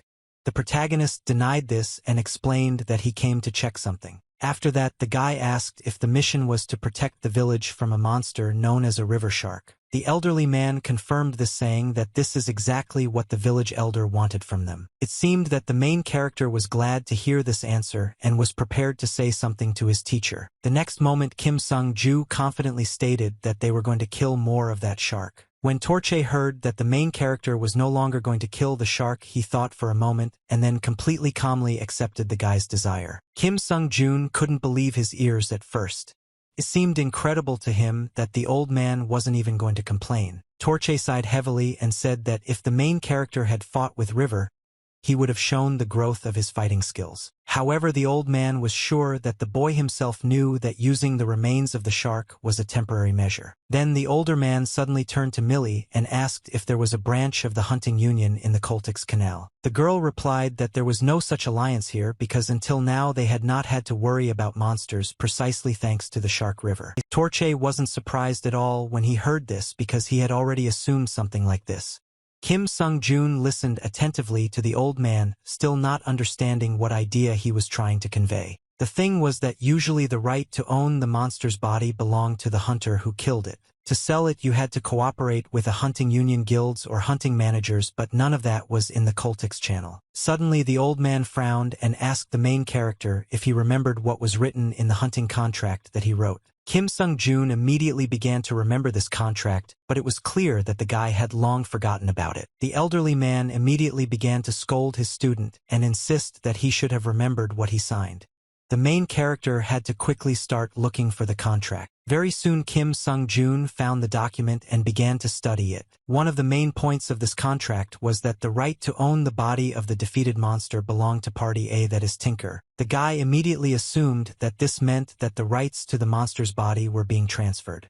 Torche confirmed this and then asked her student to think about something. The old man began to say that even if the protagonist underestimated River, he was still a diamond rank monster and therefore his body was very valuable. The older man suggested that even if Tinker called a hunting union from another region to dispose of the body, the union would only help with the sale and preservation of the remains, but would not create a magical field to protect the body. In Torch's opinion, all this meant that no one would know what the main character would actually do with the monster's body. Kim Sung-joon, hearing this, seemed to begin to understand what the older man was getting at. Torch continued to talk about how Tinker had been using River all this time as a free security guard for the channel to save a lot of money, but now he could no longer control this shark. That is why the old man now believed that the man's goal was to sell the shark's body despite any agreements. Kim Sung-joon felt that all of this was unforgivable and therefore they had to teach Tinker a lesson. The main character was very angry that the man almost used them in the dark for his own selfish purposes. After that, the guy turned to Millie and asked if she knew about a place where there was a lot of food that could be fed to the shark. After thinking for a bit, the girl replied that somewhere near the village there should have been a warehouse with provisions for trade. Kim Sung-joon was glad to hear this and casually said that where he lived before people even paid to feed the fish. After this, the main character with a wide smile on his face announced that today they would feed the shark. Some time passed.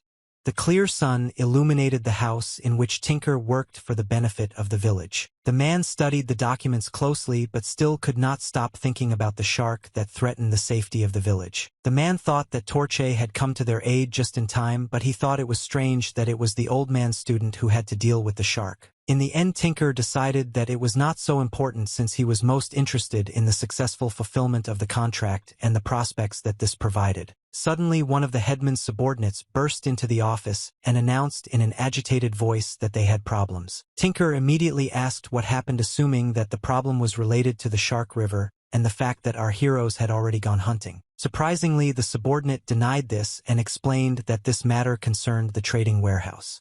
Stratos was shocked to hear this. At this time, our heroes were still near the underground lake in which the shark lived. Kim Sung-joon slowly threw food into the water, which he took from huge bags.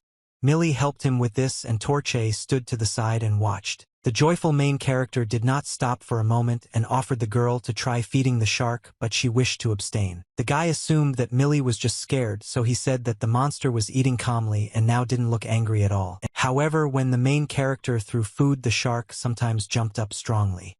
This is exactly what the girl was afraid of. Millie then thought for a moment and then asked if they wouldn't get caught for stealing food. The main character asked the girl not to worry because he was not going to tell anyone that it was she who told him about the warehouse. Millie was most worried about something completely different. Just at that moment, Tinker ran out of the darkness and loudly addressed Torcha, asking what was happening here. The elderly man looked at his old acquaintance with displeasure and remembered the saying that as soon as the conversation turned to the tiger, he immediately appeared. An angry Tinker continued to say that there were contractual terms between them, but the old man's apprentice broke into their trading warehouse. While the man was shouting loudly and getting angry, Kim Sung-joon stood calmly to the side, as if he was not afraid of any consequences. Torche also remained absolutely calm and advised the man to directly contact the main character in order to ask him about everything. Kim Sung-joon pretended not to understand what the problem was since the monster was no longer threatening the village. The guy insisted that if they used the village's food warehouse a little, the shark would no longer bother anyone. Tinker, hearing this, began to get noticeably nervous but continued to pretend that he did not understand what the guy was talking about. Kim Sung-joon knew that all this sounded absurd, but in his opinion the shark just needed to eat and then it would stop attacking. The main character even suggested that this shark could possibly distinguish between people and monsters. Then the boy drew the attention of his old age to the fact that in the river where the shark lived there were no fish at all, and therefore in order to survive it began to attack people. Then Kim Sung-joon asked if the man had used the shark when it was docile, and when he could no longer control it he decided to kill it. The protagonist found it very convenient that the man used the shark for free to kill monsters, and even after its death he intended to make a profit. In the end, Kim Sung-joon had uncovered the man's insidious plan and was now ready to dry up his excuse. Tinker realized the situation he was in, so he looked down and replied that he had nothing to say. Suddenly Torch's voice was heard, thinking that this was enough. Now it was his turn to ask questions. The elderly man approached Tinker to find out the answer to just one question. The next moment, the old man asked what the elder was going to do with the body of the shark Rivera. This question worried everyone present.